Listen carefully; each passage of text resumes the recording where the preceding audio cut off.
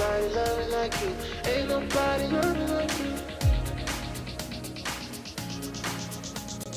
Ain't nobody love me like you. Ain't nobody love me like you. Love me the way you do. Ain't nobody love me like you. Ain't nobody love me like you. Love me the way you do. The way you do, the way you do, the way you do. Touch me the way you do. Oh, ain't nobody love me like you. Ain't nobody love me like you. Love me the way you do, you do.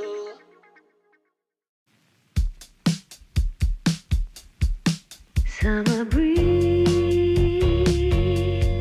diamonds in the water, on the beach,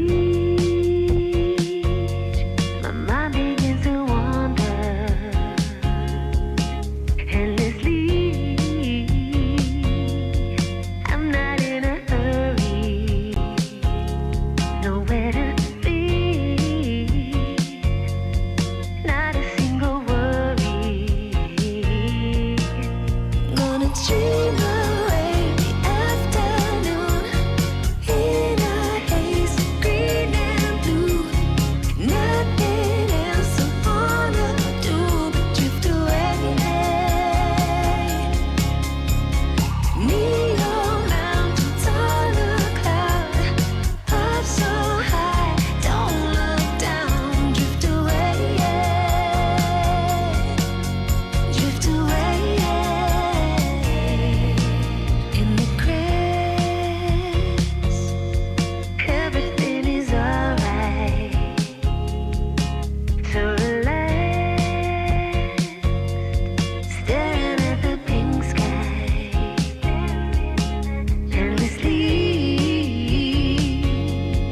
I'm not in a hurry, nowhere to be, not a single worry. Gonna dream away the afternoon in a haze, green and blue. Nothing else I wanna do but drift away. Neon mountains on a cloud, up so high, don't look down. Drift away, drift away.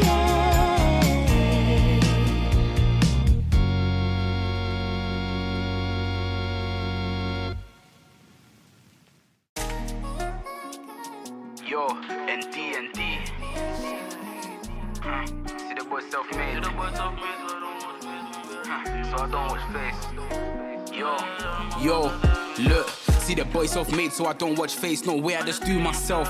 On my feet all day, this is see that pay. My boss Arteta Mikel. But you know about nights in the rain, no pain, no gain. Gotta stack that highlight shelf. Came in the game, no name, no bust down chain. Just me in the world. Men lie, women lie, but money don't. She a bad bee with a lady man, that's a honeycomb. You got my bell when I got your bell, don't wear, that's a funny phone. Came a long way from my one trainers, no clothes and a runny nose. Cause I been it, seen it, feel it, believe it. See my Andrex thump up for a feel it. See nothing, didn't see no dreaming. Show only team that I'm teaming. Music therapy, need it, I'm feeling, I hear it, I feel it, I write it, reveal it. Start don't stop till it's mission completed. Chart don't drop till the feeling deleting. See the boy self-made, so I don't watch face. No way, I just do myself. On my feet all day, this is see that pay. I'm a boss, I'll tell me go. Well, you know about nights in the rain, no pain, no gain. Gotta stack that high, like shelf. I came in the game, no name, no bust down chain, just me in the world. Yeah, self-made, so I don't watch face, I just do myself, yeah. All day, this is see that pay, I'll tell me go, yeah. Nights in the rain, no pain, no gain, that high, like shelf, yeah. I came in the game, no bust down chain, just me in the world. Yeah. I'm a real champion G, I'm in the Champions League. Man, what you say, we not talking to me, I'm a boss only right, I pull up in the Jeep. 4x4, interior clean, pass it to me, let me score for the team. 3-0 hat-trick, living the dream, you see. I ain't a regular teen, pop champagne, celebrate with the G's. All of the work that we did for the P's. A-star boy, now I need me a B, see my diamonds cold, man, it's 100 degrees. Never giving up, so don't do it, please. I smell the wind and it's strong like a breeze. Everyone raise up your hand to the beat, cause the night we gon' scream for the ease, G's. Cause I been it, seen it, feel it, believe it. See my Andrex thump up for a feel it. ain't seen nothing, ain't seen no dreaming. Show only team that I'm teaming. Music therapy need it, I'm feeling, I hear it, I feel it, I write it, reveal it. Start, don't stop till it's mission completed. Chart don't drop till the feeling deleting. See the boy self-made, so I don't watch face, no way I just do myself. On my feet all day, they say see that pay, I'm a boss, I'll tell them make out. We know about nights in the rain, no pain, no gain, gotta start that high like shelf. I came in the game, no name, no pass down, change, just me in the world. Yeah, self-made, so I don't watch face, I just do myself, yeah. All day, they say see that pay, I'll tell them make out, yeah. Nights in the rain, no pain, no gain, start high like shelf, yeah. I came in the game, no pass down, change, just me in the world. We are the champions. We are the champions, we are the champions. Yes, we are the champions, we are the champions. We are the champions, we are the champions, we are the champions.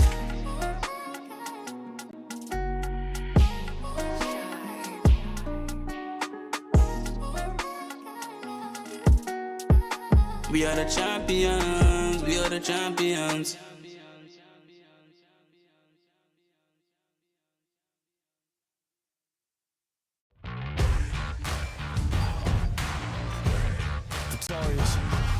Stuck with the trauma that's talking to me. Light turns to dark, it gets harder to breathe.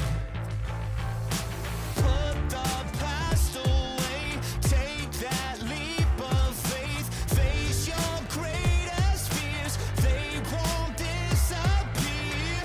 Till we shut them up, till we shift the mode. Lock and load and let's go.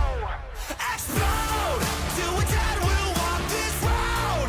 'Cause no matter where we go, it's dangerous, we will be victorious. War, it's a fight not like before. Victory will be restored. It's dangerous, we will be victorious. We will be victorious.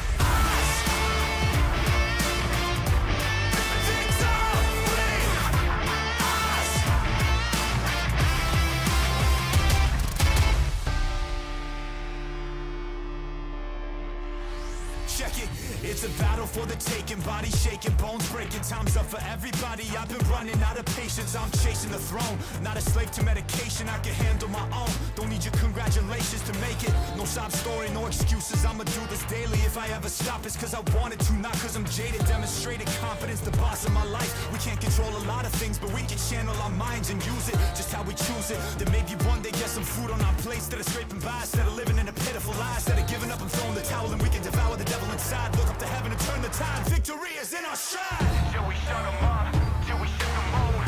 Lock and load and let's go. Explode, till we're dead, we'll walk this road. 'Cause no matter where we go, it's dangerous, we will be victorious. War, it's a fight not like before. Victory will be restored. It's dangerous, we will be victorious. We will be victorious.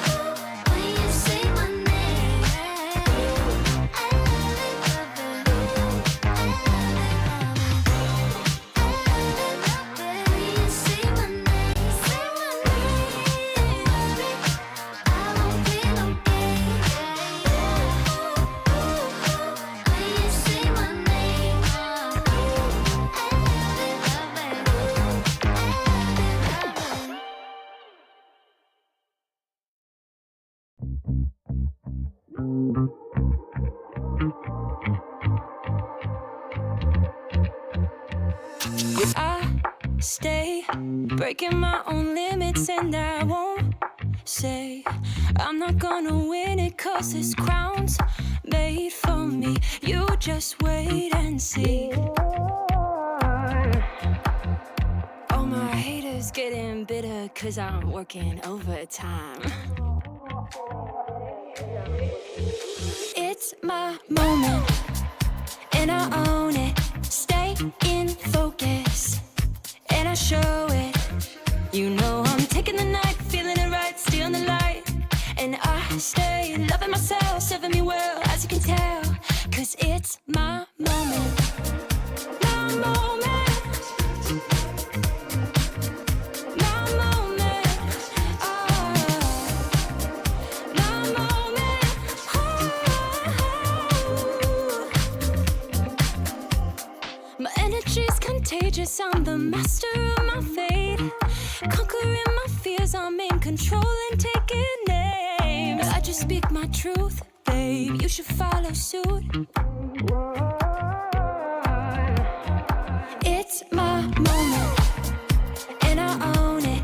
Stay in focus, and I show it. You know I'm taking the night, feeling it right, stealing the light. And I stay loving myself, serving me well, as you can tell. 'Cause it's my moment. My moment. My moment. Oh.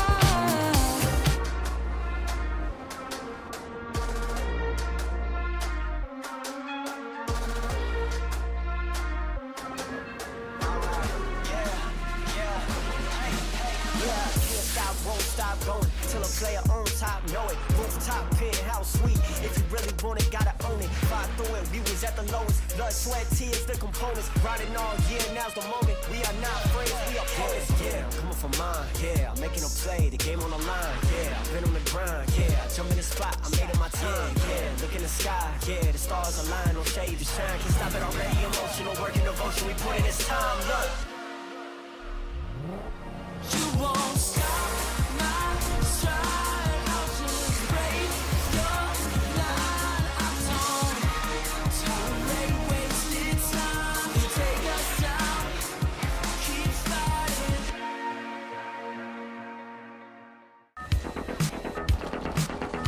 Battle Royale. That's style.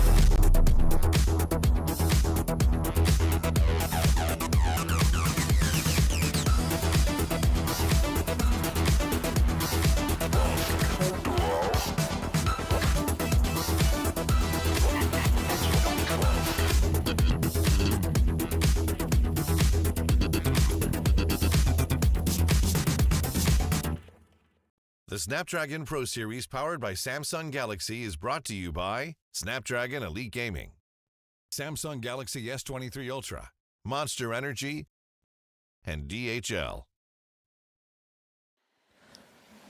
Good evening, ladies and gentlemen, and welcome to the Snapdragon Pro Series Free Fire Season 3 play-in stage. And you're here with us. The dynamic duo is Husky and the mustachio AJ. 3 days across this weekend where we have to find 6 more teams to join the original 6 in the Challenge Finals out of the roster of 12. It's going to be an exciting weekend. I love it. I absolutely love what ESL does. They take the top 6, they take them out of the equation, and therefore some of the underdogs now truly do stand a chance, because we've seen some of those teams out there truly farming points on them. So perhaps this time a little bit of breathing space will do them good. Yes, especially when, for those who have followed the entire group stage, you will realize that the top team, the first place, is 599 points compared to 7th place, which is 344. That's almost double the points. But for those who have missed out any parts of the group stage, don't worry, we have a recap just for you. So watch that. Let's see exactly The challenge season has been a blast, with 18 teams battling it out over the last 2 weeks. And alas, we have our first 6 teams who have secured their spot in the Challenge Finals. In 6th place, we have RRQ Kazu. And now almost knocked down, and Daz has been knocked, but Abe has been revived as well. And now 2 players remaining from RRQ. We have Get High. Get High trying his best, trying to knock them out, but immediately. Moving on to the 5th place, we have attack all เอา around. แบบมหาศาลเลยครับกำลังจะไล่ตามเข้ามาจะรอเก็บบุญญาตรงนี้น้องดาวเข้าไปได้1คนเหลือจำนวน2คนตรงนี้เราได้เปรียบทางด้านฝั่งตัวหนึ่งแล้วเหลือแค่จ่อแล้วปิดได้ Taking their spot at number 4, we have Thorad. Free gaming been wiped out and now left with only a few moments for them to take the booyah. Luffy is trying to revive his own teammate, but even if he wiped out. Wow, Team Thorat. And for the third place, we have Onyx Olympus. Ketiga saat ini, Ilustrados Fuegos gak masuk akal. Fajar jauh mereka, McRory sudah berhasil diamankan. Dan Kiba saat ini hanya tinggal mencari satu lagi punggawa terakhir. Dan akhirnya Buya untuk Onyx Olympus. On to the second place, we have Buriram United Esports. ใจกลางมันอยู่ที่กลางใจความเจ็บปวดรุนแรงที่มีทางด้านปีเตอร์ค้ำอยู่ของทางด้านโจนาแต่ว่าปีเตอร์ล่วงเหลือคอสคิวเอาคอสคิวเก็บทางด้านโจนาได้เอาแต่กลายว่าคอสคิวล่วงครับยังเหลืออะไรที่จะปักขึ้นมาไป And finally, the top spot goes to C Triple G. ทางด้านฝั่งของตัวโรซี่หายไปอีกหนึ่งตรงนี้นี่ยังไงบูย่าน่าจะอยู่ในมือของ TGG หนึ่งครั้งไปดับเบิลบูย่าแบบติดกันครับกินนิ่มๆเลยครับเหลือแค่กลืนครับชงให้หมดแล้วอะ โอ้โหเขาบอกว่าแมปถนัดนะเขาก็จัดให้เลยนะรอบ ไม่ นี้ ใช่ เขา แค่ชง Congratulations to the 6 teams who qualified for the Challenge Finals. But this is not the end for the ones who didn't qualify. They now have their last chance in the Challenge play-ins, where they will redeem themselves and try for a spot in the Challenge Finals.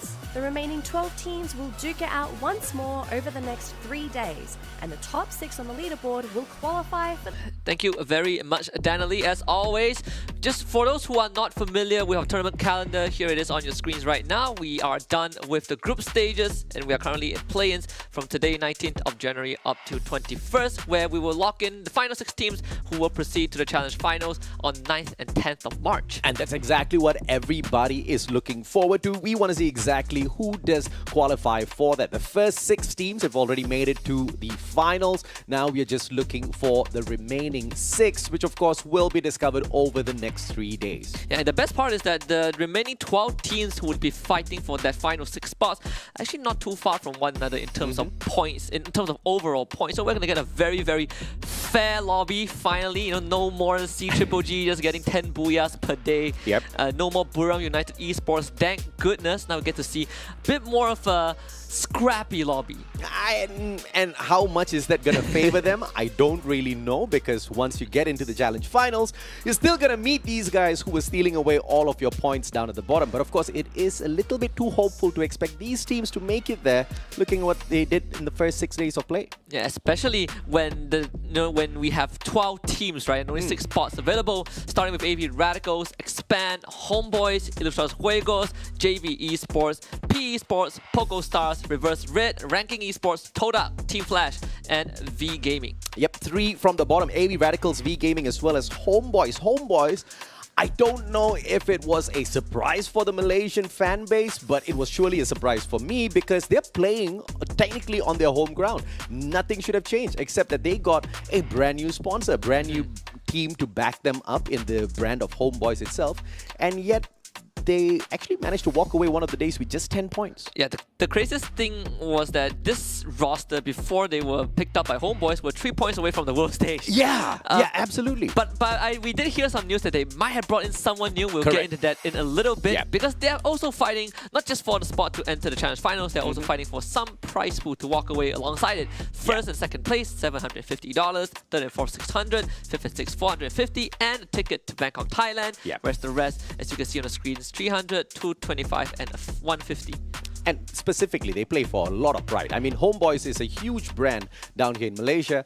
And at the moment, they're not really doing the brand a lot of justice down at the very bottom. But when you look at the Challenge Finals, Husky, we've got a whole bigger pot for us to all play for. Yeah, and it's going to happen in Bangkok, Thailand again, right? A LAN event. And that's not even the grand prize just yet. There's still more after the Challenge Finals. But one step at a time for these boys. At least 6 teams are waiting to fight for that big pot of gold. And we're looking for 6 more this weekend. And of course, thankfully, the Snapdragon Pro Series have prepared us a wonderful stage. 8 matches in a day. That's more than what the official circuit actually runs. Yeah, official circuit runs 6 maps per day, and you know Snapdragon Pro Series runs 8, and again they have a play-in stage, right? Which you don't really get from the official circuit. Correct. No complaints right there. It's just how it's run here in SPS, but we are governed by the same rules regardless where we are. 12 points for Booyah, all the way down to 0 if you're 11th and 12th, and of course 1 kill equals 1 point. And if we have a tiebreaker situation, we first look at the number of Booyahs, then total kills, then the worst one of all, placement of last game. Yeah, absolutely. And of course, we see exactly what the Snapdragon Pro Series tries to do as opposed to the official circuit. You give the team so much more opportunities. So if you do manage to falter in 1 or 2 of your games, you should be able to play that game of recovery. And above and beyond everything else, you don't even need to mess around in Kalahari. Yeah, and the best part is that you get a fair chance on all maps, right? You play both. You play each map 2 times, Bermuda, Nextera, Purgatory, Alpine, and then you repeat it again for the second half of the evening. And no more shenanigans like A versus B, B versus C. You get to play all 8 games for the next 3 days. The blessings of the play-ins. Once again, the top 6 teams have been removed from the rotation. We only have 12 teams in here for the play, which means it's just going to be the same old 12 teams in every single match all throughout the 4 maps played twice for the remaining 3 days. And of course, if you want to wait till the very final day, be my guest, but I would not do it. I would pull a C-triple-G. I would hit that 170 points today. Yeah, the 170 points and then just run away with the entire group stage, right? They finished group stage 599 points. Second closest team was Buram United with 547 points.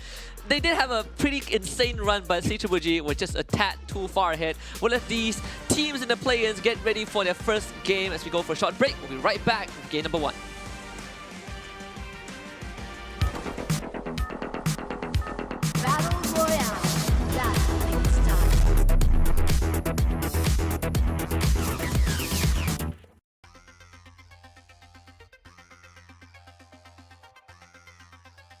มีแค่บุรีรัมย์หมดแล้วหรือเปล่ายังโอ้โหเมื่อสักครู่มันเปิดมาเป็นกล้องมุมสูงแล้วชื่อหายไปครับกระโดดซะแล้วในจังหวะนี้ครับผมทางฝั่งคนนี้เนี่ยที่มันมาจากไหนกันตรงนี้มาข้างบ้านอยู่ครับมีโล่แปดเอาไว้อยู่แต่พยายามจะรอแต่โดนฮะพอระเบิดเมื่อสักครู่นี่ทำให้บุรีรัมย์เสียศูนย์ไปเลยเข้ามาเป่าตรงนี้โฟกี้ไล่ทบไล่ตบไล่ตีไล่ยำไล่ยิงมาสบายกว่าเยอะเปิดก่อนแบบนี้ได้ปูดหรือเปล่าฮะมันไม่ใช่ได้เปรียบครับตอนนี้เปิดก่อนอาจจะได้ปูดครับไดมอนด์เข้ามากลัวนัวกับทางหน้าของบุรีรัมย์เอโพซี่ม้วนมายิงยังไม่มีดาเมจเกิดขึ้นแล้ว CG เข้าหลังมาแล้วอย่างที่บอกก็เปิดก่อนได้ปูดครับมันเป็น3ทีมสมิงน้องดาวหน้าปีเตอร์ไปแล้วขอไกลๆออนไฟแล้วบุรีรัมย์ครับออเรดี้น้องเนมเดสไดมอนด์ได้ CG คอสคิวมาวันมอเก็บออเรดี้ไปอีกแล้วโอ้โหดูครับ3เศร้าครับศึกตรงนี้วาสนาเก็บเอโกซี่มาออนไฟย้ำยังไงดีพยายามจะยิงกันอยู่แล้วติดไอวอลแล้วมันออกไปข้างนอกแล้วเหลือออนไฟกับวาสนาเลือดพอๆกันครับต้องมีการพันยากันก่อนหรือเปล่า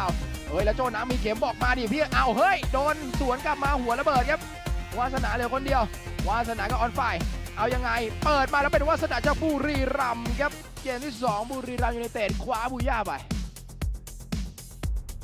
คูก้าหยอดมาใส่ลีมน่าจะตายวงแล้วเป็นออกัสที่เป็นดาเมจสุดท้ายมาเลยครับระเบิดศึกความมัน4-4แล้ววันมอให้ JV ลิมิตล่วงลงไปก่อนแล้วมีระเบิดตามงานมาตอนนี้ปีเตอร์เข้าไปยัดใส่โปเตเต้แล้วล่วงลงไปแล้วเหลือ2คนแล้ว MJ9 จะคอร์คิวยัดมามีดาเมจ200กว่าน็อกดาวน์ไปแล้วชอบมาอ้าวเฮ้ยอะไรนะออกัสปีเตอร์ร่วงลงไปแล้วเป็นทางด้านของ CGG จบ16ไปครับแล้วตอนนี้ออนไฟพยายามจะยิงดอนคลายอยู่ด้านหน้าแล้วเปิดไปเจ็บแล้วดอนน็อกดาวน์ไปแล้วเนโร่มี M79 แต่ยิงไม่ได้แล้วเขาพยายามจะเข้ามาชุบกับปานวิ่งมายังไม่มีเพิ่มเติมปีเตอร์ล้วงแล้วเจ็บมากปานน็อกไปอีกหนึ่งแล้วดอนคลายเหลือครึ่งหนึ่งเนโร่ปีเตอร์ไล่ยัดอยู่เอาให้ตายยังไม่ตายกระปิดไอวอลก่อนแล้วข้างบนเขาไปดึงขึ้นมาอีกแล้วก็ดอนคลายเนโร่ยื้อตัวเองไว้ได้แล้วพยายามจะเล่นกับออนไฟกับวันมอเนโร่ล้มไปแล้วเป็นทางด้านของ CGG กดไป20คิวđây là điểm hạ gục đầu tiên dành cho Esports đầu tạm bắn tuyệt vời Booyah dành cho Việt Nam đây rồi cơ hội là cực kỳ cao hãy cùng chờ đợi Esports đang lao vào Esports đang tấn công Esports đang có thể bị lật kèo nhưng Nero vẫn còn sống cái quan trọng là Nero lao ra phía bên ngoài vòng bò còn Hoàng Anh ở đây còn The Shark ở đây và hãy cùng xem kinh nghiệm solo có lật kèo tình huống này hay không Tại sao 4 bên 4 mà cuối cùng lại trở thành 3 bên 2 như thế này? Quá thiệt thòi dành cho Esports. Esports vẫn đang rất ngoài chủ rồi. động. Đã bốc knock một ở phía bên ngoài rồi. Knock 2 và giờ Shark. Booyah! Booyah dành cho Việt Nam là do Booyah dành cho Việt Nam. Và đó là Booyah dành cho đội của Esports.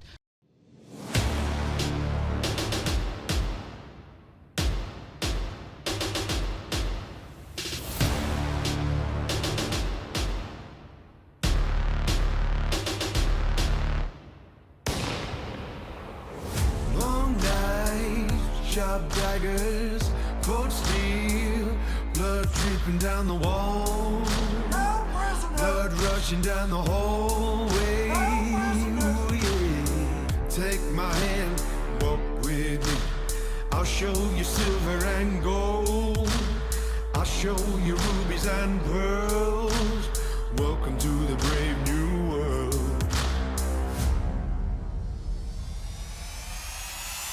Be the hero of the story. Take no prisoners and reach up for glory. Be the ruler of the city. Victory belongs to the brave. Be the hero. Ternyata Orgun capai dengan dia punya break green dan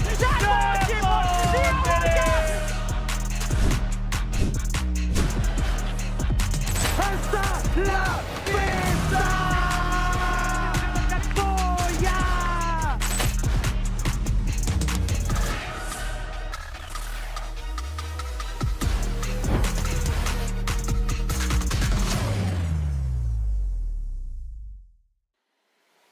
Welcome back to the Free Fire Snapdragon Pro Series play-ins day number 1. We have not started our first match just yet, and I'm absolutely curious to see exactly who's going to be sweeping away Booyah number 1 and whether or not we're going to see some repeat offenders of that. My name is AJ, I'm the Mustachio, down here with my buddy Husky. We're your casters for the day. Yeah, and to answer your questions, I think there's definitely going to be repeats. We have more games than teams available. We have 24 maps and only 12 teams, so there's 2 Booyahs for each team, right? Yeah. If every single team gets a Booyah, that is. Yeah. So repeats is not a problem, but it's more like which team is most consistent, which team is the most hungry.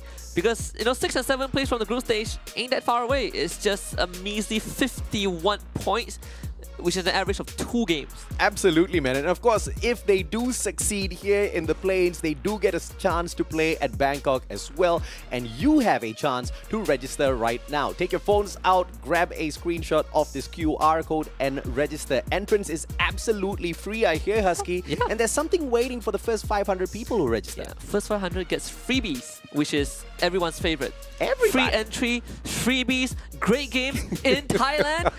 That's 4 good things in a sentence. Absolutely. And of course, you all know good games of Free Fire are always played around Thailand. You've got your 2-time world champs there, and they missed that 3-peat championship just by a few points against Brazil this time around. And the best part is their second time missing a world champion, a trophy by less than 5 points. Yeah.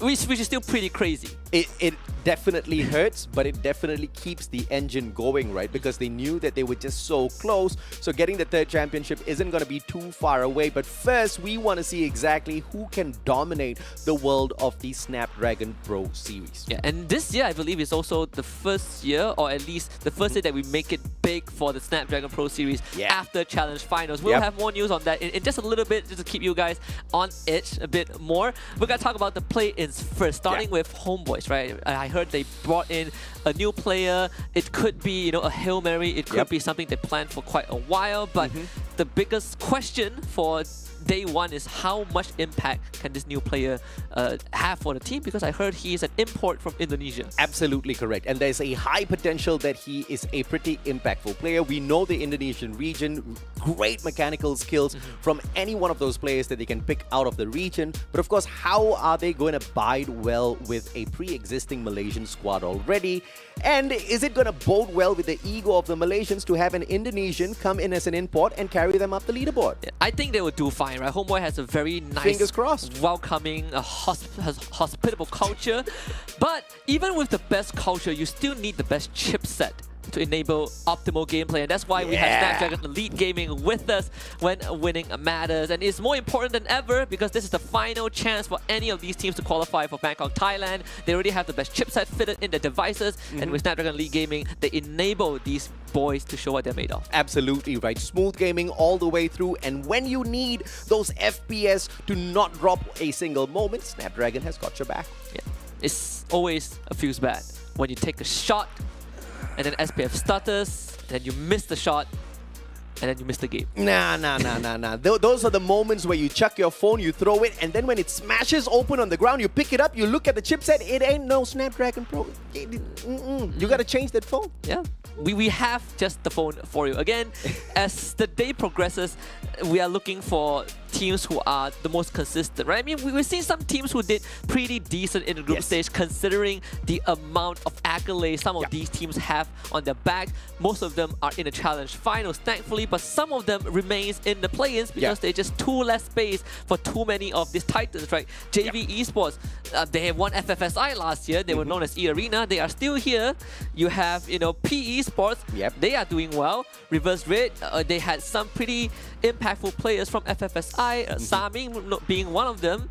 So there are still some challenges for, you know, the rest of the teams who are struggling. The fact that you said that, you know, a team that won FFSI is here in the play-ins, that's my problem in its entirety, because, you know, some teams just can't seem to maintain a huge consistency when they go from one tournament to another, and this is exactly where some of the teams are going to be tested yet again, right? Teams like Expand, for example, they have been the champions of Malaysia pretty easily. MCPS, they get to dominate that as well, but when you go towards the, you know, Southeast Asian region level, this is where you see them struggle just a tad bit. Which is pretty interesting. You look at the 2023 run, FFSI was quite an abysmal run in the finals for Expand. They finished dead last. And then you look at the world stage, they didn't do that bad for a first-time appearance in the grand finals. Well, I say grand finals, but there's actually just the grand finals as a whole, the group stage. What am I talking about? But the point is, there has been some growth. There has been some growth, but locally, I think competition is much tighter than ever, right? Back then when they won MCPS, there was a point where they led by a lot of points, and the most recent one, they were only led by 3 points. I still don't think there's enough competition locally for Expand to grow any further. I think they have already reached a stagnating point because the competition that's offered within the Malaysian circuit is just not demanding more from them. Therefore, this is exactly why we appreciate a tournament like the Snapdragon Pro Series, where it pits you against teams from the other regions, which you usually do not have the great chance of going up against. Which reminds me of this conversation I had, right? So when FFWS was still going on, I received a DM in my Instagram. Someone from the MENA region dropped me a message and he was like, our team owner wants to talk with you. Some teams there. And I was like, no, I don't need to give my number. We can have a conversation here. And then I assume the owner took over the conversation, right? He was like, oh, what do you think of Mina's... I am not a catfish. And what do you think of Mina's performance on the world stage? And I was like, are you referring to teams like WASK? I was like, well, they're not doing that well, right? They're struggling against all these top-tier teams. And I was giving my explanations to answer his questions. And his response was, no, you're wrong. We just don't have good domestic competition, which ties back to what you're talking about. I think that man has a point, but that was the last time I spoke to him. He asked you a question. And he was like, no, you're wrong. I like that guy. Didn't reply him after that. I'm like, okay, this clearly isn't going well. But yeah, they need more competition, right? I had a chance encounter with Expand recently, and I took that opportunity to tell them the exact same thing. That there's a term in Malaysia, jago kampung. You know, you're the champion of your village, but the moment you step out of the boundaries of your village, you get crushed by your opponents, right? And this is something that they cannot afford happening to them. They finished in that 7th spot, just a few points behind that 6th place to qualify, but perhaps this time we'll see them proving themselves from the very start. Let's jump on into game number 1, and as usual, it's gonna be Bermuda. It's gonna be an exciting one. Start with the most classic of maps with a fairly skewed flight path to kick things off more towards the northern side. Expand has been pretty comfortable with their usual drop spots. Thankfully, even during the group stage, not contested too much. But I wonder what the other teams are going to do. Are there going to be any adjustments? At least for Expand, seems like they will keep to where they are used to going the most. Homeboys, though, are going to head towards that shipyard. Peak and Hanger recently did get a patch update because some of the players were feeling like a couple of those zones within the areas of Peak as well as Hanger was giving an unfair advantage to their opponents, where you get to hide yourselves, get a good line of visual, but not really be able to be shot. And it seems like RK is facing one of those situations. Ranger, Jacket will be the final survivor there, as he does manage to sneak away, but he's going to be sandwiched by Expand, who are making a very quick way towards him as well. See if they can at least get a couple of points to start it off. Roy will have his first encounter and loses it to Jacket. That is not really what you want if you're Expand. With a free kill given away, Roy is already gone. Cobra now takes on the challenge, barely gets the drop, but only has 3 HP left. Thankfully, receives some backup for that point. Tatsuya wasn't used at all. Expand does have a opportunity to pull a quick recovery. Too fast. UMP in hand, spots out another player, and it's the Mac-10 once again going for that surgical strike. Roy and Too Fast, both down, same gun. It is the bane of their existence. Cobra trying to pull a recovery here with the Trogon, but it's once again that Mac-10 in the hands of his opponent Han. Man, if you're committed to this, you have to make sure that you win out, right? Yeah. Ranking Esports, they're out of this. They do not want to be a part of this fight anymore. Axel will be able to claim the 4th point for Expand, and Roy's death is a small price to pay. That Mac-10 is such a lethal weapon when you find it early game, especially when your opponents don't really have that level 3 armor on them just yet. Literally shreds you with the rate of fire. Protete takes a 180 Woodpecker headshot, cracks the skull as well as the armor of Shanks. Ilustrados Huego says, I'm not waiting around to deal with this. Brent 2 flies away. Ramiel goes the opposite way. Thankfully, Ramiel was able to bring McRory back. IJ, one of the few teams with a 5 or 6 man roster. So it's good to see Ramiel playing in the opening days once more for play-ins. They definitely needed the extra boost. He's the only player on the team that has a world stage experience. Yeah. Still getting chased down though. Cougar will find Brent 2. This should be the 3rd point for JB. Oi! I got him. And that's the finisher. Brent 2 goes down. And I believe there was a revival. So 2 players left here for Ilustrados. Ramiel that just got back has to deal with Shut Up as he approaches. McRory's going to say, wait for me, sir. And Ramiel tries to join him. As Brent 2 gets brought back by McRory. So big work by the squad. And Ilustrados Huegos will go ahead to survive. Yeah, and you can see on the kill feed, Betche, the new member, the new addition to Homeboys, getting his 1st point already for his team. Ramiel brings back the remnants of IJ as to continue their run. Shut Up will do the same. So far, just some opening skirmishes, but only one team really got knocked out. Thanks to the recent updates, you've got so many more of those Free Fire coins within each and every single game, which makes those revivals so much more easier as opposed to the past where you have to scurry all around the map looking for some coins. Now, with every single elimination, you get a guaranteed 100 points. Which is great. Every 4 or 5 eliminations, you get one guy back, and that one right through the glue wall. An easy shot for Hong Ang. No secure just yet, though it's just a lone ranking esports member, so it should not be a problem for PE to deal with. Ice grenade. Barely tickles Nero. Waiting for that circle around as Kabi gets a little chink in his armor. Nero goes for the finisher. Trogon doesn't have the flank on the left. Steps on out. A little bit of chaos, but will find the knockdown either way. SP Esports continues to torture VGM, who have been spread all across the map. Yeah, VGM not able to catch the break at all. Had an early skirmish in a 3-way fight and now getting hunted down by PE. And Ranger runs into Ranking Esports again. Say what goes around comes around. Then Ranking Esports claiming a member of them. VGM Brunier also getting shot at. It's either PE or RK, but either way he is trapped in the middle. Yep, Bruin's gonna say goodbye to everyone. Fingers crossed he's not the final player from the squad as Shut Up and Limit continues to pick up a couple of scores for themselves. So JV Esports off to a hot start in this lobby.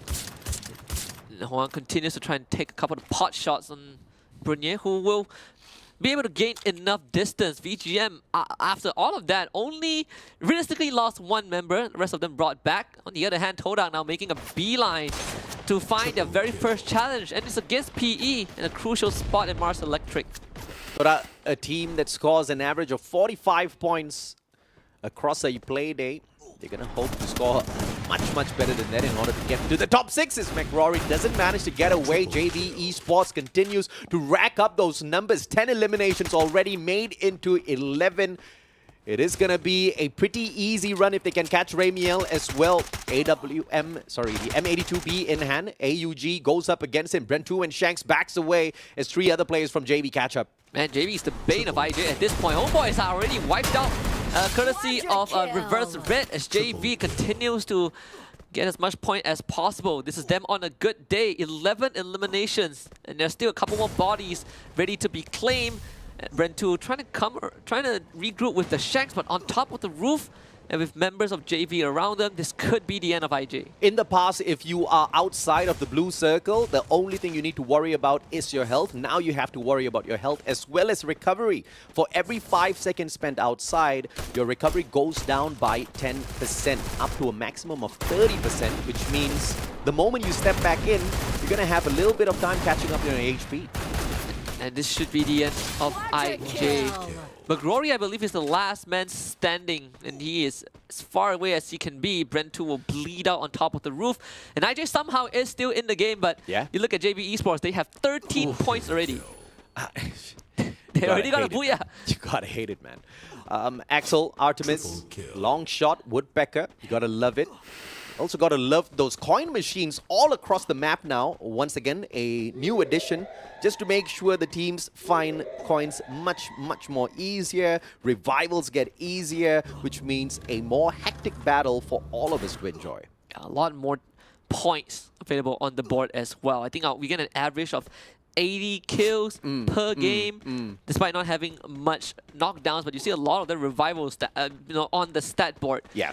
JV finally making their move on the map straight into the circle. Might come in contact with Poco Stars. You see VGM going for the binocular scans a bit far away from where they would like, so they do not know that JV is there. The recent adjustments do make such a huge impact towards those final few circles as well. Remember, Husky, we used to see some of these final second revivals, and the guys that get revived come back with nothing. Yes. Now, you do get to carry back, I think, about 30% of your Free Fire coins, up to a maximum of 300, which means the moment you land back in there, if there's a vending machine, you still have a lifeline. You still can make a play. Yeah, which is great. I think it gives you a second chance, right? Yeah. Final circle revivals are the worst because you're giving 3 points away. Yeah. Barring that one time in FLWS by Expand, but that was kind of a isolated case.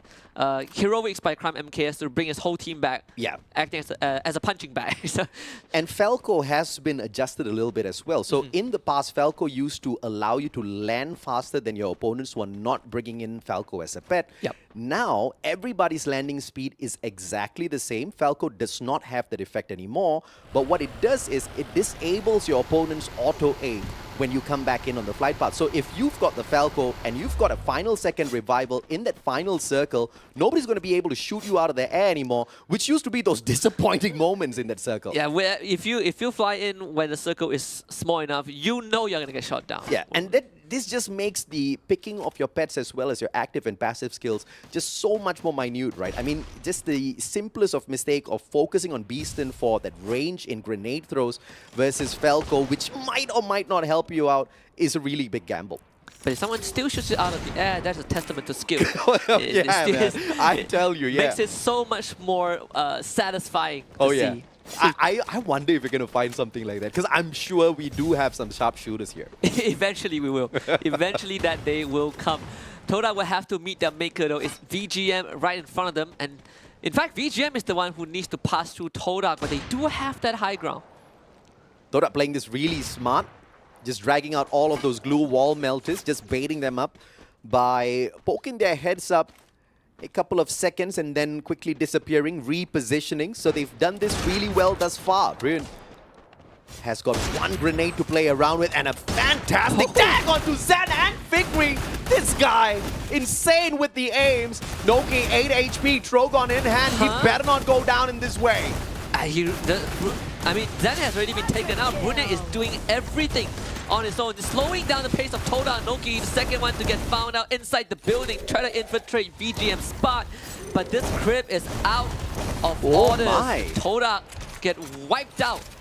That's a great play coming through from VGM, but now Illustrados Juegos wrapping around VGM, trying to not get spotted, and I have to say the flank from the right-hand side from that one lone player, not so sure exactly who that is, but he's crucially needed at this point of time as Illustrados are being swamped by VGM. They have almost nothing in the inventory. Brentu just got back, he just landed with his parachute, so VGM knows that IJ is severely weakened, so V-Time is charge forward with the charge buster, one pump onto the shank and he's gone.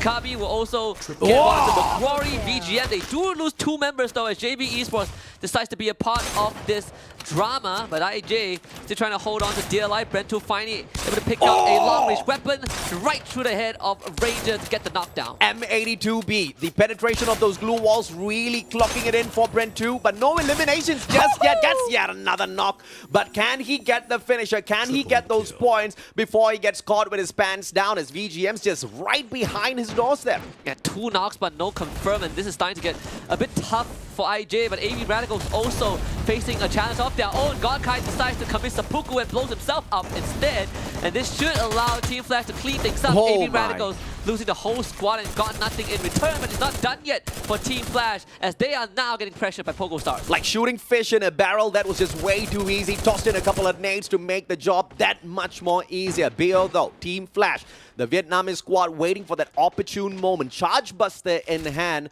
This is going to be an opportunity if they can get Poco out of this equation, but Raz is going to be the biggest threat with the bird's eye view. It does have a gold portal as well. That one does lead to that high ground back into the circle. So Poco Stars just get to reconvene with the rest of the members, no problem, to keep Team Flash at bay. They might try to get back onto the roof. 18 does see Bayo, so this could be a good shot.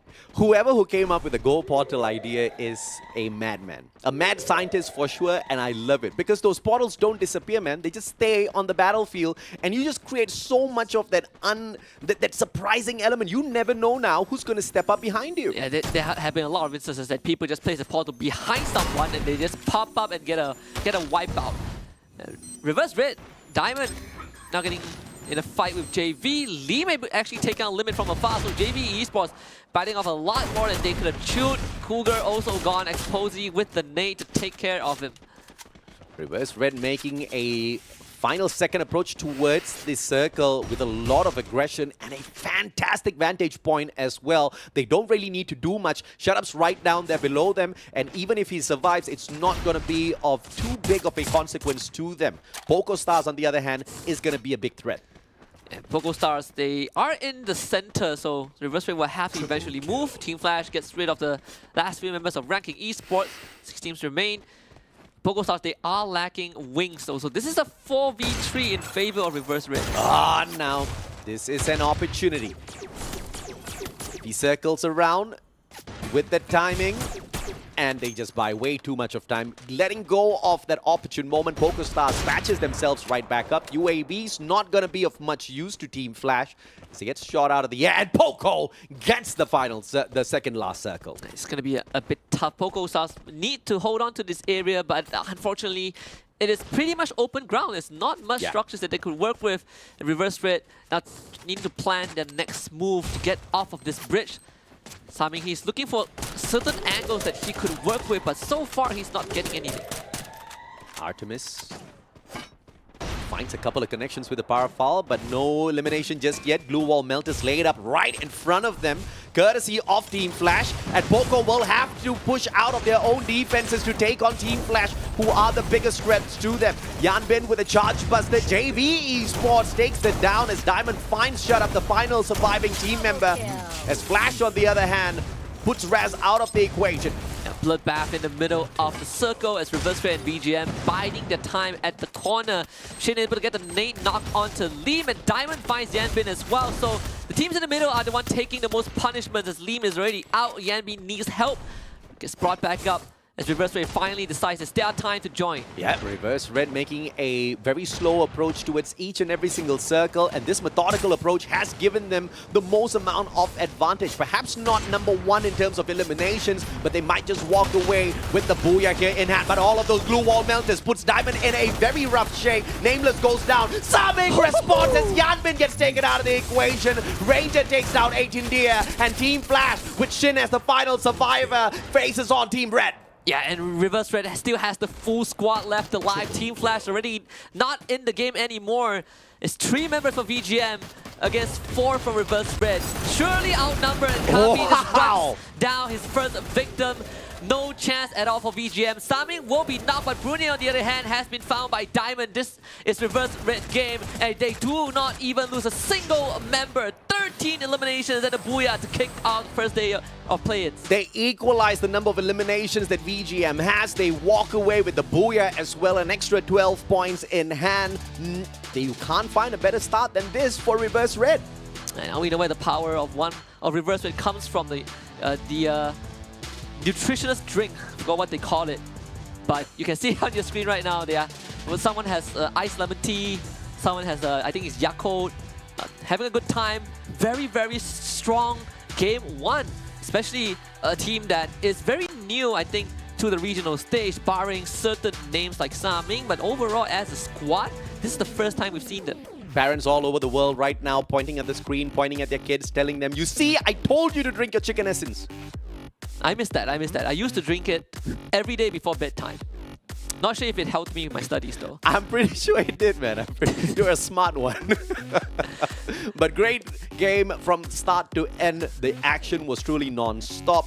And I have to say, once again, Homeboy is kind of clunking out a little bit too early. Yeah, very early off screen, right? I looked at the kill feed. I think they got like 1-2 points, and right after that, it's no more Homeboys. Yeah. Actually, I don't think we even saw them barely on the live feed. We saw them on the minimap. And the kill feed, and not on the live feed. The observers were like, nah, it's okay. We'll check them out if they get to the final circle. Good call, observers. They didn't. AB Radicals, this was shooting the fish in the barrel, making the job way too easy for Flash earlier. And they also gave away their vending machine. Yeah, and we also saw Todak, right? They tried to go for a push on the VGM and was completely stopped by one man. And VGM went on to finish second in the round, but of course, Reverse Red, the team that won round number 1, opportunistic, very, very patient. And Saming is having a field day playing the sniper role. Oh yeah, absolutely. And of course, Reverse Red with their methodical approach, very slow in terms of setting that battle up, always on the lookout, always watching their 6, and mostly with those glue walls, you can see a very methodical approach in terms of numbers into each and every single battle instead of trickling in one at a time. They don't underestimate their opponents at all. No, they don't. In fact, they realized that they had a decent spot to work with, right? Yeah. They looked at the circle and they're like, wait, we have the high ground, we're not in the middle, let's not rush, let's just play it slow. Correct, yeah. And they don't really worry too much about taking the risk of that blue circle, right? They just take a very slow approach, which is surprising because with the recent updates, the blue circle does more than damage. It reduces your capability to recover as well,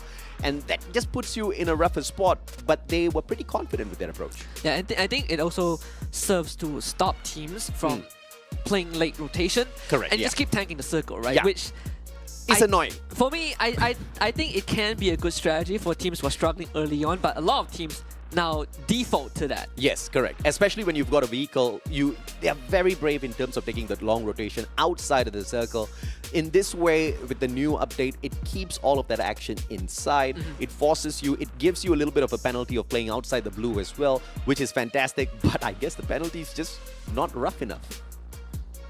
I think it's okay. Maybe 100% recovery reduction. You might as well just knock them down instantly, right, when they touch the blue zone. I think it's okay, because it forces you to burn through a lot more of your medkits if you stay outside. So I think it's a good balance of punishment, but as much as we've seen so many skirmishes happen, I would say that JV Esports, despite not finishing in top 3, did have a great game.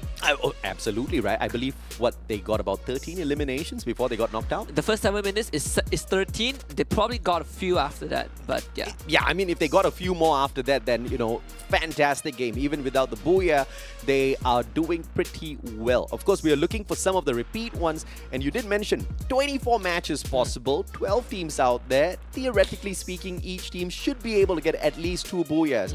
So therefore, it'll be absolutely unacceptable for any teams to walk away without a single booyah over the next 3 days. Yeah. And yet, it is actually possible. It is possible. It is very, very possible. I mean, we've seen it even on the world stage, right? Yeah. We have so much more games than teams, and there are teams who walk away without a single booyah at the very end. But we also got to take a look at the game summary of Game 1. Average kills counts of 73 total kills, 49,000 total damage, this time on the higher end. Total knockdown 98, total kills on the other hand, a total of 73. We see a difference of 25, which means all of those defenders were doing good work out there with their glue walls as well as focusing on picking up their team members instead of focusing on the revivals, although you've got more free fire coins in the game. That's great. Which is crazy. Even with that being said, it's still crazy that we get 30 total revives in this match. So, I mean, 30 points, you split among the remaining pools. A lot of teams got extra points off of that. Even when you look at the first few minutes, right? The VGN, JV, the IJ, Expand, plenty of revives here and there. But we also need to check out the loadout for reverse red of this game. Number 1, Triple Tatsuya, and a A124. I mean, no surprises here at all with the triple Tatsuya. It's been meta for quite a while now. The A124 has had a little bit of a bump down, a little bit of a nerf in terms of the efficacy of this skill, because instead of lasting for 30 seconds, it only lasts for 20 seconds, which means your opening is just so much more little than what it used to be. So Diamond has to be really good with the shot calls. Saming, Exposi, as well as Nameless have to get that concise job done within 20 seconds. Of course, the reduction, the cooldown is reduced as well, but that's besides the point, right? It is not as effective, but you still do see it used pretty phenomenally well in some of these players' hands. But with how the meta is right now, I think having more Tatsuyas mean that you have a lot more window to capitalize on these openings, especially that's true with the Go Portal as well, right? We've seen so many examples where the Go Portal is used offensively to get a flank or to kind of get a jump on teams, on unsuspecting victims, and teams like BRU and CGG have shown it plenty of times. I think it's a good balance at the end of the day. Even when you look at stats, you can see that Exposi and Diamond, they're doing a lot of the heavy lifting. Saming, he's just landing shots from afar, and Nameless, he's there to support the team. Yeah, absolutely, and no shame in that at all. I mean, I guess that's why he left his name out. But jokes aside, you do have an opportunity to step it up later on, Nameless, in terms of the overall kill on the leaderboards. But of course, I was expecting Saming to do slightly better than this. He's usually our star player from the squad. Yeah, I mean, he's definitely doing better than the group stage. The group stage, he did struggle a bit, but I think today is a hot day for him. You see the 44% accuracy on top of that. Must be the Ice Tea, man. Of course, top 3 teams, Reverse Red, V Gaming, and JV Esports. Look at that, 10,000 damage by JVE, and they're not even top 3. And that's a problem for some of these other teams to really look out for, because JV is definitely capable of multiple booyahs within the day. So this is one team that you want to keep your eyes on, and if possible, take out of the equation very early within each and every single map. Let's see what the standings say about game number 1. Reverse Red still in first place with that booyah at 13 kills, 25 points for them. V Gaming getting 22. And they've got JV Esports, a classic high kill count game, nets them 20 points. Team Flash has a massive game this time around as well. 9 eliminations, and the 8th placement point gives them a total of 17. Expand and PokerStar are down on 10 here. And as you can see, a little bit too heavy on the eliminations for Expand and a little bit too heavy on the survival for PokerStars. If you combine both of these teams strategically as well as capability out there on the battlefield, you'll have a good squad fighting for the top 3. Yeah, and then you look at the second page, ranking Esports, not too shabby, 9 points. IJ with 6 total AV Radicals, PE, and Homeboys not off to a great start. Homeboy only getting a 1 kill, and that was the one we saw by their newly imported player. So Homeboy still facing some issues, but thankfully they have 23 more rounds to rectify it. But of course, the reason we got 23 more rounds to play over the weekend is because we have some amazing partners helping us keep this going behind the back, starting with Snapdragon Elite Gaming. When winning matters, and you can see how important it is to these boys. Even if you don't get the booyah, you gotta get as much eliminations as possible. That's JV Esports right there. What do you think? What chipset do you think they are running? Yeah, it's the Snapdragon chipset in a Galaxy S23 Ultra with Samsung Galaxy as our partner. Share the epic and level up your game. Good chipset, good phone, does everything you need as a gamer. And on top of that, it takes very sick pictures at night. But also, you see some of these players, they like to take a swig of the Monster Energy, and that's why you get muscles like this man right there, unleashing the beast. Check them out, www.monsterenergy.com/gaming. And finally, if you want to expand your horizons and advance your career, well, check out DHL at esl.gg/FE-career. They now are experimenting, or they already have implemented cutting-edge AI technology. Oh yeah. So sign up with DHL and see where this takes you. We're gonna go for a short break. I'm gonna go sign up with DHL, and we'll be back for game number 2.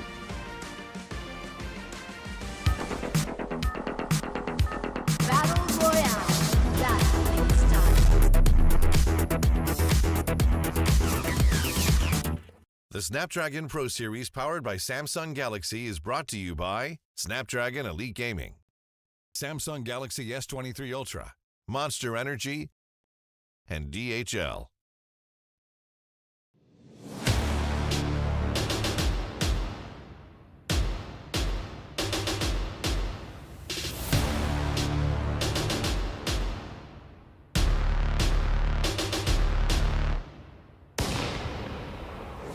Long nights, sharp daggers, cold steel, blood dripping down the wall, blood rushing down the hallway. Ooh, yeah. Take my hand, walk with me. I'll show you silver and gold. I'll show you rubies and pearls. Welcome to the brave new world.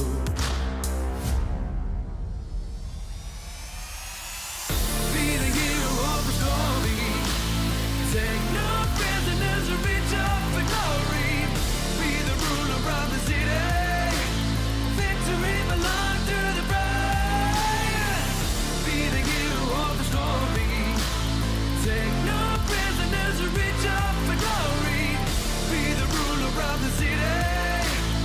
Victory belongs to the brave.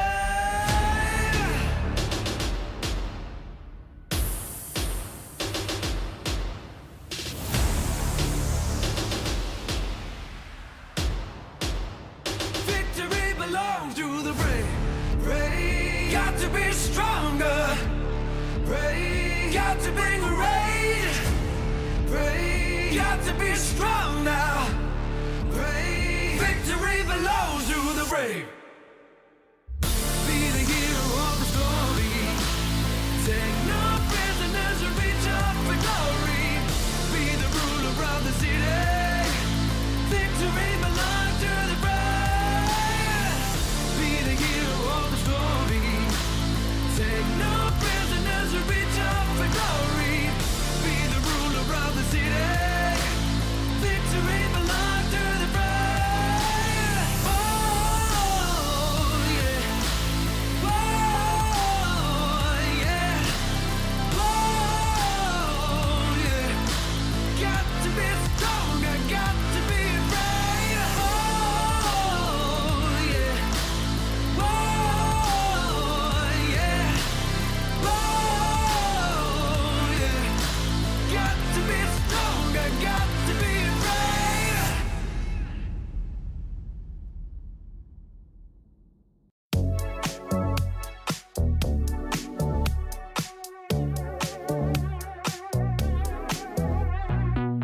Oh, someone please just pinch me. It's nearly midnight and we're going to my place. As I confess my feelings, is it too early for you? It's clear now I know what I wanna do. Do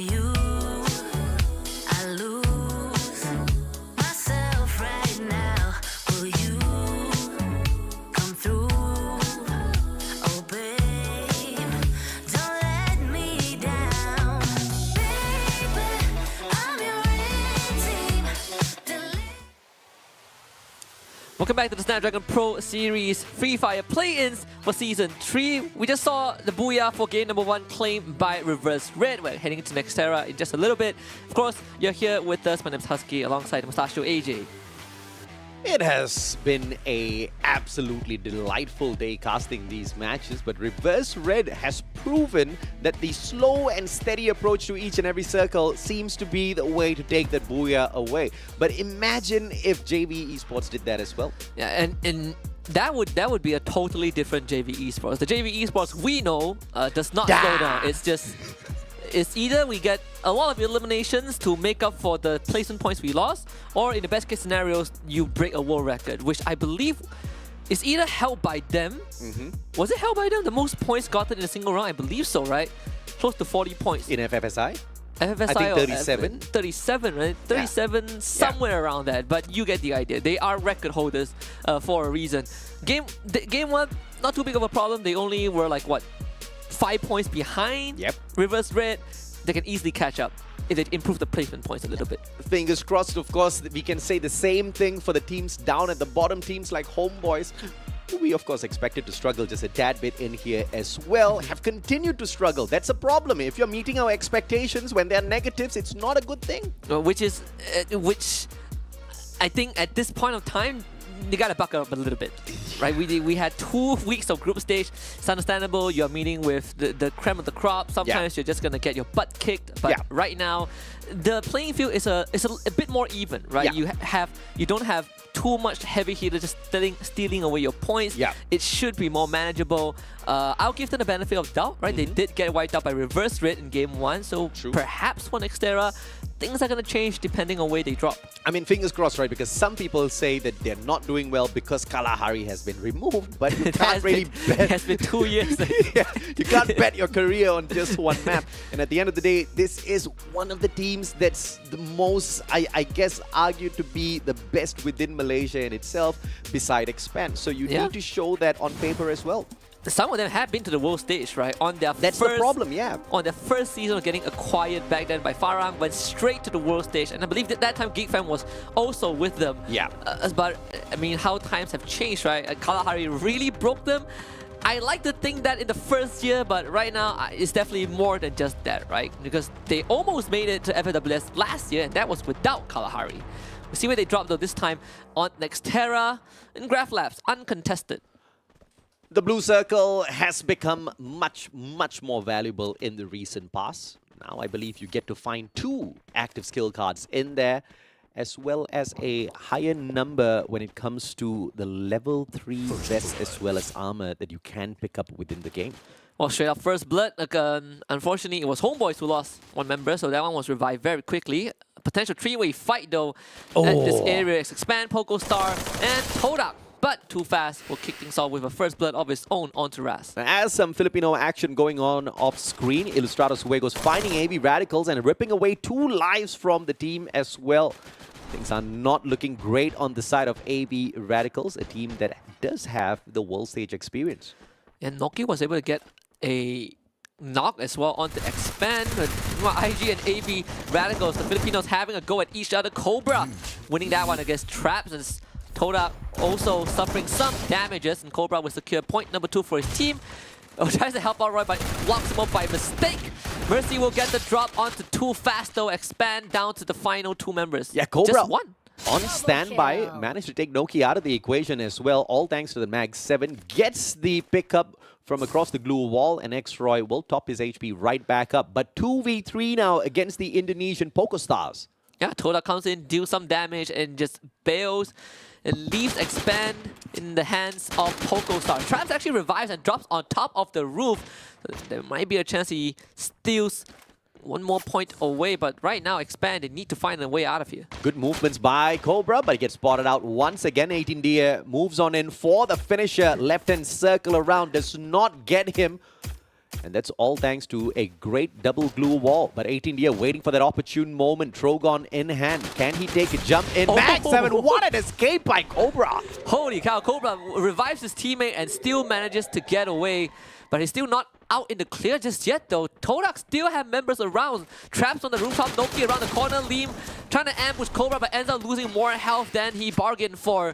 So Cobra still out in the open. Liam comes back for round number 2, goes for the wraparound, sees Cobra, and Cobra with a great escape! It's Noki to save Cobra, but Zen will be like, no, Cobra belongs to us as well, as Cobra finally gets taken out. Yeah, fantastic recovery here by Toda, and they managed to execute a little bit of revenge, but at the same time now, getting pinned down by PokerStars. The Indonesians are saying, whoever it is from Malaysia, we will welcome you with open arms, because all of you mean elimination points. And just claiming the lives of Expand and Todak members, and at the end of the day, I'd say none of them is the winner. It's an even trade overall. But of course, Expand sustained a lot more damage, with Vexel being the lone survivor. Homeboys just watching all of this action from afar, wondering if or not they want to make this approach towards this heated battle between Toda as well as Poco. Toda sends a UAV straight towards Poco to spot out their positions as they pull a defensive retreat away from farm top. And Fikri gets a very, very nice snipe onto Liam. So PokerStars losing members still and not able to find any retaliation. That was a long-range shot, so there's not even an opportunity for them to do so. But Mercy will bring Liam back. PokerStars has the full squad once more. And finally, Farmtopia is now theirs. They get to kind of gear up before they make more movements. Who's going to make it out of this one? AV Radicals, they do have the numbers here. Great camera work by the observers. Yeah, we've been leveling up a little bit. Yeah. Lovely bird's eye view. Wow, Team Flash. AV Radicals, they did sustain some earlier damage against IJ, but I believe the team is back. Void, okay, caught sleeping at the wheel by Bale, but was able to block off the following shot and runs back out anyways. Bale just racing down with the Bison. He gets a kill onto AVR. AV Radicals not ready for this fight. Not ready at all. Let's see if or not they can pull a recovery here though. Flash right down below. AV Radicals, they do have that high ground advantage, but can they get away? Artemis M1014 gets a double tag from the left-hand side now. This push continues. Team Flash, and they have one pushing from all the way across, and that's Bio with the AC-80, finds the connection. And in the meantime, Expand takes the free time to bring the team members back. Return was able to bring one of his teammates back, but he will end up going down for this. At least AVR still stays in the game, but it's going to be a rough one.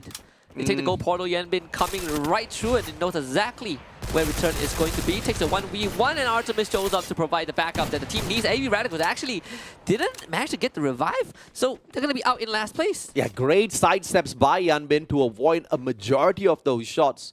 And of course, the finisher was there. Great teamwork coming through from the squad. Homeboys, on the other hand, Zen all alone, and he still manages a good knock. RK, on the other hand, gets eliminated by JV Esports. Can we see Toda challenge the players on the side of Homeboys as Jembel is not to get picked up just yet. And Fikri decides to not go in for that pursuit. Homeboys will survive yet another circle. Yeah, so give it. So Homeboys gets to live. Toda takes the safer route. He's just going to go for the revive. Nothing much was lost. There are still time. In fact, Homeboys was thinking about a potential chase, but was not able to scan the members of Toda. Toda continuing down south to Plaza Ria might find themselves crossing paths with Team Flash. And this is what's going to be the most important. There are rotations in here for this next circle. It's pretty far off towards the right. Teams like Homeboys as well as Toda stand a good chance to come across hungry squads like Flash as well as Illustrados on the way towards this next safe zone. PokerStars have to deal with all of those glue walls, barricading them out. Tosses in a couple of grenades. 18 Deer follows it up. 4 grenades in total, but just barely scratching their opponents. And angle not quite right. Hand Potato from off screen is going to down 18 Deer. So PokerStars realize they have more than just reverse red to deal with. Potato actually down 18 Deer again. This man does not catch a break, and look at how far Potato is from PokerStars. Potato got that with an RGS 50. That's illegal. You don't allow anybody to do that. Not with that sort of a distance, man. Insane stuff out of Potato. And he goes ahead to confirm the slay as well. 5 eliminations. JV Esports absolutely delighted with what they're doing. endured. Yeah, obscene shot. Well, that's for Poco Stars. They're gonna decide to not continue the offense. Toda revives the rest of the team. You can see two of them flying to the eastern side. Poco Stars on the run, and Team Flash decides it's their turn to go on the offense. Raz and Mercy completely separated from one another, and this could be the beginning of the end. Mercy getting pushed first. The three members of Team Flash is gonna get onto him. He's jam out against the knock, but Artemis takes the kill. A smart play coming through from Flash. The Tatsuya burst to go in for the claim onto that life. Raz, on the other hand, very low on that HP and punished by Shin and his charge buster. Team Poco Stars do not want to wait on ceremony. Two players just got revived and they are out of here. 8 points for Team Flash already. So what a fantastic start. Circle very, very much towards the eastern side. As Poco Stars continues to go on the run, but PE Esports, they're running after Reverse Red, who are very far from one another. In fact, Nameless is going to have to fend off his assailants all on his own. Exposé wants to help, but he's not in a position to do so. LBT turns the corner. What? It's supported by his teammate, and LBT gets the knock onto Nameless. Exposé now is the next one on the menu. Don't Cry will find that one. And PE Sports on a roll now. Running down all of the players from the side of Red. Saming, the final player, has got a revival point. Poco Stars inside the bunker. Liam could be the final damage dealer here. AC-80 in hand. Saming has the better sniper, the M82B, which means if Liam does whip out a good glue wall, Saming still has a solid chance. 10 more seconds for the revival, and it looks like he will be able to pull this off. Yeah, just barely. And Saming is so far out in the circle, which so far out in the blue, which again, it's pretty punishing. Was able to get 3 of his teammates back, and Saming should have enough to continue going on the run. He's actually heading towards a vending machine as we speak. Expander with a full squad now together again. 5 eliminations under their belt. Too fast with a P90. CQCs will be one that he will be looking for later on with that gun. Mercy, on the other hand, backs away. Bio taking a little bit too long with the glue wall. Mercy. No mercy shown to him. Drogon, first pop, does not find a connection, and he comes straight for his head. Only to go down. Mercy. Show none of it by Bio. Yeah, it's not the right weapon as well. Bio just pumps 2 shots in his body, and that was it. JV now fighting off against IJ. McRory with a good opening nade onto limit as Potato instantly gets a trade back. Shot out with the Charge Buster, gets a 180 onto Brent 2, and McRory gets taken out as well. This has gone south so quickly for IJ, and they are out. And JV Esports once again on a crazy run. 12 eliminations, and we are barely done with this lobby. 9 more teams surviving as we head on into the 4th circle. Jimbao actually was firing off a shot, I believe, towards Reverse Red, but they have to do it. Don't Cry. One Great more initial shot from Jimbao onto the head of Don't Cry himself. The PE was now playing a bit more cautious. Reverse Red on the other hand. Nameless getting ran at, and Shin just outmaneuvers Nameless for the knock. And Exposé, he's behind the blue wall, but instantly broken through. Reverse Red is out. Yeah, Reverse Red just needs to reverse out some of those strats. A tad bit too aggressive, and it doesn't pay off. Rotate! Fights one in the open, going for the revival, secures the elimination on both, and JV, 14th point right there. And not done yet. JV continues the push, and Shin is a free meal waiting to be claimed. Cougar will take a couple of shots, I believe, from Todak, but he's just going to heal back out and claim Shin instead, so no point for JV for now, but they still are pretty healthy. They just equalized the number of eliminations that they had in match number 1. They got 6 placement points though. Let's see if or not JV can do slightly better than that, or much better than that, perhaps with a booyah this time around. As Bruin gets 18 deer for Poco Stars, and they are taken out in the 7th spot. JV Esports have already gotten the same amount of points as Game 1, and now they've exceeded that as they have guaranteed at least a minimum, I believe, of 7 placement points. And PE Sports on top of the roof with 9 points themselves has to deal with Todak. And Expand, on the other hand, runs into home, boys. This is an important fight for both teams to win. Cluster on top, Cobra barely gets tickled. Luffy goes for another, Roy, a sliver of health left, and he still survives. Cobra out of nowhere. Charge Buster takes down 2. X-Roy traded out from up top. BE Esports getting involved as well, letting a quick hand to Homeboys as Expand continues to knock down their doors. Backchain out of the equation. In a bad shape they are. Jembal, the final player, hanging on for Homeboys. It just sees a great angle, finds narrow, unattended. Actually misses that secure. Okay, I finally gets it. Jembal still now has a lot of himself. Finds the second one onto LBT. They were not paying attention to this man. And let's see how much damage he can deal. Blue Zone starting to really hurt his health bar as Axel, he's done with this. He's in a position to intercept Jembal. And of course, Jembal pops out and wins the fight with the Trogon. He's still alive with 60 health and too fast now. Tries to take care of him, but Jembal puts a glue wall in front and actually is able to protect himself, but too fast. He's done with this. Crap.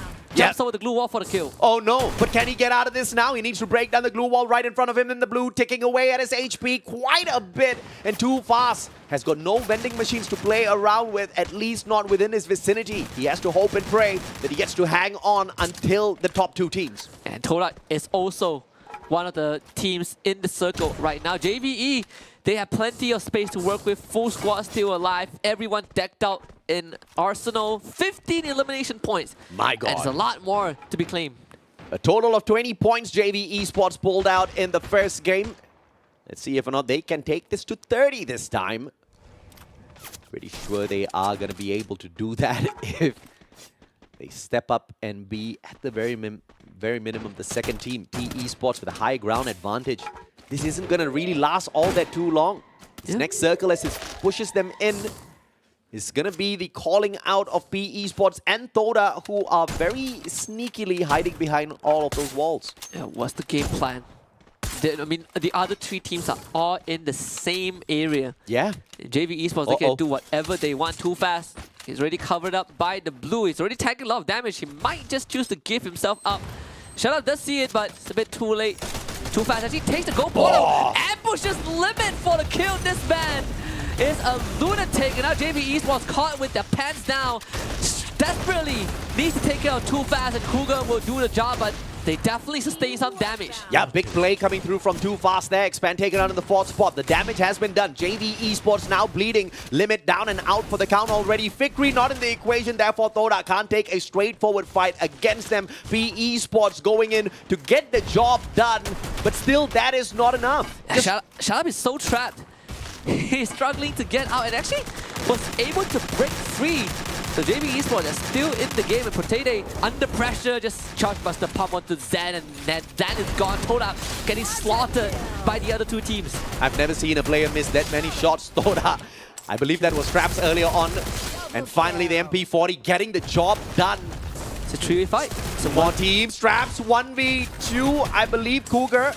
Killing spree. It's a 1v1 right now. Cougar claims P Esports. This could be Todak's chances right around the corner. Cougar against Traps, and Traps, of course, losing in health bar. Cougar fairly healthy. He's just going to go for the continual push. He does have one more glue wall to work with, but an abundance of medkit. Cougar's Tatsuya about to come online. He needs to play this really well. Traps waiting for that opportune moment. Circle closing in on both of them. And 44 versus Trogon. Oh no. Trogon has the better one in this engagement. Traps out, and Trogon gets the pump. And they walk away with a booyah for themselves. And 21 eliminations. A whopping 33 points just in the second round of the play-ins. And JV Esports on a roll. I mean, we were looking for them to breach the 30. They did exactly that, right? JV Esports promising the booyah in game number 1, but falling short quite a bit, walking away with just 6 placement points. Game number 2, they kept their eyes on the prize, and they brought forth the exact same amount of ferocity we saw in game number 1. And this time, they got to that final circle. And despite a bit of an ambush maneuver from Expand, they were able to recover very, very quickly. JV Esports is showing us the experience, the JV that we know and we loved from FFSI a year ago. Less than a year ago, in fact. The champions of our region. Definitely showing their chops. And this, even in the group stage, JV were struggling, but right now we are seeing them at the 100%. And I don't know if this is a good thing or a bad thing. Sometimes we see teams go up there, they win it, they get some good crash prize, they walk away.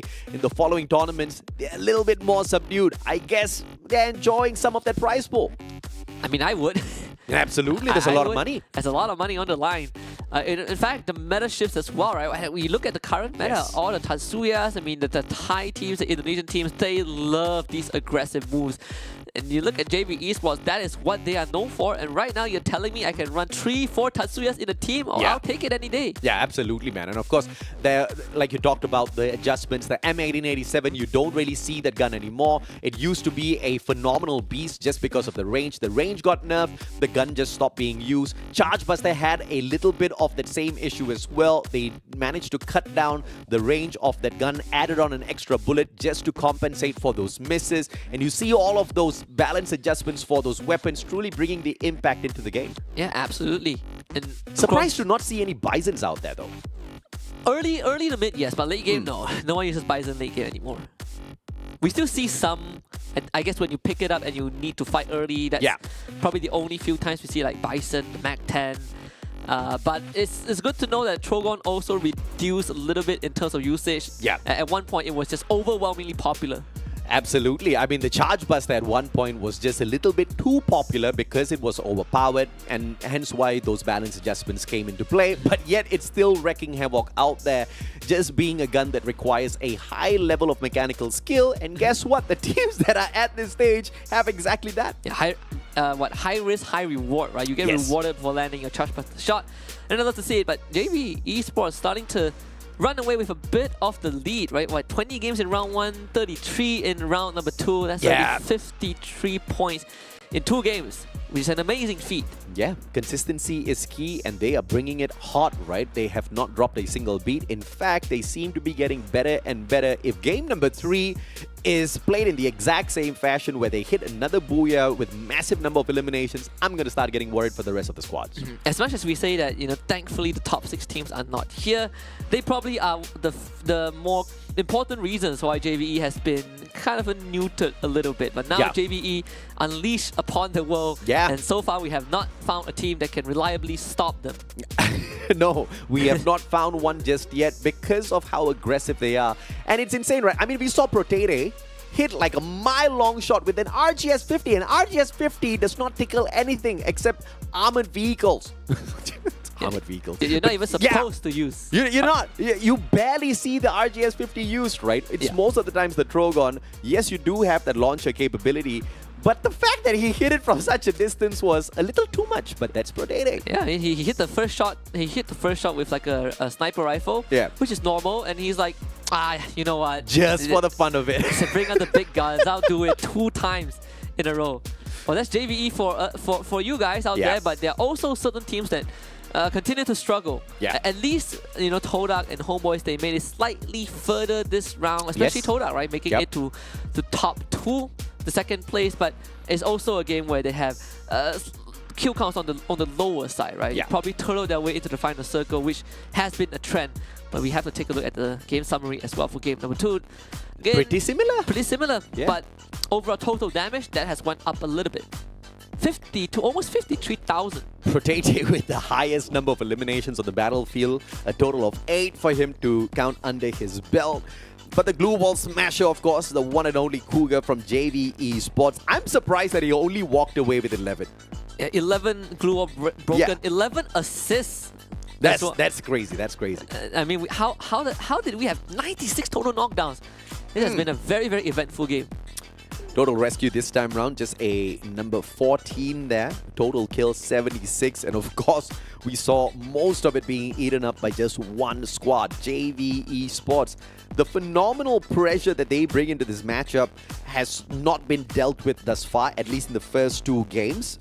They did kind of clunk out early in the first one, but the phenomenal recovery in game 2 proves that this is the team that can plan and execute it just the way ran a 4-man Tatsuya on the squad. Yeah, sounds about right. Sounds about right. I believe this is also what BRU ran. We've seen a couple of teams run a 4 Tatsuya lineup. I mean, it suits JVE, right? This is This is made for them. They like to fight. This one allows them to fight. It allows all of them to fight, in fact. Yeah, Dreki brought in, you can't stand up and you can't use your medkit without being spotted out. Cougar brings in the Beast in as well, a little bit of extra range with all of those throwables. And just check out their gun setup here, right?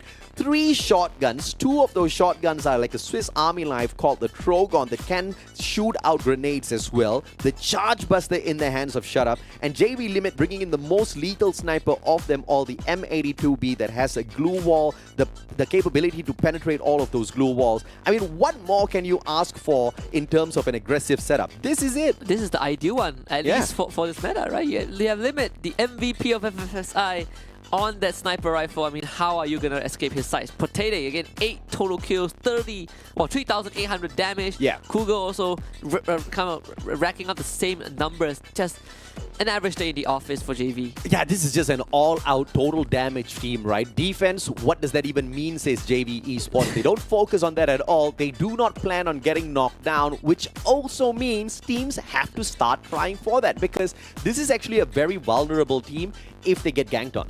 Yeah, it's the glass cannon build, as I call it, right? If I take them down first, they cannot take me down. And JV is just so confident with their capabilities. They are taking these 1v1 fights head on. We've seen like what, 2-3 insane 180s by Potato alone. As this guy, not sure what he had for dinner, but it's definitely a good meal. Good average accuracy around the board, around 20%, which is fantastic for JV Esports, especially when you are walking around with 3 players and the shotguns in hand, right? Oh, good God. 12,000 damage. If you thought 10k was good, 12,000 just takes the cake. But 4 headshots. 4 headshots. 4 headshots. So there are 6 in game 1. Disappointing, JV Esports. Yeah, that's 4 How headshots. disappointing can you be? If this is the benchmark for JV, they must have really rigorous training sessions, right? This is a high limit Asian parenting at its finest. But look at that, 33 points. PE Esports not even close. They come in second, right? And Toda, they will get 17. Expand getting 17 points. Yeah. It's a good day. And Homeboys, well, they got 11 points. 33, earlier they got 20, so that's a total of 53 points for JV Esports in that #1 spot. And Reverse Red that did manage to walk away with the Booyah earlier on, this time only 3 points, so they kind of faltered a tad bit here. Yeah, completely, lost the running for first place, at least for now, right? Yeah. JVE overtaking them by a mile, by like what? Almost 30 points. Almost 30, Almost 30 correct. points, which is pretty crazy.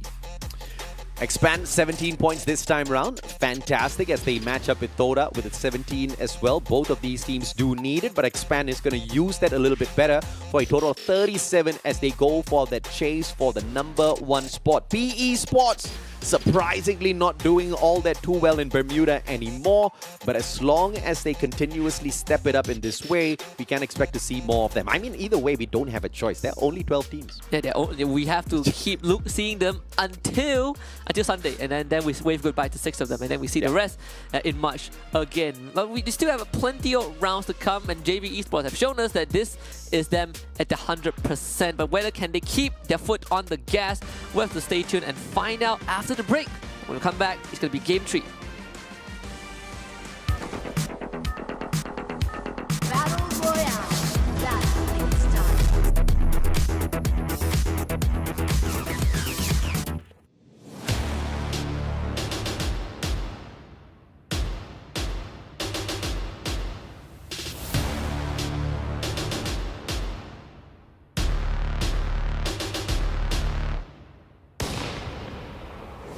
Long nights, sharp daggers, cold steel, blood dripping down the wall, blood rushing down the hallway. Ooh, yeah. Take my hand, walk with me.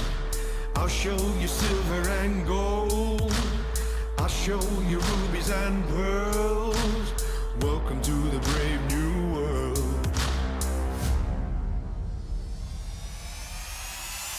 Be the hero of the story. Take no prisoners and reach up for glory. Be the ruler of the city. Victory belongs to the brave. Be the hero of the story.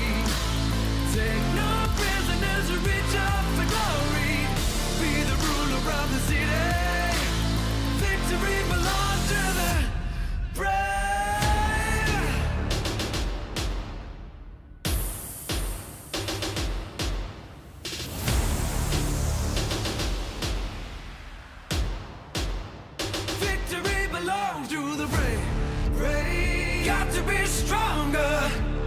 Ready, got to be great. Ready, got to be strong now. Ready, victory belongs to the brave. Be the hero of the story. Take no prisoners and reach up for glory. Be the ruler of the city. Victory belongs to the brave. Be the hero of the story. Take no prisoners and reach up for glory. Be the ruler of the city. Victory belongs to the brave. Oh, yeah. Oh, yeah. Oh, yeah. Got to be stronger, got to be brave. Oh, yeah. Oh, yeah. Oh, yeah. Got to be stronger, got to be brave.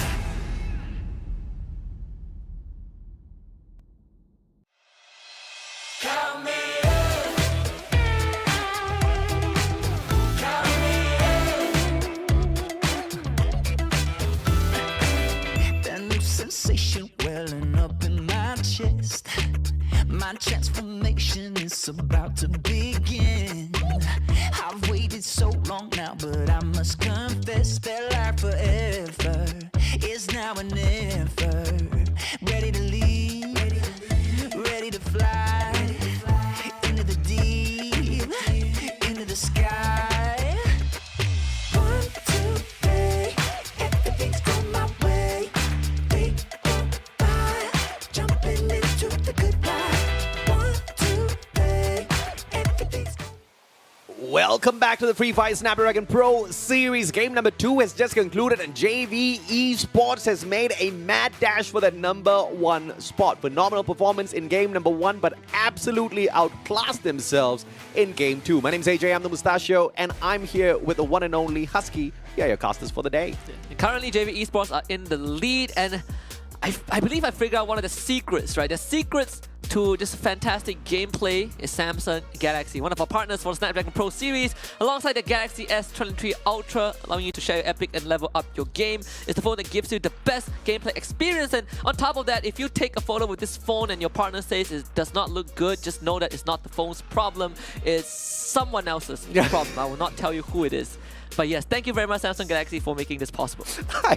I usually take photos of myself at night, and I've never looked as good when I take it on the S23 Ultra. Dude, you have to see it work in low light. I mean, the room was absolutely dark. The lights were not switched on. I could still see myself. Yeah, I was there.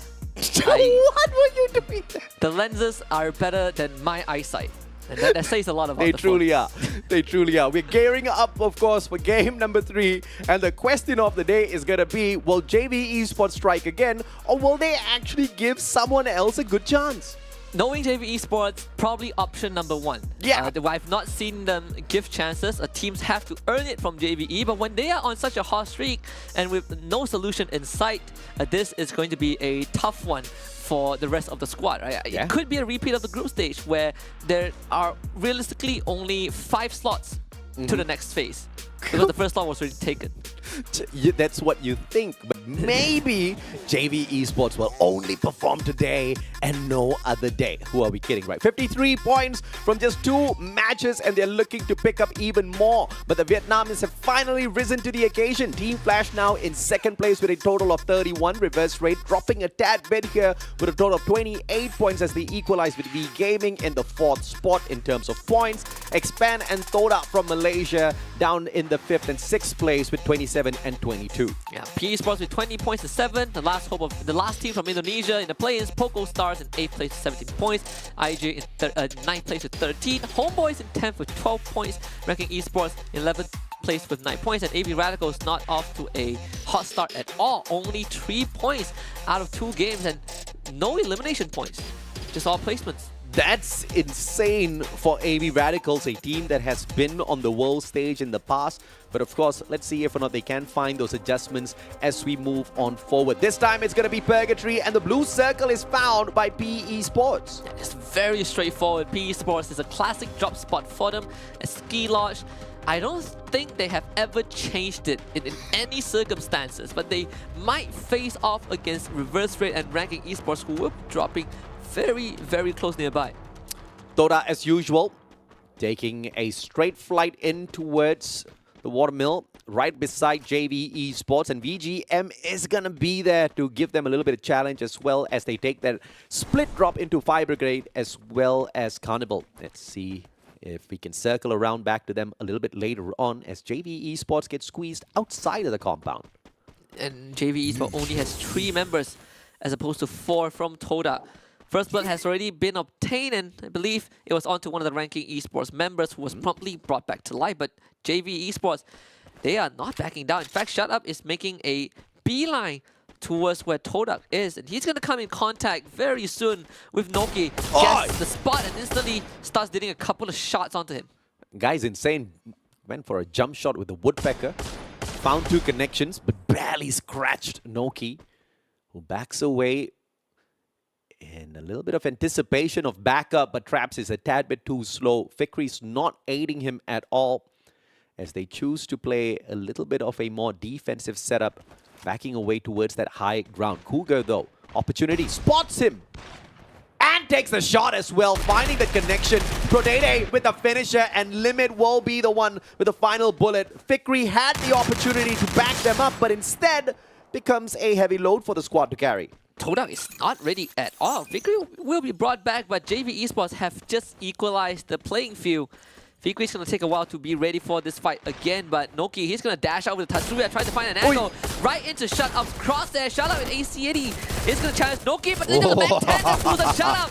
He's like, I have a Charge Buster, and you're not winning this. Traps now comes in and tries to go for a double up against Shut Up, but Shut Up is ready. Charge Buster in hand, turns the corner. Now the Bison, in fact, is going to start spraying down Traps, and that's 2 for Shut Up. Todak are just dropping like flies. 2 for Shut Up, and both of them had a phenomenal opportunity to step it up against him. They had the Charge Buster, but just no mechanical skills to deal with Shut Up and the Bison. The rate of fire, the amount of damage that SMG gave him was more than enough, and I believe this is going to be the end of Toda, as Shut Up has a rough idea where to spot the final player. And he's even going to drop off, hit one of his teammates. I think Potati will drop off Shut Up, as he himself will take this trailer nearby. Basically, I mean, it's ensuring that there's nowhere for Fikri to go. Yep, bye Fikri. Do you see him? It's nice. He's down there. He's down there. Oh, he doesn't see him. I mean, he just needs to use his... Okay, he doesn't see him. He does not see him. Just use your pet already, my fur. Yeah, I mean, he just needs to pop the pet, and that's about it, right? There's just no getting away from this guy. Well, I mean, Fikri escaped death. Literally. Well, they will find someone else, which is going to be... Well, they use the binoculars, and they would think that that's the last man from Todak, but in fact, it is Ranger. VGM. Just setting up a good defense as Shut Up circles around that Bison. Aye, Ranger! No trigger discipline. And Protete now knows exactly where to go in here for the hunt, and has the double vectors? Oh, I haven't seen this in a long, long time. This is a throwback to 3 years ago when double vectors were not fun to play against. In fact, Protete is going to lose. VGM brings in the cavalry. JV Esports realized that this was not the team that they were hunting. Ranger just stepped on the landmine though. Limit now from afar, trying to provide some help, but Shut Up loses that fight. This Trogon is a bit stronger. And Cougar also gets knocked by Kabi. This could spell the end for JV. Yeah, that's what happens when you run around with a double vector. Kabi, M1014 misses the double push. And now one more. Limit around. Does manage to get V-Down on the ground, but traded out by Kabi, and Bruin manages to pull one away as well. But Protete, the final survivor. It's all up to Fikri to put him out of the equation before he gets a revival for the squad. Yep. But too late. Yep. He's actually not... He doesn't have enough for a revive, so he's going to go for a weapon instead. But yeah, JV was able to salvage 2 of their members. Yeah. So thankfully they are still in the running, but Fikri now has a good chance of turning this around. There is a revival point though, and JV will start capping it. Actually, no, they will run past it. Okay. AC80, 400 coins in his pocket. Fikri can buy one player back as insurance, and he has to. At the very same time, he's only got a level 1 helmet and vest.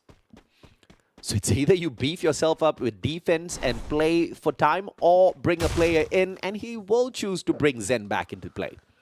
Toda escaped death, and JV finds himself now in a pretty crippled position. In fact, having to split up to continue the early to mid phase. So finally around where they're a bit more neutral.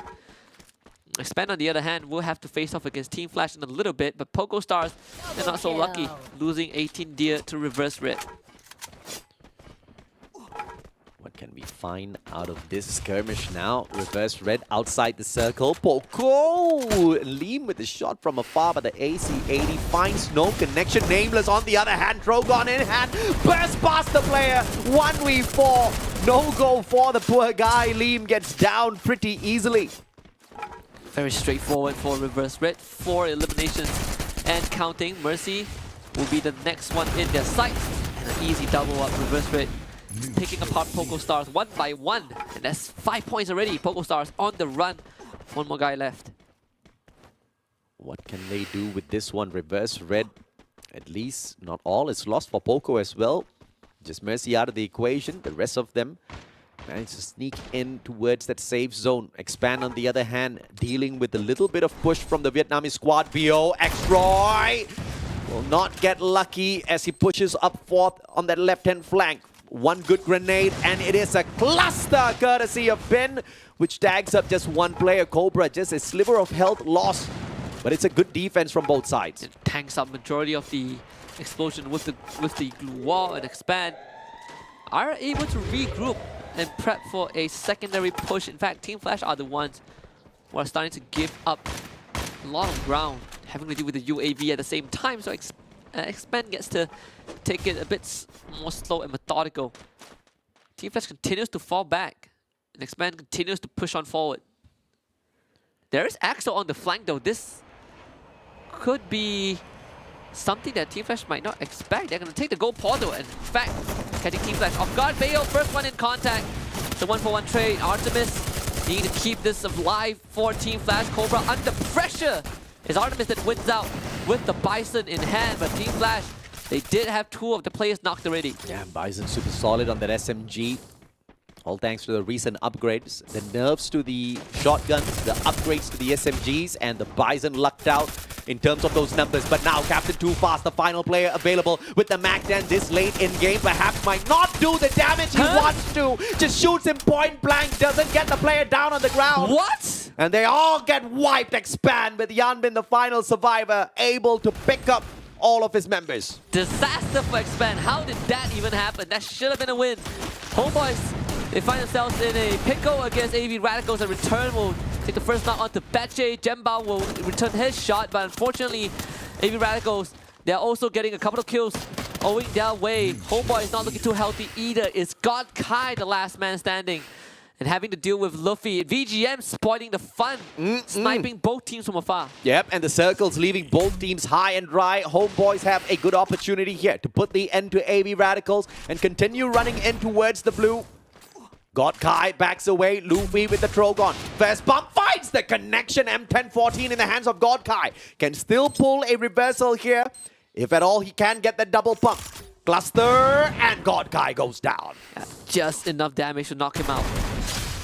Luffy will secure point number 3 for the team. AV Radicals, once more, a game where they get out to a rough start. At least this is the mid-game already. But having to restart from that point onwards is going to be challenging. Voidkill is not even in the clear yet. He still has VGM he needs to go through. And Void's gonna buy his time outside the circle. With one vending machine available, he can buy himself a jump pad, get into the safe zone without breaking a sweat. But he also is tasked to revive his whole squad, so money management absolutely important here for the guy. Let's catch up with him in a little bit as RK almost loses Hao Ang, saved by the whistle, as his team member was there to give him the backup he needed. Esports will just skirt around the edge of this next circle, but they're pretty much in the clear. Yeah, challenging circle. It's right in the middle with the body of water, controlled by Ranking Esports mostly. VGM will want to enter from the southwestern side. It did get the scan off. JVE showing up again, and Zen instantly gets caught. There's no way out for Toda. JVE, they are completely back as a full squad. 8 eliminations. And this is exactly what you do not want if you are Toda. Just moments of life in the second game, and back to square one they go after they drop the ball. Saming down on the ground. Reverse Red in a lot of trouble here in this fight against the Indonesian squad. Ice Grenade will take away Liam's HP. One pop! Oh, does not find the connection, and Exposi will have to be exposed now. Liam from up top backs away, and there is a good opportunity to back away for him as well with the portal. Yeah, it's a tricky spot for Reverse Red to be in right now. They're contemplating on how to navigate this, but Liam has a fantastic angle. In fact, they've just used their own gold portal to try and run down this sniper from the side of Poco Stars, and unfortunately, there's only so much that Liam can do. Exposé finds him. Double kill. And that should be another kill, confirmed by Reverse Red. 18 Deer, one final lifeline for the one and only Poco Stars, the only Indonesian squad down here in the play-ins. Not because Indonesia is bad, the rest of them are already in the finals. Yeah. Poco Stars, they did struggle a bit in the group stage, so this is a good chance for them to recover. JVE doing exactly that, this time against VGM. And V-Time is going to be trapped underneath the logs. Potete trying to flush him out. And Cougar is going to be right there with him. And V-Tan just refuses to give in. Guy's still taking his chances with the blue circle, but finally gets tagged up. Cougar goes in for the finisher, finds him. And that's just way too clean of an execution. V-Gaming out of the equation. There's still no chance at all. So V-Gaming gets taken out. And JV Esports are still not in the circle just yet, having to do with Team Flash. Team Flash chasing the JV all around. In fact, yeah, well equipped to do so. JVE, can they extract the entire squad out from the factory as PE Esports are going to get just mowed down by Reverse Red? Nero does get exposing with the trip mine, but not enough to take him out. So Reverse Red, they stay in the game. 11 points. The Vietnamese squad of RK, pretty comfortable in the next circle. It's going to be a water circle, and they are pretty safe. And I love the split being played by Neo as well. But in the meantime, Flash still dealing with a little bit of heavy firepower out of JV Esports. Thus far, they've done a good job to keep Limit at bay. The rest of them back away, looking for the circle, leaving Limit hanging out there to dry. And I can say that we will not see JV in the final circle, but there has been clutch moments before. Limit will have to somehow power through the pain, sitting in that blue zone with limited resources. RK was able to find a pretty decent spot. They've been controlling this area for the longest time ever. But again, there is the gold portal that teams can utilize to just rush into it. At this point, I believe he has spent more than 30 seconds outside of the blue, which means his ability to recover has been reduced by 30%. So an ineffective player he is for JV Esports, but he still can hang on for his dear life as long as he has enough medkits on him. It's all about the timing. And I believe he might have just made it in. Yeah, just skirting the edges of the circle. JVE is still in the fight. What? And I believe his route in front is going to get contested by Liam from Poco Stars. But it's the 1v1, so it's winnable. Spade not so lucky though, knocked down already by the blue. Ooh. Taken out by it as well. Homeboys made it far enough, 6th place. Tough luck for the homeboys, but I believe it's going to be Poco versus JV, a 1v1 in the very edge of this circle, which is going to move in the next 2 seconds. So now it's high time. Bio, on the other hand, long range shot out of the Woodpecker, gets the headshot to knock Neo down onto the ground. Yeah, how are they going to navigate this though? Even for Reverse Red, they will have to move just a little bit. Limit. The Poco Stars. Liam is already out. Limit continues to be in the game, but has been spotted out by the members of Reverse Red and Team Flash. So this could be the end for JVE, and indeed it will be in 4th place. Everybody ganged up on him. Just a little bit too much of firepower. 4 players focusing on one all at the same time. JB Esports just couldn't get away with that one, regardless of how good Limit is. It was a little bit too much to ask for. A good portal setup here from the top floor down onto the ground for Saming to escape if he ever does need to. And the rest of Reverse Red coming in for a little bit of action here against RK. Circle finally forced them in. Reverse Red going for the push. There is going to be a flank, a 3-1 formation from Reverse Red to try and pincer Team Flash and RK. And Saming has already found Jacket from afar. Team Flash still watching this happen. The Reverse Red also not doing the best as well. Saming is going to use the port, tank some blue zone damage, was able to find comfortable spot to heal back up, whereas Team Flash now is the most healthy team. Most healthy indeed. RK down on the lower ground. A couple of grenades can do them in, and they quickly boost themselves all the way up. Artemis went for a 1-for-1 trade with Jacket down on the ground. Here comes Shin with a charge buster as well. A double charge, and the pump finds absolutely everything alongside Yanbin. And Saming still alive! Secures hand from afar, and now it's just Reverse Raid up against Flash. Oh, it's very doable. Close range Yanbin, Togon in hand. Saming not able to pull out his gun in time. It's going to be Team Flash to take the booyah, but once more, we see Reverse Red showing their fangs at the very end. Vietnam slowly but surely climbing up this overall leaderboard. We did see a much better performance from them in game number 2, and now for game number 3, they have done it yet again. Constant improvement from the Vietnamese squad. A booyah to their name as well.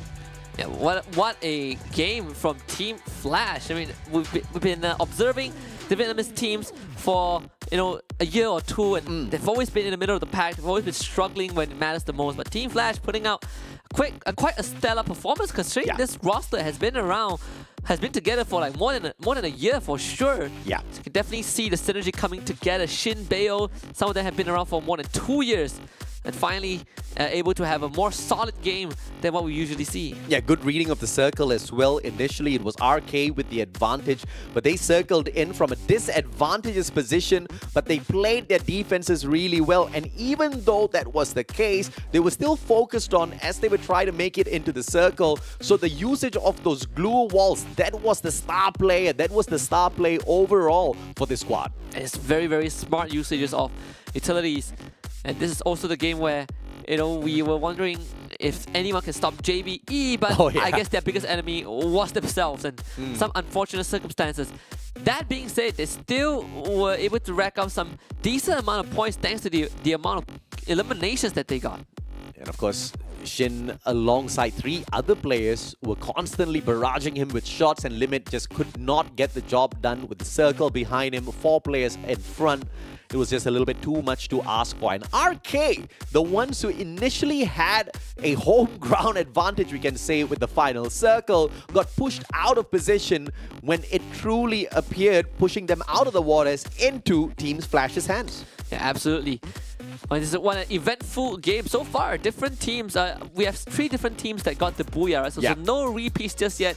But either way, there's still some standouts. Reverse Red are standouts. JVE. Some teams are continuing to struggle. AV Radicals. Homeboys not having a good time at all. Poco Stars also having some moments of their own. Yeah, Toda and Homeboys this time, they were able to survive a little bit longer, but still nothing flashy about those plays to really call them out as being one of the titans for the day. It doesn't seem like they will be able to sneak into that spot as well, based on how they're approaching these battles thus far. Yeah, actually, I was asking, I believe, Abento during the group stage, and I was like, what separates us from the other regions? And I think the conclusion that we agreed on was we're just not good in gunfights. We're just losing all our gunfights. It's a sad truth.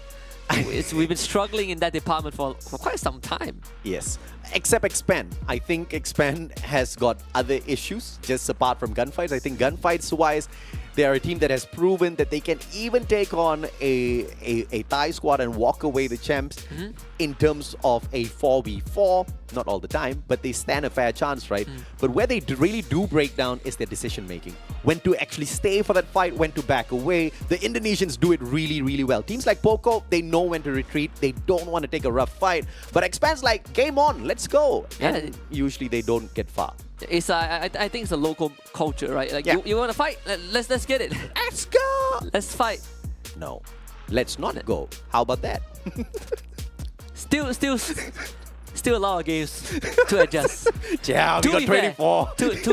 We got 20, 21 more. To be fair to Expand, they definitely have tempered a bit of that aggression, right? And individual plays are starting to show. Like Cobra has had some brilliant moment in the group stage, but overall, when you work together as a team, they still have some things that need to be fixed. I'm actually surprised we don't see Crime in here.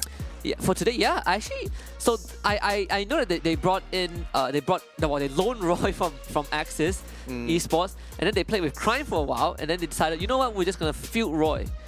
I've seen 3 iterations I think of Roy's their roster. out of Axis already. He's definitely not with them, right? Last I heard was a loan, or probably contract ended, but yeah. So I've seen 3 iterations. I've seen the original Expand, I've seen the Expand without Roy and with Crime, and the third one I saw was Expand with Crime MKS and without Too Fast. So I've seen 3 of them. I feel like the best iteration is still the OG. Yes, that's what I feel. I think there can be a little bit of a better version than the OG. I think Crime is one of the deadliest players that has ever played under the Expand brand. Of course, he's an Indonesian import, but that's exactly why you import the Indonesians into your squad in the first place. Their mechanical skills, unbelievable, right? And we saw him make a name for himself multiple times on the world stage, and there's a good reason for that. To not field him is a tad bit of a loss, but I do believe they do have quite a good chance with the current roster as well. Yeah, I wonder what this decision is, right? Like what was the discussion backstage? Because they fielded 3 different iterations in the group stage, and they finished 7th place, which is in of itself not too bad. You look at the first 6 teams. Very bad. Extremely bad, because my expectations for someone like Expand is so much more higher than that, right? I expected minimum 6th spot, but they failed that. They got the 7th place, which kind of goes back to the saying where they are the best when it comes to the local region, the local scene. But when they go out there, they try to test themselves against some of the other Southeast Asian squads, they falter. And we have to remember, LATAM's not even playing. When they get slotted in, it gets a little bit more torturous. We'll see LATAM very soon. But by we, I mean, we're going to very soon. I'm not sure if MCPS is even going to make it there, but you know, we still have to get through challenge. We have to get through play-ins first. He dare say that! I'm not sure if I had Expand in my group stage prediction to make it to challenge finals. I honestly don't remember all my predictions, but I know that for me, they will make it through play-ins. Now, the question is, in what fashion, right? Because I believe that maybe top 6 could be a tall task just by the amount of teams that we have. They should be able to theoretically make it in that #1 spot in play-ins based on the group stage. Yes, in the play-ins. But today's performance hasn't really played to that narrative at all. I think we need a lot more from them if we want to see them end in #1 spot. Because obviously JV Esports is not looking to go anywhere at all at this point.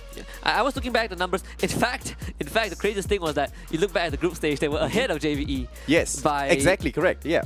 What, 8 points? By 8 points. Okay. But not much, but they were ahead. But the difference between them and RQ Kazu, who was in 6th place, was almost 50 points. Actually, 51 points. So I think that is where the gap is. Yeah. Which is okay. I mean, RQ Kazu has always given us problems. But right now, looking at JVE, it's a bit tough. I mean, it's just no beating a team like JVE because of what they have, right? They've got great rotational information as well as knowledge, and the mechanical skills just unbeatable. Once again, Protene with a long shot, untouchable. We have 59 total kills only. Not so bad. this is more of a straightforward game. Yeah. 40,000 total damage, low kill count, a ton of glue walls destroyed though. Just 18 revivals, 59. This was a pretty all right game. So I guess this in essence means that we didn't really have a lot of teams running away with the eliminations. In fact, I think Game 2 was probably the most explosive game. Even when you include the group stage games. I think group stage games are primarily around this number, right? So like 40 to 45,000 average total damage dealt, 55 to 70 total kills. So we're back to a standard gameplay. But Team Flash running 4 Tatsuyas, as always, a Dreki, 2 Avron, and a Beaston. I mean, Avron times 2 just gives you that extra layer of information, but for Tatsuyas, once again, the meta of getting that super boost out there, you combine it with those go portals, a little bit of confusion, and everything goes your way, right? But not the most aggressive version of Team Flash. And I don't want to see a very much more aggressive version as well, because I think this is a very good pacing for the squad. It's it's kind of a change as well in how they used to play, right? Like you would not think that Team Flash would ever run a 4 Tatsuya, but then you have to conform to the current meta. That's the case. Until Latham joins in. They kind of make me miss the Skylar Tatsuya thing. That was what won Brazil the I know World Championship, which is the craziest thing. Like we talk about that for like what, 3 weeks, and we were like, man, Skylar he's been gone for so long, and then he proceeds to win the World Championship.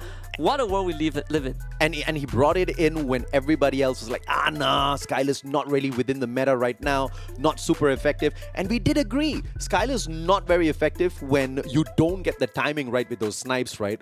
But dude, the Brazilians knew exactly how to get it done, and it was beautiful to watch it. I'm hoping to see some sort of beauty like that with the mechanical as well as strategy plays out here during the challenge play-ins as well. Hopefully. I feel like Go Portal would probably make Skylar obsolete again, because right now you can just get behind people. Like, why would you need a Skylar? But that's a conversation for the future. For now, Team Flash had a great game, 26 points to boost themselves up in the standings. Reverse Rate making a decent recovery with 22, JV Esports get 17, Ranking Esports get 13, V Gaming 10, and Homeboys clocking in 9 points. A much better performance out of Homeboys, a little unacceptable from Expand that walked away with nothing this time around. Ilustrados Fuego struggling a tad bit, their aggression didn't check out, and they walk away with a single placement point. Toda, on the other hand, 1 point as well, alongside Ilustrados Fuegos in the 10th spot. AB Radicals, B Esports, as well as Poco Stars, 4, 6, 7 points. Pretty negligible from this game alone. The craziest thing was that had Expand won their first engagement, Team Flash would be in last place. Yes, correct, That is the craziest thing, right? That's the only difference. One bullet was what separated Team Flash between last place and a Booyah. And to be able to take on such an early engagement and then farm all of the loot from their team to continue on reading the circle perfectly, I mean, it was a high-octane match for Team Flash, and they kind of held their own in that game. So good on the Vietnamese squad. This is exactly what we expect out of them. Yeah. We'll see if Team Flash can keep the momentum though. We've seen them on their highs, but they definitely have some very lows as well. But thankfully, for them and for us, we have a short break, and we're going to take that as an opportunity to reset. But when we come back, it's Game 4 on Alpine for these teams.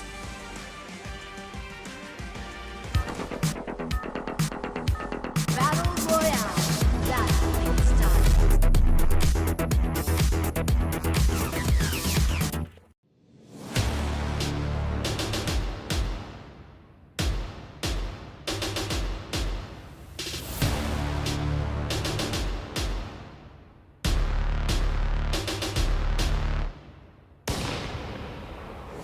Long nights, sharp daggers, cold steel, blood dripping down the wall, blood rushing down the hallway. Ooh, yeah. Take my hand, walk with me.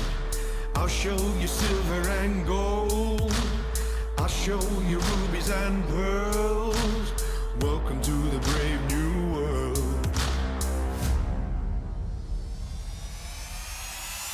Be the hero of the story. Take no prisoners or reach up for glory. Be the ruler of the city. Victory belongs to the brave. Be the hero of the story. Take no prisoners or reach up for glory. Be the ruler of the city. Victory belongs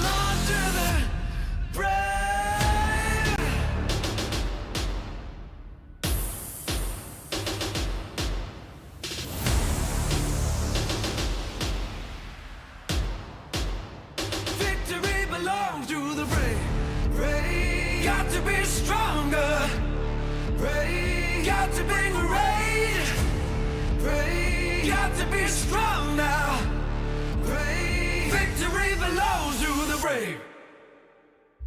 Be the hero of the story. Take no prisoners and reach up for glory. Be the ruler of the city. Victory belongs to the brave. Be the hero of the story. Take no prisoners and reach up for glory. Be the ruler of the city. Victory belongs to the brave. Oh yeah. Oh yeah. Oh yeah.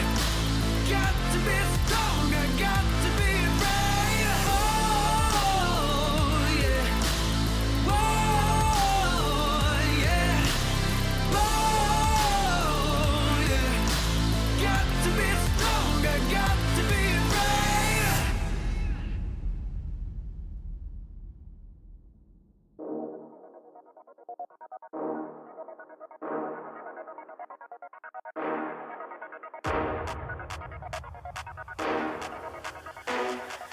Yeah, yeah, we're rising up.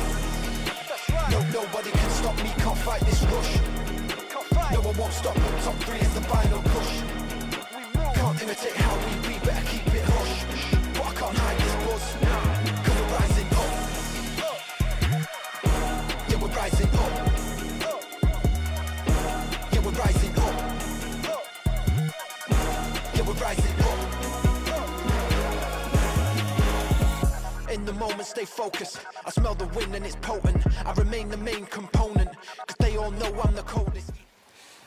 Welcome back to the Snapdragon Pro Series for Free Fire. We are about to go into Game 4 for the first day of play-ins, and so far it has been a pretty diverse pool set for the Booyah teams, right? Reverse Red, JV, and our Team Flash.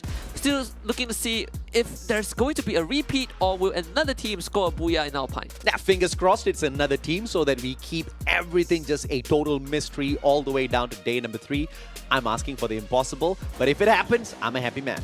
And I hope that is going to be a reality. I'm on board with you, but so far, JV Esports are still in the lead despite an underwhelming game tree. I say underwhelming, and they're still leading by quite a decent amount of points. 13 points ahead of Team Flash, who are in second place, followed by Reverse Red, V Gaming, Expand, and PE Sports. Yeah, back-to-back great performance allows you to have a couple of hiccups sometimes, and that was the hiccup in game number 3. JV Esports clunked down a tad bit too early, but still with a massive lead up on top. Vietnam making themselves really proud here. Flash, V Gaming, as well as PE Esports now on the left-hand side of the overall leaderboard. Expand and Reverse Red hanging on with all 3 of them. And so far, at least Expand is in the top 6. You look at the second page, PocoStar's not far away as well. Poda also pretty close. Ranking Esports, Homeboys, all separated by just 1 point. Oh yeah. And of course, the last 2 teams, unfortunately, are the Filipinos, Ilustrados, Juegos, AV Radicals. They had some catch-up to do. Yeah, this is just some radical change from AV Radicals, and not in a good way. This team used to be one of the most heated squads out there. When it came to firepower, when it came to those gunfights, they usually used to come up on top. But now, all of that firepower has just disappeared. Yeah, I remember distinctly after day 1 of the group stage, AV Radicals was actually in second place. They were still almost like 100 points behind C-Triple-G, but the fact that they were in second place at 1 point, right? And they were the first team from the Philippines that represented the nation, the region, to go onto the world stage. And right now, definitely after some roster changes, they're struggling a little bit. Thankfully, there's still some time in game number 4 on Alpine. And it seems like AV Radicals might have an early clash with Ranking Esports. Very good drop spot picked up here by Expand, picking Militia. That offers up a lot of loot, a lot of good high-tier loot, even though it's not the blue circle. But VGM, of course, is the biggest winner of the day, as they pick Fusion, the one that is with the actual blue circle. Well, AV Radical is about to enter an early fight. You can see Jacket instantly goes for the double Tatsuya dash just to rejoin the rest of his team. But you can almost be 100% sure that one team is going to be heavily injured after this. Yep, good A124 pop there as well. And Reverse Red making a quick, beautiful disposal of the team that they just took on. Who in the world did they just wipe out, Husky? PE Sports. PE Sports? Yeah, PE Esports. PE Esports too quick. It's too quick, yeah, in under 2 minutes. And the return, unfortunately, is not the Sonya Pulse, but not that it matters too much. Han will get that elimination. Void actually getting taken up by Potato. AV Radicals facing the gun barrels of 2 different teams. Yep, 2v4 now. AV Radicals against the one and only Red.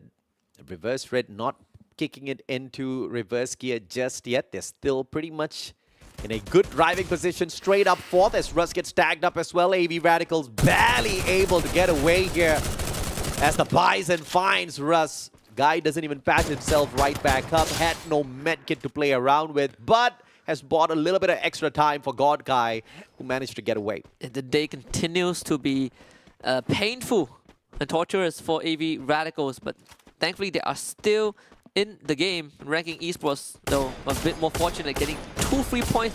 I believe the third one went over to JV Esports. And speak of the devil, JV has now arrived near the compound of where RKR is. This is a good place to take a fight. If all things do go south, you do have the vending machine.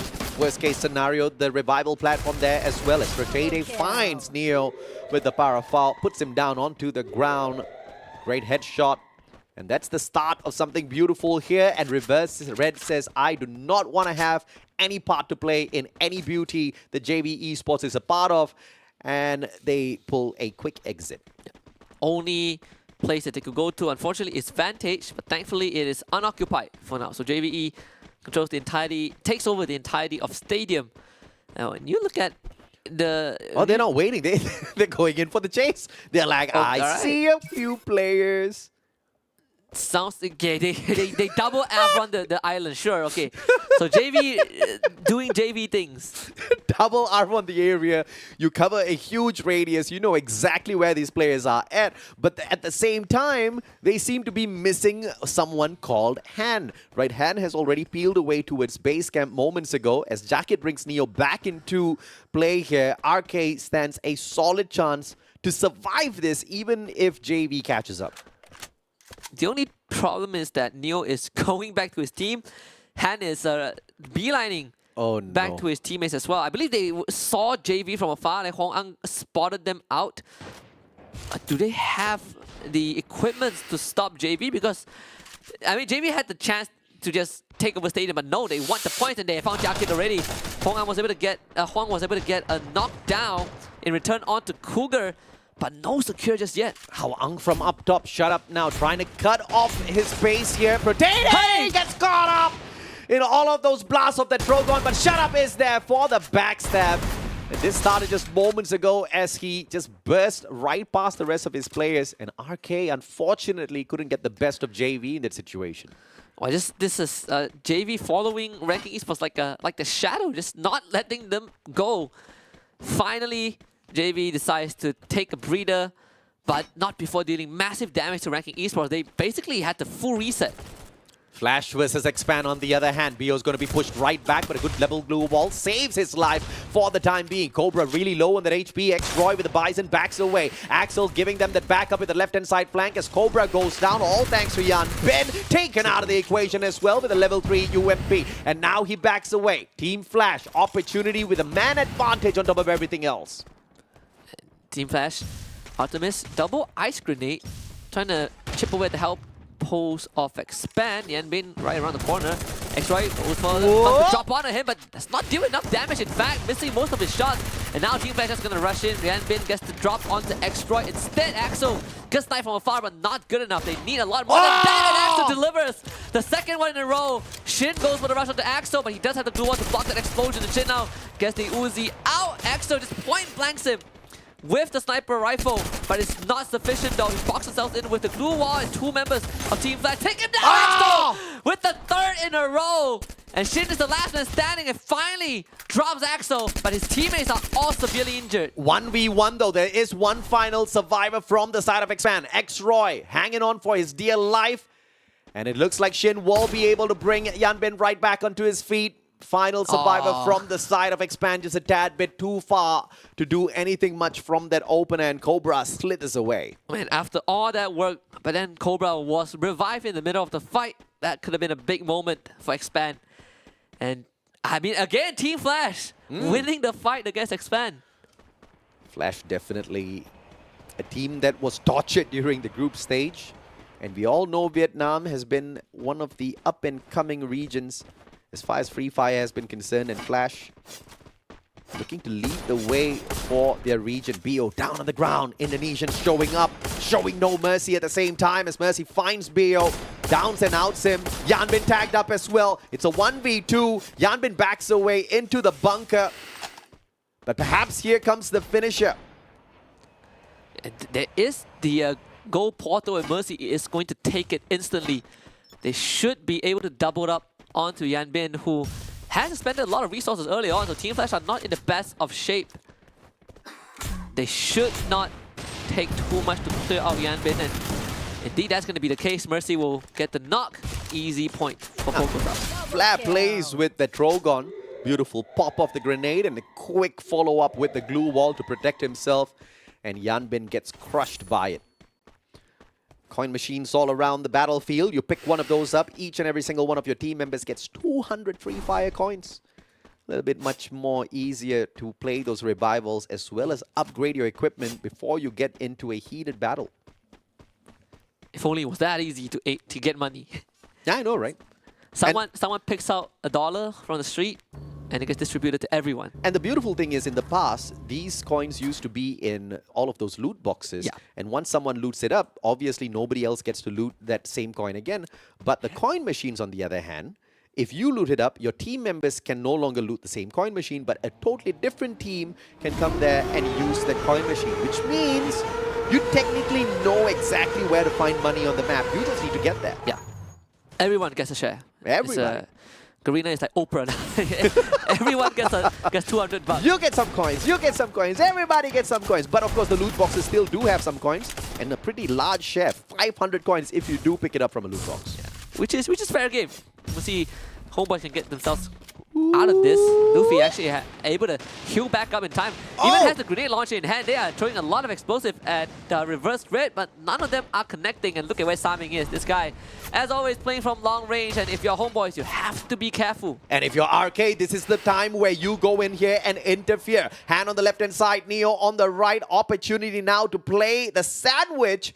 And it looks like Team Reverse Red will take the straight up fight. Darkit gets Saming straight in the head. That M82B finding the connection. Trogons need to find a couple of grenades in there as well to put the team out of the equate. Yeah, and that's an ice grenade. And the rest of Reverse Red are within the blue wall. This is not looking good. Exposing Diamond, they're all gonna drop like flies.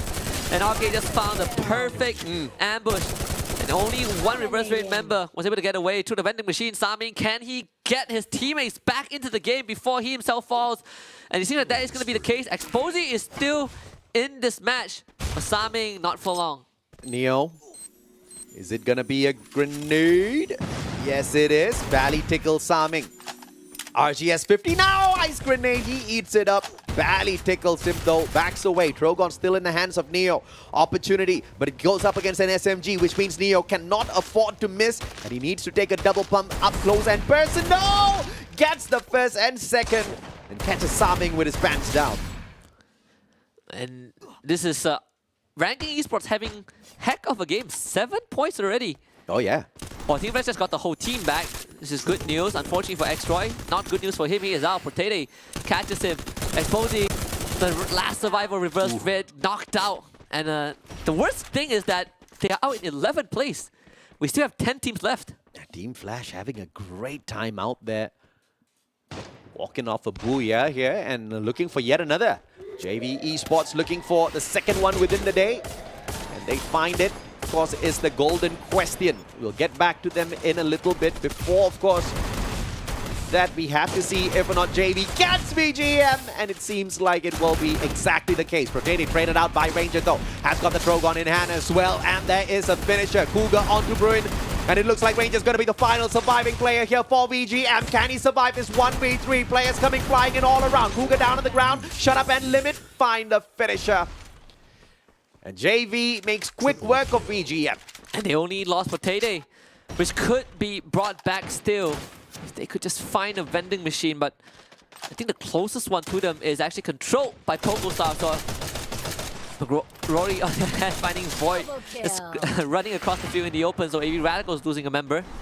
Illustrados Juegos now making a break into the circle, run straight into AV Radicals to take this fight. Rose losing a lot of health bar, but Rory just bulldozes through him. There's nothing that AV Radicals could do as they lose 2 more members, and God Kai left alone once more, and this time Limit will find his hit. And AV Radicals once again popped pretty early, 9th place for them. JV Esports on the way back, but too many teams outside the circle. Reverse Red, one of them, sorry, RK, one of them as well, alongside Team Flash. Jacket down on the ground. Neo, a little bit of panic plays here with the Drogon, pulls a 180, spots 2 players out on side and hand with the Bison, finds BO, and it looks like this might just be the end for Team Flash. Right outside of the circle, RK has got 4 players on hand, and he gets dropped. Jacket really low on HP, but it seems like the job is all done. Team Flash wiped. One of the closest fight ever. 3 members of RK in the red. But just like the previous game, Expand couldn't find a finisher on Team Flash. Team Flash could not find a finisher on RK. Illustrados Juegos though will have to deal with Expand, but it seems like Expand, they do not want to be a part of this. Too fast, he is out of here. And got shot out from the sky by McRory. But Cobra was able to bring his teammates back. This is revival gameplay for Expand. Let's see if or not they can wiggle their way around this one. Illustrados Juegos. 5 eliminations thus far, keeping their distance from Homeboys, and it looks like Homeboys do not have the numbers to keep themselves in the game here. As Expand, on the other hand, comes across Toda, lethal with their shots, takes out 2 prime players from the squad, and it looks like Toda will be able to continue to forge their way forward. Poco Stars up against Reverse Red in the next couple of seconds. IJ just flies right into JV, and Poco Stars, they see this happening. They might be able to intervene. JV from behind, Red 2 finds shut up. Protete instantly gets a backstab as a return. Raybell gets run down. Protete, this guy is a tank on his own, but McRory finally stops his rampage. But not before IJ loses 2 members though. The Shanks needing to run away as McRory gets dropped by Cougar. This could be the end for IJ, but McRory still surviving somehow, and Cougar snuffs it out. JV, with 2 members on the ground, they will have to abandon their teammates. As RK, on the other hand, will be dealing with Poco Stars, but they've already lost 2 members. Poco Stars coming in to get a pick up at an ambush from Neo to equalize the playing field. JV's actually outside the circle, saving their team members. Protete out of the equation though, as Toda takes that opportunity to take a couple of pot shots against them. Mercy circling in for Poco. One more good shot! Doesn't find the connection, and Hao-Ang still survives with the Bison. Neo and the Woodpecker. Mercy has to back away, but opportunity in a 1v2, and it looks like he's helped out by JV Esports. Oh man, Mercy was really about to get taken out. JV intervened, and that means Mercy gets to stay alive. JV though left just down to Limit. Limit switches place with Mercy and now finds himself in the same combat. The vending machine right in his face and brings Protete back. A godsend for JV, and Traps now shows up to take Mercy down. Poco Stars no longer in the game. Poco's out, JV going for yet another booyah, but up against the Malaysian squad of Toda, who are 4-man strong. Homeboys in the mix as well, playing the game of survival. 1 player inside, no key for the finisher, and he does exactly that. Limit and Protete out of the equation. Now 2 Malaysian teams are left, but I'm sorry, Chempal, this is the end of the road. And he knows that he's just gonna try to give himself away to the blue zone, and Noki not happen. Toda cashing in on their first Apuya on day 1 of the play-ins. I mean, he's having a good laugh. That was a fantastic elimination at the very end. Great plays out of Fikri, Traps, Noki, as well as Zen. Toda picking up a solid booyah for themselves, and it is one that they most definitely needed. You pointed out pretty well earlier that I think about 4 or 5 points with 4 or 5 teams with just 1 point away from each other. So this is a good leap up. This is definitely going to place them, if not in top 6, very, very close to top 6. Guaranteed top 6 for sure. It's just that top 3 is of course going to be a big question. JV Esports once again torturing everybody by increasing the distance that they have against everybody else on the overall leaderboard. And us of course expecting Flash, I was a little bit disappointed to see them clunk out a little bit early. Yeah, and Ranking Esports actually having a pretty good game in this round. In fact, it always feels pretty bad if you are not JV Esports, because you would be winning your games and realize that they are still putting ahead of you. Yeah. by a couple of points. Toda managing to walk away with a total of 9 eliminations earlier, as well as the Booyah. A total of 21 points gives them a total of 44. And if, of course, the rest of the teams did not manage to pick up enough points, that should put them in the 4th place. And I think this is the sort of the pattern for MCP squads. Like we would get the Booyah, but our elimination count are slightly on the lower end. Yes. Right? So we're relying a lot on having good placements, which in this case can be easily offsetted by more aggressive teams. And when we take a look at the results later, I think it would paint a very clear picture. Look at JV. They are just running through teams, right? This fight against Ilustrados Juegos crippled them, and they still made it to 3rd place. Yeah, I mean, the aggression out of JV was just unriddled, right, in that matchup against Ilustrados Juegos, who used to be one of those fast-paced teams within, battles, and many teams were not able to take care of them because of their mechanical skills, but those mechanical skills now have all disappeared. JV Esports are stepping up in its place. JV Esports is, again, still the topic of the day. Yes. As they should be, but of course, thankfully, the Booyah did not go to them, so no repeats just yet. It's Todak who scored 1, and this time, the elimination counts on the lower side, but definitely a lot more acceptable than what we saw from the group stage, where they played the no elimination game. I was a little nervous that JV Esports was going to break the 100-point limit just within 4 games. I mean, that would have been absolutely ridiculous, but they just shy of it by, I think, about 6 or 7 points. Which is too crazy, right? Which is, yes, crazy. If you look at the average, it is still pretty crazy. Correct. Yeah, I mean, you're talking about an average of 23 points per game. I mean, that's quite a bit to ask for, and that shows the consistency that some of these other teams just have not been bringing to the table. I mean, yes, it's a great Booyah for Toda, but how many more rounds can they get into that final circle? They've shown us that the capability of survival is there, but without a lot of engagements on their side. And I think also what separates the good and the great teams are teams like Todak. Sometimes when they succeed in a round, a lot of factors have to fall into place, right? Yes, but correct. The greater teams, they make their own opportunities. Like look at JV, they are constantly making these rotations, right? Yeah. A lot of experienced teams are always on the move. Yes. But they move with a purpose. Yeah. And a lot of times when they get caught out, they win those fights, and that's where we start to struggle a little bit. We get caught out, and that's it. We lose the fights, and then we lose the round. This time, RK had a phenomenal game. I think they kind of lucked out against Reverse Red. Reverse Red got caught in a skirmish, I think, between themselves as well as Homeboys or Toda. One of the two. Yes, one of the two. I think it was Toda, and then they fall back and then right into RK. Yeah, unlucky in terms of the decision making there. They did not expect RK to be right behind them, but these are those scenarios where you will really have to use your pets. You want to use that Arbon, you want to use that UAV, you want to check out your 6 before you make a rotation, because you make that plan in panic and you might just pay a high price, which they did.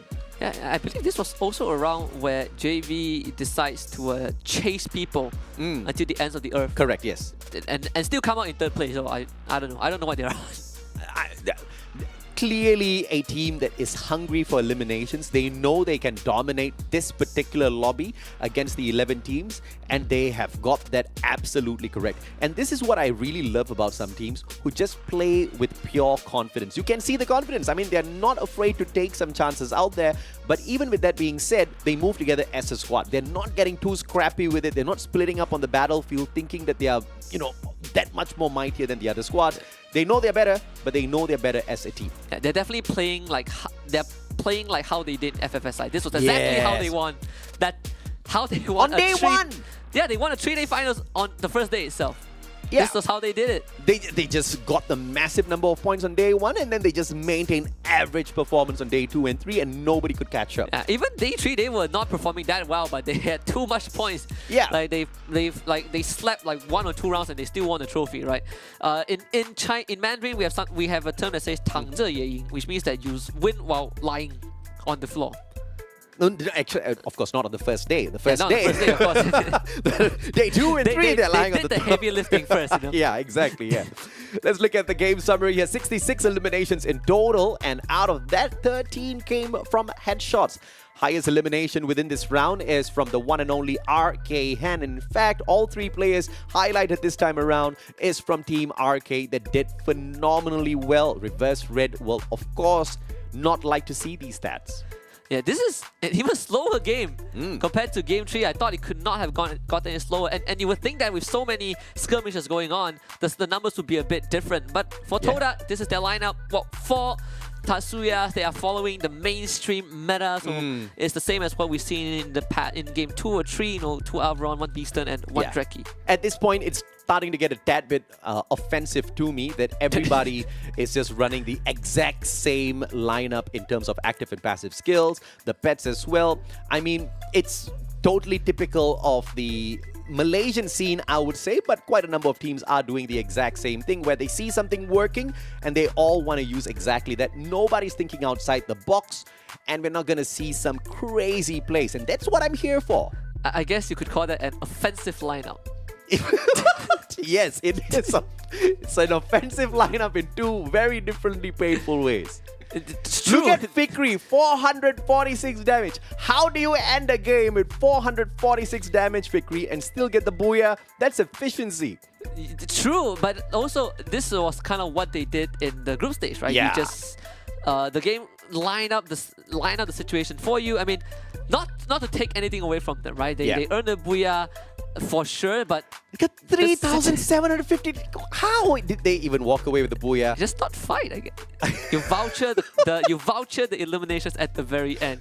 But to be fair, they did make some very strategic decisions, right? Like the fight against Reverse Red, they realized that we're in the circle, we're not gonna chase it. We just play for the circles, and they did just that. They got the booyah. So you gotta check out the game standings. How much did Toda get from it? It's 21 points, which places them in 3rd.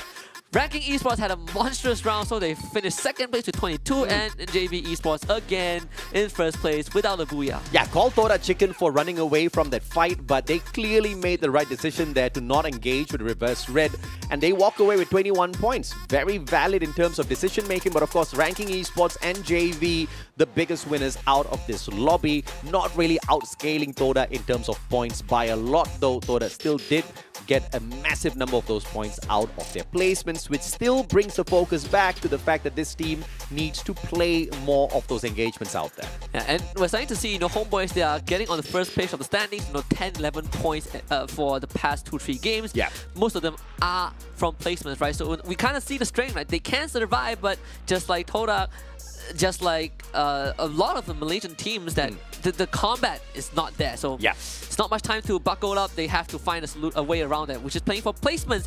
And if you always feel tired and you feel like you can't game good enough for your teammates and they always scream at you, don't worry, I have just a solution. Just take a swig of the Monster Energy and you will not only unleash the beast within you, play better, and now you get to shout back at your teammates and tell them how much you hate them. Monster Energy does not encourage shouting. Only playing and winning, okay? That's exactly how you get it done. But of course, if your phone just cannot keep up with the competition, then you're just not running the right chipset. Yeah, not running the right chipset, not running the right phone, and perhaps you would need the Snapdragon chipset. Snapdragon Elite Gaming when winning matters. And on top of that, again, you need the right phone. So you have Samsung Galaxy, one of our partners with the S23 Ultra, allowing you to chat epic and level up your game. And then you mix them with the Monster Energy and it will be the best phone ever. Try it at your own risk. But something that you can try without imposing any risk is to check out DHL, because they're offering career opportunities and you can level up your career with them. They have cutting edge technology in AI and they can help improve your career. Check them out, esl.gg/FE-career. Alright, I'm gonna sign up for DHL. I'll be right back. We'll head for a short break and we'll be back for game number 5.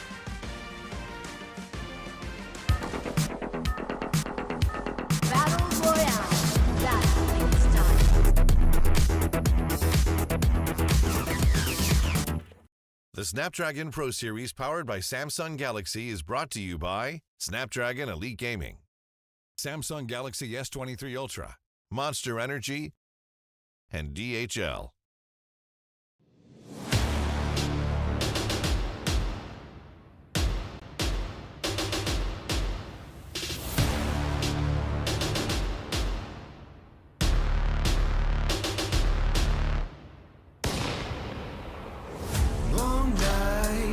Sharp daggers, cold steel, blood dripping down the wall, blood rushing down the hallway.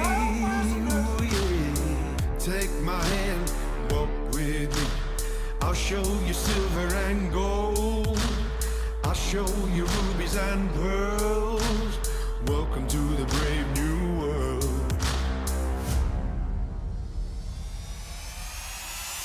Be the hero of the story. Take no prisoners or reach up for glory. Be the ruler of the city.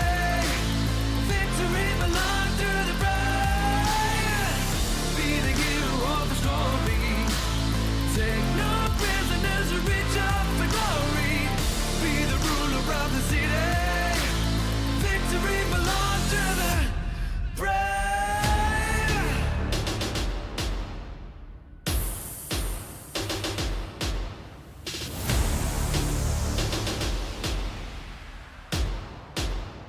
Victory belongs to the brave. Brave. Got to be stronger. Brave. Got to be great. Brave. Got to be strong now. Brave. Victory belongs to the brave. Be the hero of the story. Take no prisoners or reach up for glory. Be the ruler of the city. Victory belongs to the brave. Be the hero of the story. Take no prisoners or reach up for glory. Be the ruler of the city. Victory belongs to the brave. Oh, yeah. Oh, yeah. Oh, yeah. Got to be stronger, got to be brave. Oh, yeah. Oh, yeah. Oh, yeah. Got to be stronger, got to be brave.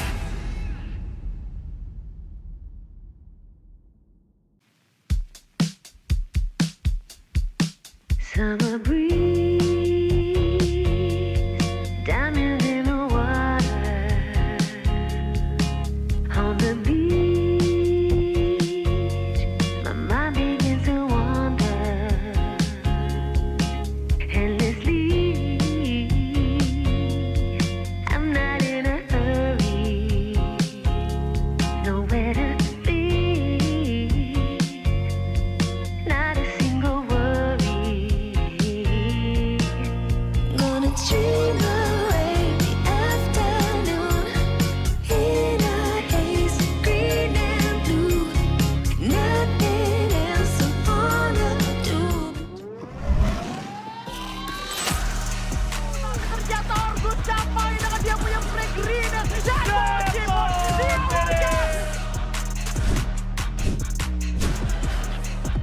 Hasta la vista! Boya!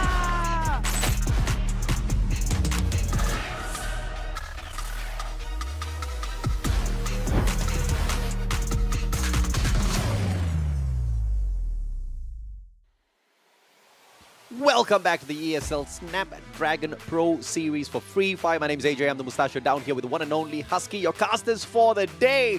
4 games, 4 different winners of the Booyah. What more can we ask for? And one final destination, which is Bangkok, Thailand, and that's where our challenge finals will be happening. And if you want to attend, let me tell you some great news. First of all, registration is free. Second of all, you can register right now by scanning the QR code down below. And third of all, the first 500 to reserve their spot will get some freebies. And before I forget, it's in Bangkok, Thailand. So there's 4 good things all at once. And of course, I've talked about how we always need to juice ourselves up with Monster Energy, and I cannot get enough of it. So thank you once again, Monster Energy, for allowing everyone to unleash the beast within them. Check them out at www.monsterenergy.com/gaming and pick up my favorite flavor, which is Fruit Punch. The pink color one. Original. That as well, but you know, sometimes I love variety. Right? Fasha would agree. Fasha also loves the Fruit pink Punch one. punches me too softly. What? Punches me with love. Sure. Let's head on into this battle. This time round, once again, Bermuda, back we go. Sentosa housing our high-tier loot zone. The blue circle is going to be pretty welcoming, but nobody wants to go there just yet.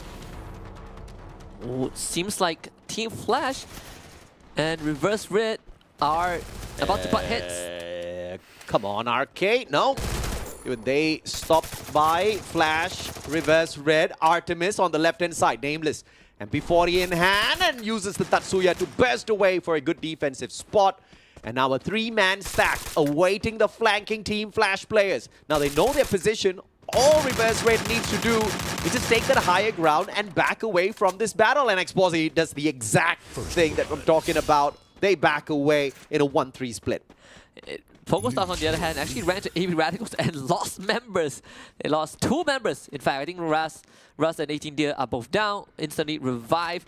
And PogoStars going for the split, so not off to the best start that they could have hoped for. Reverse Red takes control of Mill, able to force Team Flash away, and might end up shooting at AV Radicals instead. VJM, on the other hand, up against Expand. V-Tan is already down. Here comes Brunier turning the corner, gets stuck at the wall. And XL takes advantage of that. There's 2 members of VJM already down. X-Roy backing them up, and Expand wins it hands down. And welcome back to the one and only Crime MKS. Axel, Roy, Crime, all backing up each other. They do manage to win out the initial skirmish. Flash versus AV Radicals, on the other hand, just not checking out for Team Flash just yet. AV Radicals does have a good upper hand here. Artemis already tucked down a couple of bits here on his HP, but a good reversal comes on through as Void gets dropped. Yan been traded out, but God Kai follows suit as well as Artemis, and the Mag 7 just shows no chill in that engagement. Yeah, AV Radicals didn't even have much time to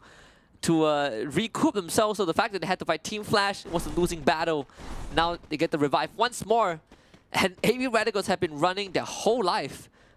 I think from round 1 until now, they have not been able to catch a break at all. Nah, they have not been able to do that, man. JV Esports, on the other hand, not giving anybody else a chance to catch a break, PE Sports included. Barnes gonna get caught out, tagged up, wasted 1 glue wall before going down, but shut up. Traded out though, and that is Illustrados. McRory catching him off guard and putting him out of the misery. But of course, JV Esports 3 points up and quite a bit of money, should face no issues whatsoever, bringing him back with that vending machine right up front of them. Yeah, nothing much was lost, but JV now knows that there's a separate team nearby, or at least Shoutout will give that info. Team Flash continues to be on the run, and at least for Bayo, he is very far ahead of his team as a scouting party and might run into AV Radicals again. Expand up top. Engagements on their side thus far. All thanks to the team that they met earlier on at Peak. That was, of course, the one and only VGM, trying to bet their lives against Team Expand this time. The engagements just didn't go their way. They couldn't find that Mac 10, though. Beautiful Mac 10 that gave them the 2 knocks, including the one onto their captain of Expand in Bermuda round 1. So definitely a slower start. PE finding a vehicle to get away. In fact, Illustrator's Quakers are running towards them. So this could be IJ deciding to go on the offense. A full-blown team fight at Rimnam Village. You see the Alvaron thrown out already. The Dinocular scanning 3 members of PE in that vicinity. Don't Cry on the flank. Does IJ find him though? And it seems like they do it. Don't Cry exposes himself. First shot from Ray Meow. Second one connecting. The third one through the glue wall. And Don't Cry is having a rough time. 4 in a row. Don't Cry finally able to duck out of sight. And that means that IJ, they're now going to chase him down. Yeah, the Tatsuya just doing him a lot of good in that position. Don't Cry backs away, back together with the rest of his team members now. And the bait is absolutely beautiful. Now PE Sports expecting Illustrados to come their way. Instead, they back away towards a better defensive spot. They know the blue is going to be dragging PE Sports right towards them, so why run out of their way? Smart play by Illustrados. And Illustrados just going to form a half circle around Rimnam Village. Now the PE have to get through IJ. Team Flash, Yanbin brought back up, and Twix not that lucky. Team Flash finally catches up to AV Radicals, and Twix gets taken out. 4 points for Team Flash at the start of the game. And Twix gets revived once more. Let's see if or not Team Flash can continue more of this. 4 eliminations thus far at the very start of the game itself is a phenomenal start for any team. Written pretty broke. Very thankful to find a coin machine right out in the open. Nero tagged up by Brent 2. The Car 98 is not going to do a lot of damage. Oh my god, that's not the way to do it. Shanks shows up, gets bust down, and Nero finds Brent 2 as well. Beautiful opener for PE Esports. Now using the portal against Illustrados, and Ramiel goes down. These guys are on fire. PE Esports using the weaponry of their opponents up against them, and now leaving McCrory all alone, running to save his team. And thankfully, McCrory got the revive onto Brent 2, but he is also going to be taken out. All things went so wrong so fast for Illustrados Juegos. They got the advantage. They decided to push the armor. But unfortunately, they just could not pull it off. 4 points just like that going over to PE. And that's why you never open a portal when your opponents have their eyes on you, because they can use the portal as well. Brent 2 now tasked with a crazy responsibility, and that is to survive. But he is going to get caught out by Protete. Farmers in hand. Forced to use one glue wall, but Cougar goes in for the finisher. But Limit says, don't worry, guys. Takes the shot from afar, puts the final player down. Oh, that's gonna be a tough pill to swallow for IJ. In a blink of an eye, they got taken out in 11th place. Span on the other hand, well, facing the nemesis once more is Team Flash. Okay, chance for revenge here. Artemis Max 7, deadly shotgun, up close and personal. Yanbin has the Drogon, backs away.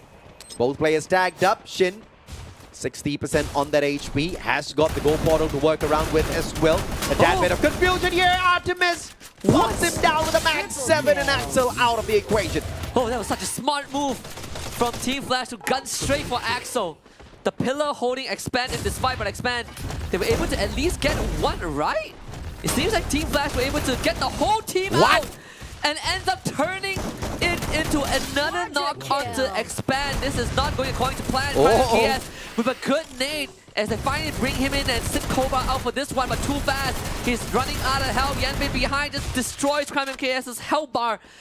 To Expand, they are not long for this world as Team Flash finds himself a 3v1 and Expand again loses out against Team Flash. Ooh, that was a rough one.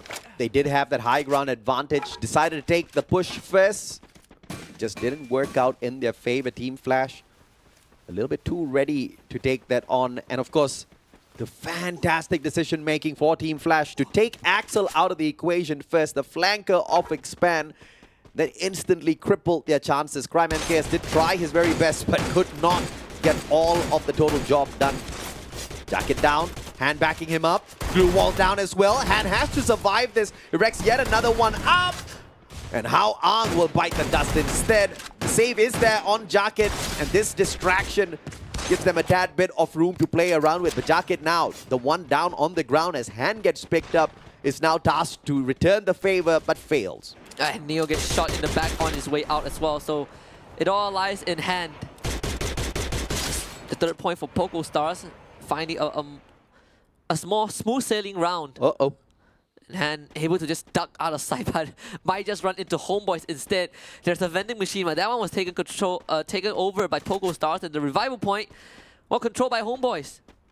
He has his hands tied. Freebie for Homeboys here, but Han has a fantastic gun on hand. The Groza, great for mid to long range engagements. That is the upgraded version as well. Groza X in hand and limit. Beautiful long shot. And that AWM never fails to deliver. PE Esports now down by one player. A 4v3. JV Esports going in for a full push with the 3 players. One still hanging back. And that's going to be shut up with the vehicle in hand. M1014 as well as he sets this up. But a tad bit too far away from the rest of his team members. And PE Esports back away in towards the confines of Mars Electric. Again, facing off against the barrel of JVE. We've seen this plenty of times. How are they going to do this though? Koga leading the charge, and the Mars Electric, that is the gateway into the circle if they can get rid of PE Esports. And Don't Cry getting ambushed. Shot by Shut Up from behind, and there was no chance at all. Shut Up though does get dropped by Nero, but there is backup there. Nero with the nade, unfortunately, actually was able to hit Shut Up with the RGS instead. Cougar will have to reposition Shut Up. Finished off. Cluster coming in from Nero as he tries to play number 2. Ban actually turns the corner, finds Limit, but does not take him down. So Limit able to dash to safety himself into Hong Ang, and JV finds himself in a rough spot. Limit has to barricade himself with the glue wall. 3v3 though, this is still very doable for JV Esports. It's all up to exactly who takes this first shutdown. Ban trying to circle around, but the glue wall barricade a little bit too strong, and Hao Ang with a flying shot and maybe 2B straight to Protete's chest.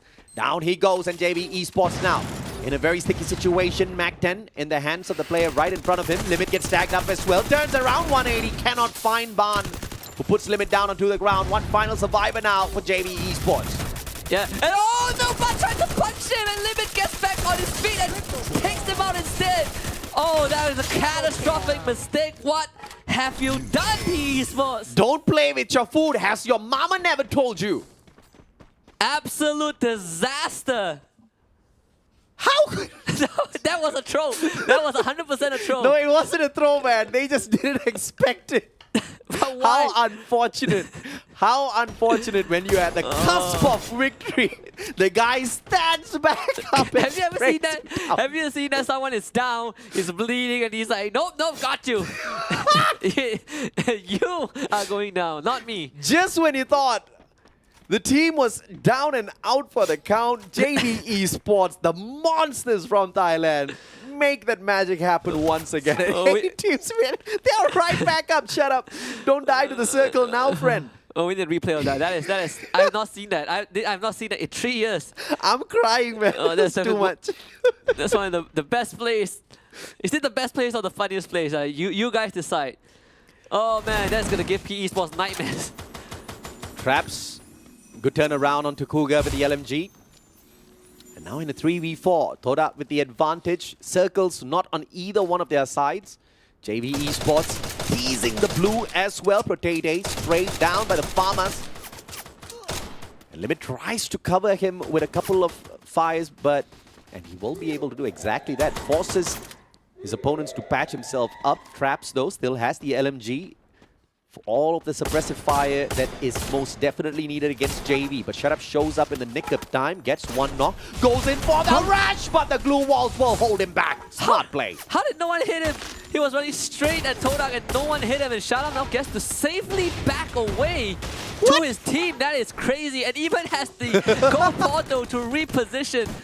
And JV Esports on a whole nother level. AB Radicals on the other hand still hanging on with 3 of their members. And they still manage to turn around and get a 180 snipe onto the heads of one of the Toda players. What a torture. JV Esports, I believe, they're going to continue the pressure. And Protete takes victory out of the equation. Zen does manage to trade him out. Protete out of the equation. Needs to force a repurchase here of the player. Cougar down on the ground. It looks like JV Esports, little by little, are getting crushed. And Bayo gets a freebie onto Twix. Just have Godkai left to deal with though, and this blue zone is really starting to hurt Godkai. It's just healing for dear life, but that glue wall is about to crack. Bayo now finds Void, who gets to gatekeep him. So this is a chance for ABR to finally wipe Team Flash off the face of Bermuda, but Bayo is not making it easy. Yeah, Kai's is spending way too long outside the circle. I mean, if there's a good time to run, now's a... And Saming actually claims the knock, but Bio is there for the securing of the final point. Bio out of the equation, Flash out in 8th spot. Toda, on the other hand, pretty comfortable in this next safe zone. And somehow, JV are still in the game, and they find themselves at the edge of the circle. It's Limit though. Look at that, 12 eliminations. Who could have thought? And another massive round, 12 eliminations. We've got 6 more teams to go. 16 players out there on the battlefield, including him, which means a potential 15 points for Limit. I mean, sky's the limit sometimes for this guy. Let's see if or not he can survive a little bit longer as 18 Deer finds Jumbo. The Charge Buster puts him down onto the ground, and 18 Deer out as well. Mercy finds the trade. Lean down. Here comes Red now. Reverse Red storming the front, and it looks like Team Poco will not be walking away from that one. Limit gets spotted by Spade as Limit tries to make a break for it. It ends up going down. Reverse Red now in this shack. Nameless just firing all around. And finally, Diamond is the one that lands the fatal blow. Poco starts out in 5th place. Reverse Red with the full team still left alive. Homeboys showing up consistently now towards the final circle. This is what we want to see out of the Malaysian scene. As RK gets taken out, Diamond with a final charge buster shot. Reverse Red now circled up by Homeboys as well as Stoda, Traps and Raja on the right hand side. But look at this Reverse Red on two sides of the map. And they are playing the Go Portal to the team beautifully from across the map. And Spain was able to find Diamond. You have to break them one by one. Exposy was able to find Traps, but doesn't threaten Homeboys. Exposy with the final blow on to Todak, and now Reverse Red have the full team available to take on Homeboys. This is Homeboys' best chance, but it's against a team that wiped them up in the first game. Yeah, Reverse Red now. They've got the man advantage. See if or not they're going to use that Go Portal once again to push towards the opposite side. Spade, M82B, the right-hand side flank, through those glue walls. He's making big work, but as the final player for the side of Homeboys, this is absolutely impossible. Just the wrong gun for this rendezvous. Mag 7 does absolutely nothing. Reverse Red walks away with yet another booyah. Not even close for Homeboys. But, I mean, it's Reverse Red, and it was just a outclass at the very end. Another booyah for these boys. Second of the night, and Saming just, doing a bit of push-ups in the mid. This is how they've been able to stay in tip-top condition. They do push-ups after every game. They've been able to stay tip-top because he's got some fly jammies, bro. Look at that. That as well. Look at that. Nice look at this. jammy. Look at the cute jammy, man. Great pajamas, great hair. It's not even the same. It's not even the same as his portrait. He re-dyed it at some point in time. It was a great game for Reverse Red. This time they do not get caught out by RK. They walk straight on in. They manage their circle so well, playing it super safe at the very start. I believe when we got to the 5th circle, they only had 4 eliminations in their name, but they slowly raked it up towards that final circle. Yeah, and this game definitely has some memorable moments. The Esports will be kicking themselves for that. Will we see in this replay? That is all I want to know. This should be it. I guess the knock decides to play with it. We can't even show it because it's too brutal. No, this is the one. This is the one. Yeah, just know that Limit stood back up and took him out. Unfortunate that we missed that replay, but it was one of the most uncalled for moments. You can't even fake that. In the history of Free Fire. That was just too much. I thought building glue walls in mid-air to survive the circle was by far the most creative thing I've seen, but this one this one takes the cake. In the official league, I think they would have been disqualified for that. But, whatever rocks your boat, as much as the entertainment you want to dish out for us, we'll take it. We will take it. But this is good news for Todak and Homeboys because they finished, at least for Todak, right? Top 3, 2 games in a row. Got the booyah in the previous game and now finishing 3rd in this game. And Reverse Red hitting both the booyahs on Bermuda. So it looks like we've got the king of the map as far as these 12 teams are concerned. And if Saming keeps pumping all of those triceps, the guy's going to be a monster in real life as well. Yeah, I believe his teammates can see him do that, right? You know what? I wanted to get another booyah and I want all 4 of them to get down. Just make sure you don't do too much push-ups. Later, your aim starts getting wonky, right? I know, right? I know. I mean, if the next game he doesn't hit his shot, we know exactly why. He's reflexing too much. Too much. Too much. Just do it the MCP way. Show your girlfriend, show your pet. Play stupid games, win stupid prizes. Don't do push-ups during the tournament. But of course, as much as they want to have fun, I'm pretty sure some of the other teams are getting heated up as well. This is not going to be the last time we see of them, but we have not seen enough consistency from Reverse Red to really see them as one of the biggest threat out there. Okay, I believe we have to, this is the one. Look at this, look at this. And up he goes. Bicep. Can you imagine? This is how you differentiate video game and real life, because this will never happen in real life. No one has ever get shot. It will happen in real life. It takes you out instead. That's never happened. Oh man, we still have like what, 3 more rounds to go. 3 more rounds of that, I'll take it, man. I'll take 10 more rounds of that, right? Fantastic play. And JV, from moments of getting wiped out, they just turned the whole situation around. PE Esports had the numbers advantage, made into nothing. They wiped the squad out and continued running around. If they wiped out JV Esports, this would actually be their worst round of the day. They wouldn't even hit more than 10 eliminations. Yeah, and they failed. And they failed. And they failed. And JV now has exceeded 100 points on the overall leaderboard for sure. Clearly the number one team. But the question is, can they beat 170 points? 170. If they get like 2 more booyahs, perhaps, sure, right? They've right? gotten like 4 booyahs on day 1 on the group stage, and that is out of 8 rounds. Yeah. So if they win the next 3 rounds, 100%. But as explosive as this game was, the numbers reflect differently. It shows that it's actually a very standard round, right? 42,000 total damage, 60 total kills only. I guess the teams are being a little bit more conservative with the amount of heatedness they bring into each and every single gunfight. It's good. It shows that a lot more of them are trying to shy away from battles rather than go out all YOLO, because, you know, you technically do not just live once in a battle royale, especially when it's free fire. And you've got 8 games. You gotta really pace yourself out. I believe we have at least 5 people who decided to surrender themselves to the blue zone, because we have 60 total kills, but 17 total revivals. So the numbers they check out. I think some of them decided that to go out in the blue, which is kind of a last resort if you really felt like there was no chance winning. But there it is, the loadout for Reverse Red. I think the only team so far we saw today that runs a triple Tatsuya and one A124. Yeah, absolutely correct. And of course, Diamond usually brings those pops in great timing. We've seen Reverse Red really demolish their opponents, especially in those close quarters combat. You know, when you head on into one of those compounds, Diamond pops the A124. You've got Nameless and Exposi running at all of your opponents with the Tatsuya burst. You can't really get more than that. And of course, they are the main fraggers of the squad. Look at these numbers, man. Accuracy-wise, nothing much to flex about with the 15 and the 14% accuracy, but 3 and 4 kills combined, they've got a 7. They're doing a lot for the squad. Yeah, doing just just above average, right? And a lot of time, Saming's stats can be quite deceiving, right? You see like, oh, this man, we say so much about him. It seems like we're glorifying his achievements. Sure, he gets low kill counts, but a lot of the setup was done by this guy. As well.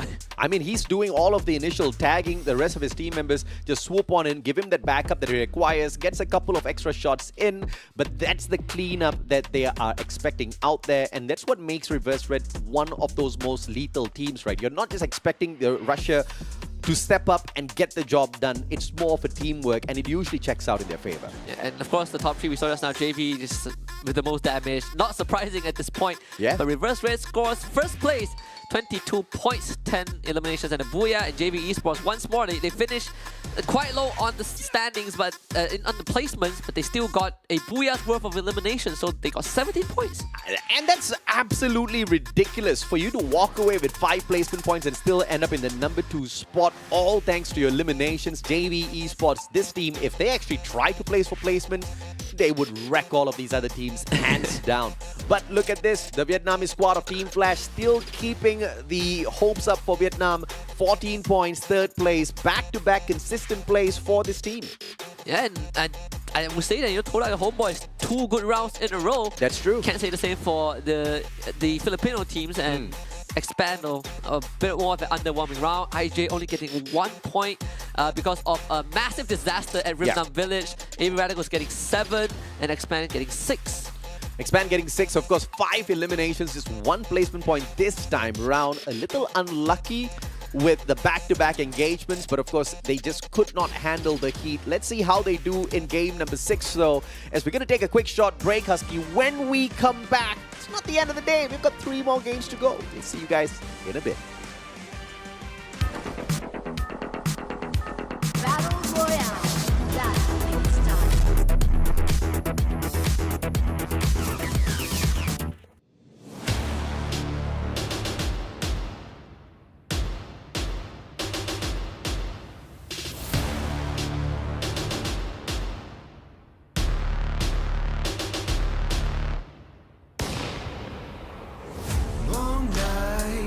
Sharp daggers, cold steel, blood dripping down the wall, blood rushing down the hallway. Ooh, yeah. Take my hand, walk with me.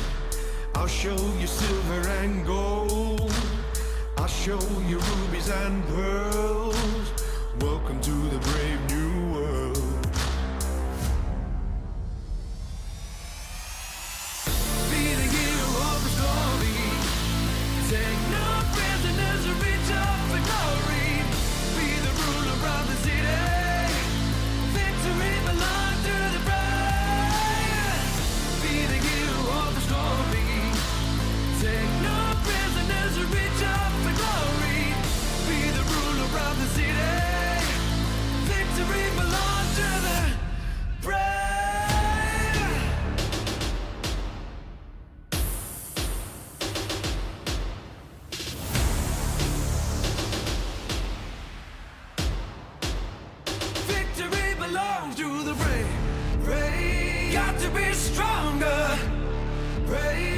got to bring the rain. Rain. Got to be strong now. Rain. Victory belongs to the brave. Be the hero of the story. Take no prisoners and reach up for glory. Be the ruler of the city. Victory belongs to the brave. Be the hero of the story. Take no prisoners and reach up for glory. Be the ruler of the city. Victory belongs to the brave. Oh yeah. Oh yeah. Oh yeah. Got to be strong. I got to be brave. Oh yeah. Oh yeah. Oh yeah. Got to be strong. I got to be brave.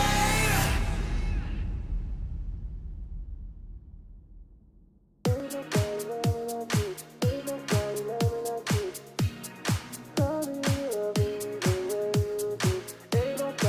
me like you.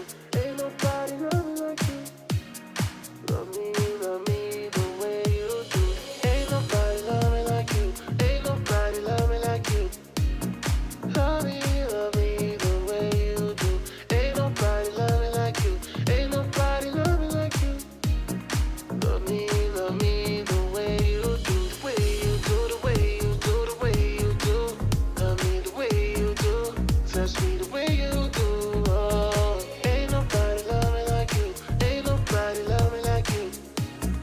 Love me the way you do. You do.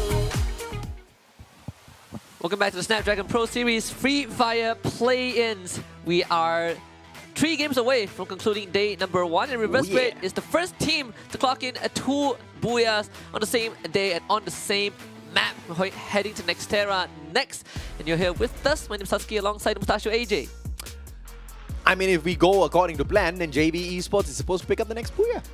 They could take Booyahs. We scripted this out. They could have gotten all the Booyahs for all I care with the points that they have. They could have had 4 Booyahs by now. And let's take a look at their score. There it is, 110 points. Leaps and bounds ahead of Team Flash in 2nd. Reverse Red 3rd. Todak in 4th place. Ranking in 5th. Popo Stars in 6th place. I mean, quite a bit of distance between Toda as well as Reverse Red, but what a climb by Team Toda. Representing Malaysia, 56 points in total. Homeboys, on the other hand, are quite a bit behind them. I would say 1 Booyah away. Expand now, the last team in terms of Malaysian rankings. Toda leading the fray. Expand the tail end of things. Homeboys even ahead of them by 3 points. So if you want to wake up, now's a great time, Expand. Now you're really seeing the gap widen a little bit, right? Like we say, Homeboys had 3 decent rounds, but Toda had it so much better. In fact, having a slightly more comfortable position, they could have 1 poor round and still be in 6th place. In the worst case scenario. So right now, the teams on the 2nd page, it's time to really pump the gas up because the gap is widening, and there might be a world where you do not have enough time to break into top 6. Yeah, but realistically speaking, I think Expand is still out there experimenting. They're not in their very serious phase just yet. They know that they've got 3 days of play, and they know for a fact how good they are in comparison to the rest of the Malaysian teams. But of course, you can't really take too much of those chances. You still do have to put out a good performance, decent enough to, at the very least, fight against the top 3 teams. Expand with a hot drop, though, at Rustown against AB Radicals. Speaking of experimenting, Expand, they are going to switch out both Cobra and Axel. They bring in Sin this time. Yeah. So the 4th version of Expand we've seen so far. We'll see how this is going to pan out too fast. In the first contact against Twix, does need help, and he's going to receive some backup. Twix able to dash away, but losing majority of his health pool. And there's a lot of information given over. Excel's too fast, continues to take the fight this time against the Void, and he's winning that one. So Expand off to off to advantageous start already. Yeah, fantastic gun to pick up very early game, the shield gun. You don't really have to depend on your glue walls. You can just stand out in the open, take your shots. But of course, if you're sidestepped and if you do have anyone taking your backstab against you, perhaps that puts you in a tough little spot. Now, here's the problem. Here comes RK, Hao Ang with Jacket in the most dangerous position. And I believe he just took a spot shot against Too Fast, followed up by a player from the side of AV. That actually saved Too Fast because Void could not finish the knock. So Too Fast, he will be able to receive assistance unless Neo has something to say about it. But RK, they are firing at AB Radical, and the Twix ends up dropping in their hands instead. But that means that Expand is also not having a good time. Crime MKS is able to bring Too Fast back up, but here comes Ranking Esports, storming the building. A glue wall, though, will slow that down a little bit as Huang will need to heal back up. Yeah, Huang missed a great nade opportunity there to take down two players who were going in to assist their captain Too Fast, and now an all-out brawl. Here comes RK. Huang just going in for that right-hand side flank, not meeting any players just yet. Ice grenade out towards the entrance of this spot, and a double vector entrance by Huang. Finds absolutely no one just yet. The follow-up, though, just managed to put Too Fast on the ground. Huang just runs through the entire team of Expand to get to the back, but finally to take him out is Jackie and Neo. Left alive, Huang will need a bit of help. Expand's health bar also not looking too good as Neo tries to look for a wraparound. It's going to be a long journey around this compound, but he was able to buy hand back nonetheless. Sin not doing too well though. He is in the red and a bullet could take him out. You can see him hopping and jumping, but he still gets shot in the feet and he is out. And Expand, they're down to just Roy and Too Fast, the Malaysian players of the squad, but Too Fast is trapped behind that glue wall. Yep, good thing for Too Fast. There's no grenades in the hands of his opponent, but here comes JV Esports to clean up house. 3 eliminations in hand already, and they want to take that up to 7. Vending machine right here as well in case things do go south. Expand in a very tricky position. A little bit too risky to take this drop into Russ. Everybody's going to be hunting down for this drop spot, all thanks to the sheer amount of loot that's available within the compound. Oh no. And Jacket does manage to find Protete. Shut up, turns around on him. Protete can be picked right back up. JV Esports just makes quick work of everybody. And of course, they start with eliminating Expand first. And the craziest thing about all this is that while Expand was fighting Ranking Esports, JV wiped out AB Radicals off screen. Just another day for JV. And now they get control of Rusttown. They just needed this guy, and they would have wiped 3 teams back to back. Yeah. And on top of that, they are now uncontested. I mean, if you look at the map, there's no one contesting JV. Insane stuff JV Esports capable of, and I guess they were biding their time, waiting for an opportunity just like this. But of course, nothing much was shown in the group stage for them to really climb up the leaderboard, but taking great advantage here at the play-ins, showing no mercy to anyone whatsoever. Speaking of mercy, does have a little bit of a cheeky play around here with the go portals. Manages to lay one out. Gets out of range for that auto aim and puts himself in a good enough position to play for keeps. Yeah, all that chaos is happening on the eastern side of the map. The west side is still a bit peaceful for now, unless Tora decides to make a move. Aleem should see this. Reverse Red actually used the binoculars to scan where Poco Stars are, but finds no one. So we'll see if Reverse Red will decide to move from where they are. From Toka is a safe spot to be in. Mercy though gets caught out in the open by Torak. This is not good news for Poco Stars. Not a great gun in the hands of Raja, the Woodpecker. Great armor penetration capability on this gun, but when there's a glue wall in front of you and your opponent, perhaps nothing much to penetrate. I mean, 2B could have made the world of difference with the capability to penetrate through those glue walls. It makes them absolutely useless. Now Raz tagged up. PocoStar spread out quite wide on the battlefield. And Toda has a great opportunity to shut them down because of their positioning. Double tag on Raz triple. Yep. And a beautiful knock. Very straightforward. Not much resistance. I don't think Raz had any glue walls as well. Well, Toda gets 2 freebies. PocoStars will have to be on the run once more. And Raz instantly gets brought back, but Toda not done just yet. In fact, yeah, they're trying to shoot Raz out from the skies, and Raz is going to fly right into the radar of Homeboys, and then the team flash. If Homeboys catches up with Toda, this is going to be a little bit of a unfortunate moment for Todap. And Homeboys, I will have to say, Shin down on the ground. But the pickup is there for Yanbin. Circling around, Homeboys just not able to take advantage. Betche down on the ground. Jembal and Luffy hanging on for their dear lives now. Luffy, where do you run? They were in an advantageous position and the Flash is circling around. Homeboys now, they just have absolutely nowhere else to go to play for safe. They take the goal portal and Luffy is going to be bait. And in hopes... Oh, there is a vending machine. In hopes that Jembal can get away in time.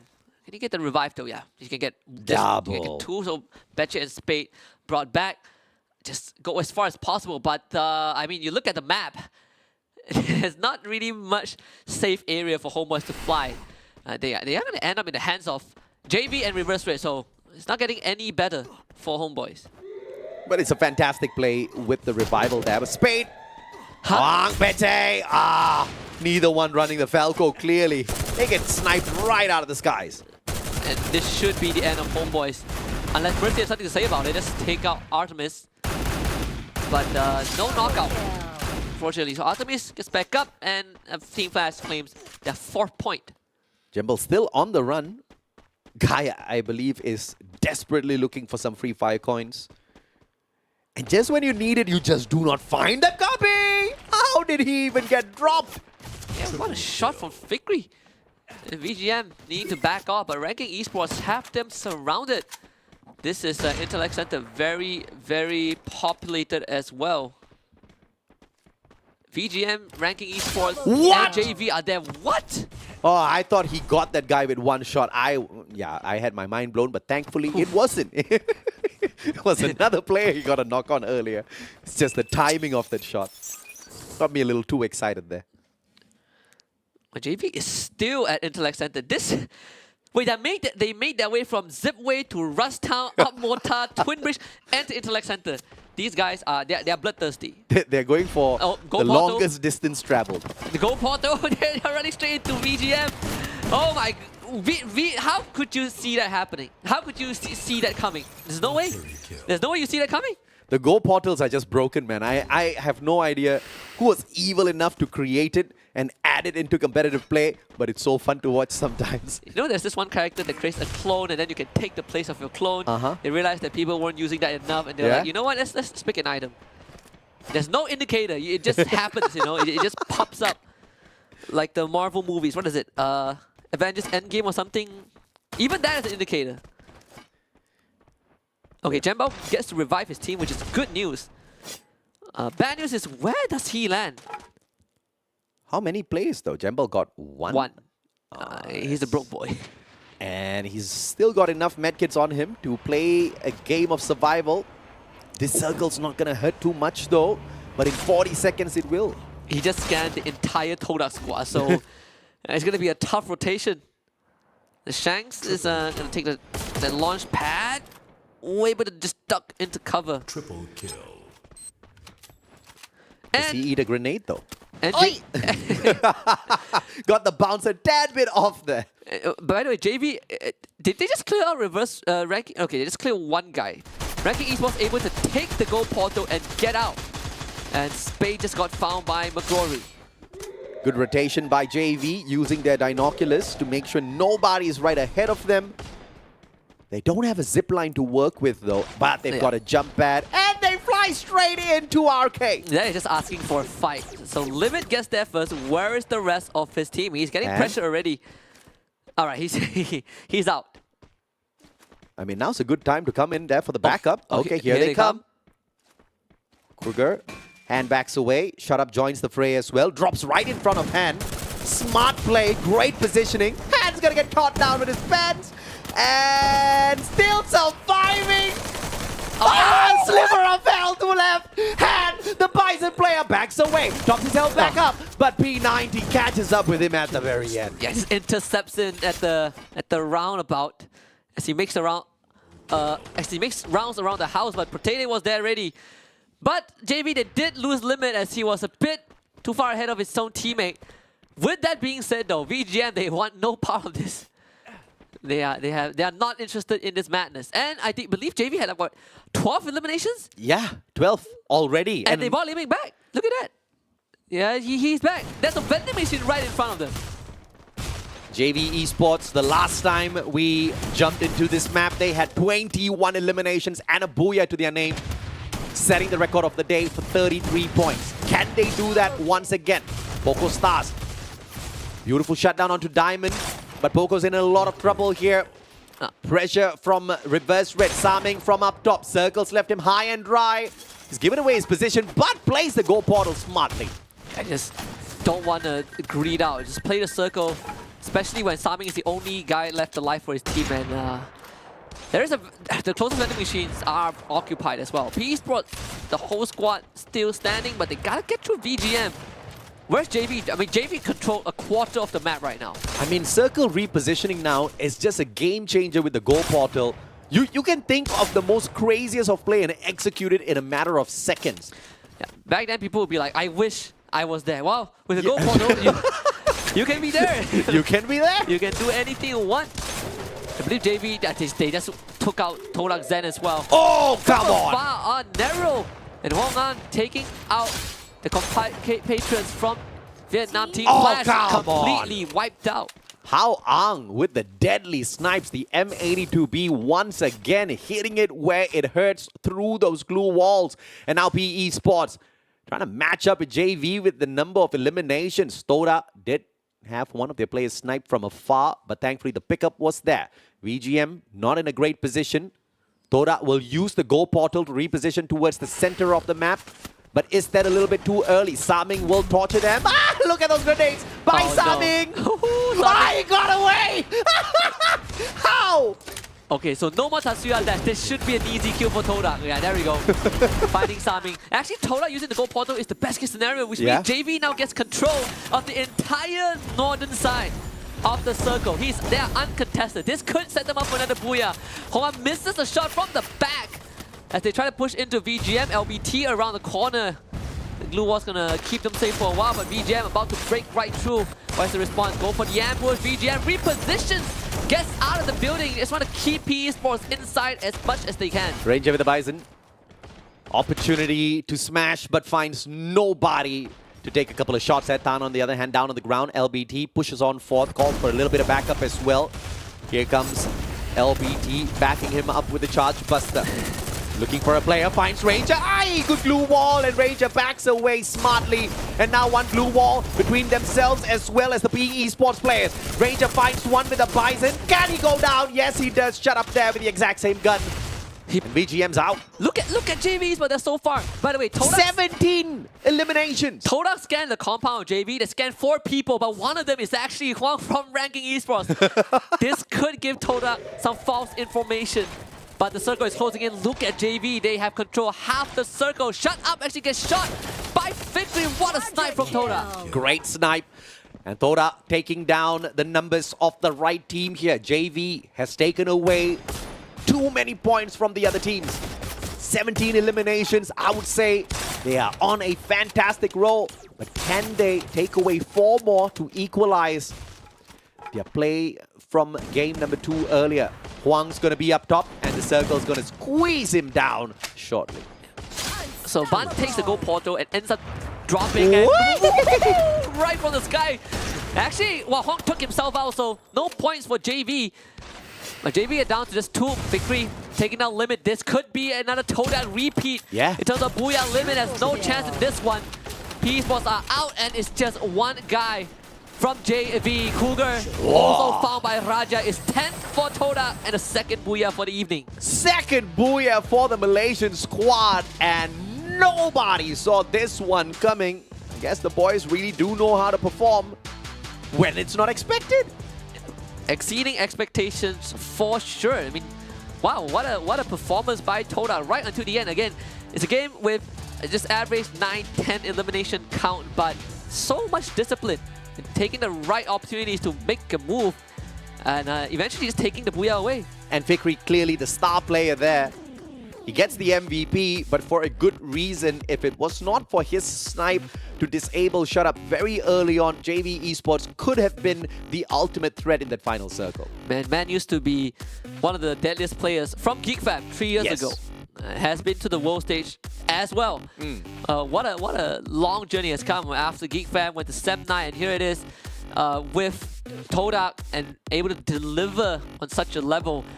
All that being said, again, we have to bring JV into the conversation because it's another game where they did not finish first, but it doesn't matter. They had more than enough points. Absolutely, man. It matters not for sure. But JV, 17 eliminations before they got taken out of the equation towards the very end there. And that clearly keeps that #1 spot dead in their hands. I mean, Flash was nowhere close to that final circle, which means that distance is increased as well on top of everything else. Yeah, and at this rate, I mean, JV probably has done more than enough to have a very comfortable cushion. Yeah. Because as much as we say, I mean, JV, they had a good position at the final circle. They took control of 50% of the circle. They basically can do whatever they want. But like you pointed out, AJ, Toda, Fikri, that one snipe on the limit was able to severely cripple JV Esports. And Toda, despite when it comes to 4v4 gunfight, not as strong as JV, was able to overwhelm them in terms of numbers. Yeah, and of course, we do have to wait patiently to see if or not some of the other teams here would like to wake up. I feel like Toda has done a phenomenal job. I mean, out of nowhere, they caught up with the 4th place, and now a back-to-back booyah to make things a little bit more sweet, right? Top 3 guaranteed. #1 spot is a little impossible. I mean, if by the end of the week and Toda qualifies to Challenge Finals, that is going to be a new achievement, right? A new height in the organization's history. They have never qualified for a regional event. I would be shocked. Like, hands down, I'd be shocked. Right. We only had like what? We only had Geek Fam, Farang, AV Radicals, Expand. Yeah. They qualified for regional events before. I don't think Toda was never on that list. But of course, it is a immensely capable team. Like players like Fikri, they've made enough name for themselves within the Free Fire circuit prior to even coming to Team Toda. It's just organizationally, it has not been the best of teams. When they created Toda with this particular roster, all they did was find themselves lurking down at the bottom. So this is a good step up for the team. Yeah, 100%, right? Yeah. When they first stepped into Free Fire, they acquired Baby Argon, and that was a hit. And then it quickly went downhill, even after a couple of roster shuffles. Didn't recover, got some big names in. I believe at one point, like before Fikri was in, who was the guy again from Geek Fam? Never mind. But point is, they had. Sorry? Was Orin part of the Orin. squad? I can't think of his name off the top of my head, but they had Either some big way, names. I They mean, had if some you big can't names. remember them, they probably didn't perform. Yeah, no. He's still struggling up to today. Yes, unfortunately. But that's exactly how the cookie crumbles here. Even if you're a great player, you do need some solid backup from your organization, which means it's really, really important to choose exactly where you want to put all of your efforts into, right? Because at the end of the day, even creating a superstar team, remember when X-Roy left Expand, he went on over to Axis, and that was a super squad, which still couldn't really get much done on the battlefield. Okay, now I remember the name. Zach. Exact, yes, He exact. was with Toda for a while, and that one fell apart very, very quickly. That was on Axis as well. It was the same thing on Axis, right? Yeah. So my guy is still struggling after Geek Fam. Post Geek Fam depression. Exactly what it is, right? But of course, fingers crossed, these players do find their footing out there on the battlefield very quickly with the teams that they are with right now. I mean, if Toda keeps this up, like you said, I mean, at the end of the 3 days, they're going to be making it into the Challenge Finals. Fingers crossed, right? Now they have positioned themselves in a in a more comfortable spot. Correct, yeah. But this is just the beginning of the day, right? Yes. Like, unless you have a monstrous day like JV Esports, then you cannot rest on your laurels. You still have to keep on fighting. And who's to say tomorrow might not be the same for Toda? Based on history, based on the recent past, and by recent past I mean more than a year's worth of data, they have been pretty inconsistent. So I hope to see them still playing at their best on day 2 and 3, because we have not had the pleasure of seeing the consistency out of them in the recent past. Yeah, nor seeing any team aside from Expand representative in recent time. Absolutely correct, yeah. Which is why I'm not really that stressed about their performance thus far. They've been consistently changing their roster as they head on in game after game. They're still experimenting. They want to see if or not some of their subs do have a good fight out there. I mean, Crime, as usual, shows us that he can bring in the numbers, but just one superstar is not going to be able to give you booyah after booyah, right? It has to be a team play. The decisions that are called by Too Fast are going to be crucial. Thus far, their rotations into the circle seems a tad bit off. Yeah, they definitely brushed up in terms of not taking unnecessary fights by a little bit, but like you said, the macro still needs some improving, right? Yeah. Sometimes they find themselves in fight that they cannot get out of. Yeah. That's where we start to see the CQC not in their favor, and that's a long-term worth of work. Yeah. It's very hard to just be good at fighting. that is actually very, very true. And the exact thing that Expand is actually doing wrong right now, which is reading the circle and getting those timely maneuvers in towards the safe zone, Toda is doing great. Yeah. For 2 games already that we've seen this evening, Toda reached the circle. Might not necessarily be the best teams at fighting, but they know how to take advantage when everyone else is vulnerable. But this game is an active one. 94 total knockdowns. How did we even get to that number? I mean, back to back, man. The moment they find an opportunity out there, they're getting those knocks. But here's the most important thing. They have not been able to get that follow-up. A total of 68 were the conversions from all of those knockdowns. The teams have been doing great work to save their team members in a timely manner. Yeah, and this game definitely shows us that, you know, teams like Toda, they can step up. And again, the quadruple Tatsuya lineup. This time they didn't run the Dreki though. It's all about information. 4 Tatsuyas alongside 3 Avron. Interesting play. Tad bit overkill though. It's still great to have the Dreki on your side, especially for team fights. If you do happen to get into a skirmish against 2 other teams, having the Dreki on your side, obviously in a skirmish, you're going to have your opponents patch themselves up with the med kit, which gives you that information that you can play around with. And looking at the fact that you have a 4th Tatsuya lineup, you will be able to take advantage. But of course, it seems like they want to use those R1s to reposition because they're constantly checking areas before rotating in, which seems to have been paying a lot of dividends for their mechanical play. And this, I guess, clearly explains how they've had such good rotations. And this really does show what Todak's idea is going into each game, right? Yeah. It's no longer about we want to fight you head on, we just want to take advantage of blind spots. Yeah. But of course, we can't talk about top 3 teams without JV being a part of it. They are a staple household name. 10,000 damage once more in the single round with 6 headshots. I mean, not their best game, but a great game at the end of the day for JV Esports, you know, constantly taking the limelight away from the other teams. And dude, I'm still shocked because Toda has done it yet again.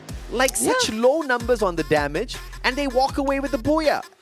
And JV strikes again as well. No booyah, but massive number of eliminations, a total of 18. Yeah, it's the definition of you win, but you still lose, you know?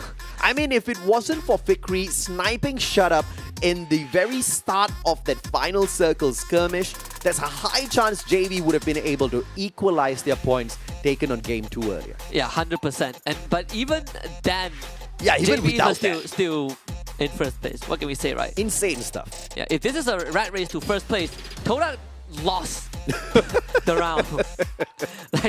like the booyah does not feel as impactful as it should be, but at least for Toda in this circumstance, it is great. It pushes them up the standings once more, and JV can rest assured that no one is catching up to them anytime soon.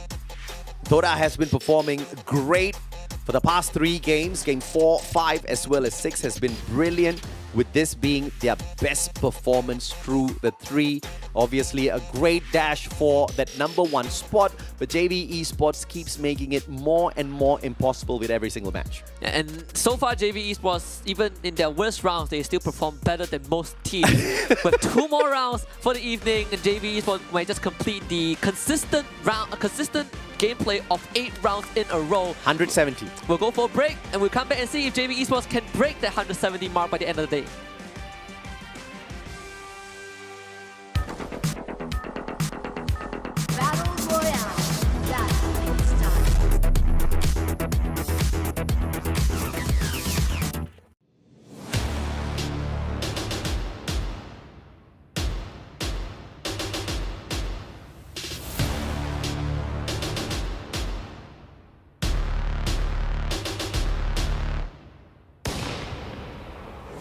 Long nights, sharp daggers, cold steel, blood dripping down the wall, blood rushing down the hallway. Ooh, yeah. Take my hand, walk with me.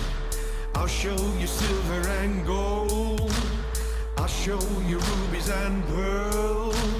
Welcome to the brave new world.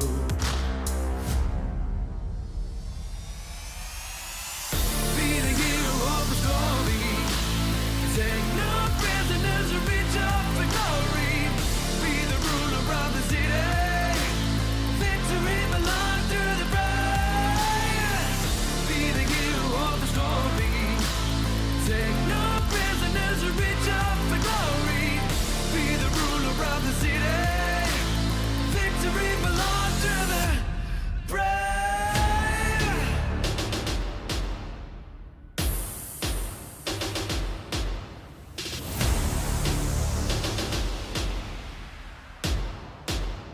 Victory belongs to the brave. Brave. Got to be stronger. Brave. Got to bring a rage. Brave. Got to be strong now. Brave. Victory belongs to the brave. Be the hero of the story. Take no prisoners or reach up for glory. Be the ruler of the city. Victory belongs to the brave. Be the hero of the story. Take no prisoners or reach up for glory. Be the ruler of the city. Victory belongs to the brave. Oh yeah. Oh yeah. Oh yeah. Got to be stronger, got to be brave. Oh yeah. Oh yeah. Oh yeah. Got to be stronger, got to be brave.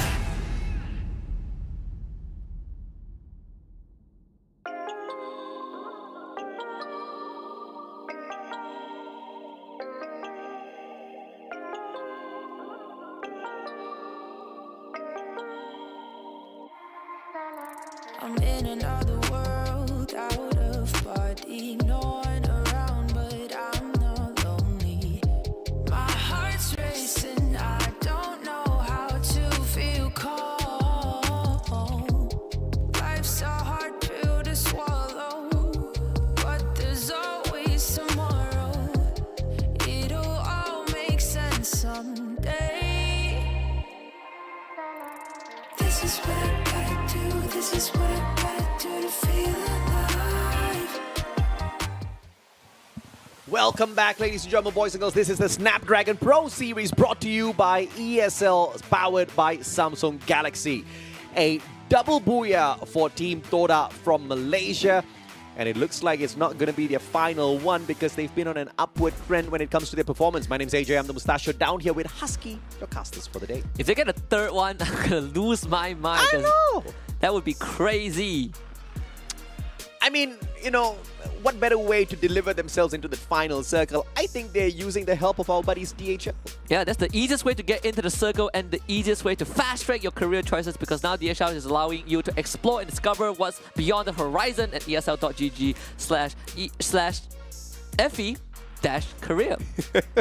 Now, if you failed in your career in gaming, you know where to look next. Yeah, they have cutting-edge AI technology involved right now. The implementation of AI. AI is the future. And just like JV Esports' future qualifying challenge final, it looks extremely bright. 137 points in first place. Oh, and Team Flash is almost 50 points behind them. 10 more eliminations, which I'm pretty sure they'll nail in the next game, and they'll be the first team to hit 100 eliminations within the first day of play-ins. That's absolutely insane. If you look at the closest one to them, it's Team Flash with a total of 57. How do you even do that, JV? Yeah. Through consistency. Through consistency. And you can say the same for Reverse Red and Todak, right? They're pulling ahead just by a little bit. In fact, the team in 6th place has 55 points, so there is a bit of a gap emerging between 5th and 6th and 6th and 7th. That means teams on the second page really got to step up their game, because there's a chance by the end of day one, some teams are guaranteed to not qualify. Second last match, and Toda says, I'm not dealing with JV anymore at Fire Brigade. They choose to drop somewhere else, which means JV Esports has the whole of Lumbermill and Fire Brigade to dance around with, of course, against VGM, who has taken multiple skirmishes against JV Esports unsuccessfully. PE Esports, on the other hand, will find Illustrados, and Shanks the first one to go down. This should be an easy trade back for... Wow. Okay, never mind. I said it too early. Well, so that's 2 for PE Esports, just like that. I mean, narrows the man. Early drop, gets the XMP, circles around, 180 on the first shot, pulls the exact same on yet another player as well. So that's a little bit of a too early unfortunateness for Illustrados. But as quickly as they went out, they get bought right back in thanks to the number of coins available. Right now, Todak, they're going to start driving away from Expand. Crime. And he find... No, can't. And again, they brought Cobra back in, so Shin is not playing this round. Even Too Fast is not playing. Oh yeah, even Too Fast is not playing. Yeah, just checking out a lot of different variations. There it goes. Raja found out. The first point for Expand. This might just be one of my favorite lineups. Let's see if or not it checks out all the way towards that final circle. Perhaps a Booyah. But Homeboy's doing a number on Arcade. This is a little bit of a surprise. Yeah, it's a massive surprise. Arcade. The worst part is that Han has nowhere to go. We might see Homeboys get a wipeout at the start. So Betche is the closest to Han right now. But it seems like they have no idea where he is. So Han has a chance to revive his teammates. Let's see if he lucks out. Team Flash, on the other hand, will find another team out there from the Philippines. Artemis down by God Kai and his AUG. Fantastic headshot. God Kai has the MP40, low in HP, and Yanbin, safeguard, goes for the sprays and catches his foot. He tries to get up the stairs. God Kai, not very godly in that engagement. Tried his best, leaving Russ all alone. Could have driven all the way to that revival platform, but chooses to stop halfway through. Okay, needs some money. Gets 200 coins for himself. Unfortunately, the rest of his team members not alive, so he's the only one to walk away with some money. P-Sport, on the other hand, they're going to run into the rest of IJ. Brett 2 now becomes the second victim. And unfortunately, the Shanks has nowhere to go as well. He is trapped. And Shanks was able to get a knock onto LBT, but Nero quickly finds the trade. So there's 3 down. Actually, 2 down for IJ as Raymail gets brought back. PE Sports with 5 eliminations thus far. Good of a start for PE. And it seems like they will be able to control the whole of Forge undisturbed. Not too far away from this next circle, which has already started moving. So if they do have any unturned loot spots there at Forge, they might want to do it right now. AV Radicals just got wiped out. The last member dropping to JV. Well, Toda, they are going to run into Expand again. And Fikri running up the mountain. Oh. To be in for a surprise. X-Roy actually dropping low as the rest of Toda engage in the fight. But Fikri gets found out by Crime, and Cobra able to gun down that very quickly. They try to take Cobra down. Cobra somehow still weasels around the corner and gets a knock onto Raja with 5 HP. I second myself. I really like this lineup. Traps. He's trapped. He's got nowhere else to run and heads straight up for the very edges of this circle. Tanking the blue. Not the best of ideas here because the position that he's in, he can only hope and pray that Homeboys decides to give him a hand by taking on Team Expand. Cobra, the closest one to Homeboys, needs to watch his 6. And Traps is just way too far out. Cobra down on the ground, and it looks like Jembal has managed to pull a surgical strike. Just mentioned Cobra needed to watch his 6. Looks like there wasn't much watching there. Oh boys, okay. 4 points already. 4th one coming from Cobra. From taking out Cobra. Still, and they're going to continue to run into Expand. X-Roy now will be the next point of contact. Already down in numbers, not really sure if X-Man wants to take this, but Homeboys is going to force the fight anyway. Jembao swarming X-Roy with his teammates, and that's going to be the second Expand member taken down by the Homeboys. Axel, Woodpecker, good blue wall. Has to deal with Jambal and his Parafal. Cuts the distance, Circle going to pressure them as well. Crime MKS under a lot of pressure, and he turns the tables against Spade. Fantastically done by Expand. Do they have the goal portal to take use of as well as Beche finds Axel? Roy gets bought back by Cobra. And now Homeboys outside the circle. Expand gets to gatekeep them. I believe this is the most eliminations Homeboys have gotten in a single round today, which is pretty crazy, but good news for Homeboys. Let's see if they can keep this up because we still have 11 teams left, so they cannot slack in any capacity. But if they can hunt down Crime, that's going to be point number 7. Good boost, Tatsuya. Jembal can't use that Tatsuya anymore. Crime has got the advantage. Do you have the gun though, Crime? Needs to play the timing really well. Bison in hand, double glue wall, but he's down. That's point number 7 for Homeboys, hunting down stragglers. Very, very well done. Expand are still in the game. Yeah. They were able to get the revive in the midst of all the chaos, but Expand are not in a good spot either. They are trapped on that island. Poco Stars on one end, Homeboys on the other. VGM had a double revival. I believe Illustrados had the exact same thing, but the 2 survivors seems to have fallen far away from them. Shanks down on the ground. Crossfire set up by VGM. Just too sweet to look at. Ramiel backing away, saying he does not want to deal with VGM, but they're going to take the fight straight to him. And this could spell the end for Ramiel unless VGM has no idea. Okay, he's safe. Ranger still within the vicinity, and he shoots past him as well. Okay, never mind. They actually set up shop at Fire Brigade. Now they definitely know where he is. They use the Dinockers. They not only scan out Brent 2, they scan out traps. Okay, actually landed the first shot. All right. Should be an easy knock. I believe Poco Stars are on the tails of the revived Expand players. And Cobra's just at the edge of the circle. He's going to take the zip line. Right into Team Flash though, who are holding that that compound just south of Brasilia. Expand going on the run. This could be another game where they don't get to do much. And Cobra is the final survivor. Axel got nailed down by the Poco player earlier. Brent 2 in, found out nothing much he can do there. They already scanned him prior to that rush, so it's another point for VGM. Brent 2 gets brought back and but Rory just wants to hang on to the round, but JV plows him with the car and the cross give in. That is how you do a proper execution. Merciless play from JV Esports, and Illustrados just bite the dust. These guys just zooming all across the map. And there's just no better way to play it on a map as big as this. Oh no, Brent just dropped down right into the hands of Team Flash. Giving points away. Bayo is the one that takes it.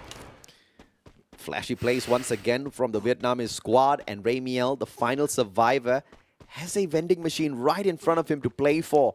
But I believe it's being scanned out by a UAV right now. Sends out a counter UAV. Let's see how that one checks out in a bit. Neo struggling. Circle, not his friend, and Hao Ang will find those stacks with a woodpecker and claim Neo's life. Toda Traps was able to somehow avoid getting chased down by VGM as they were taking out Illustrados Juegos at the Central, and he brings his team back.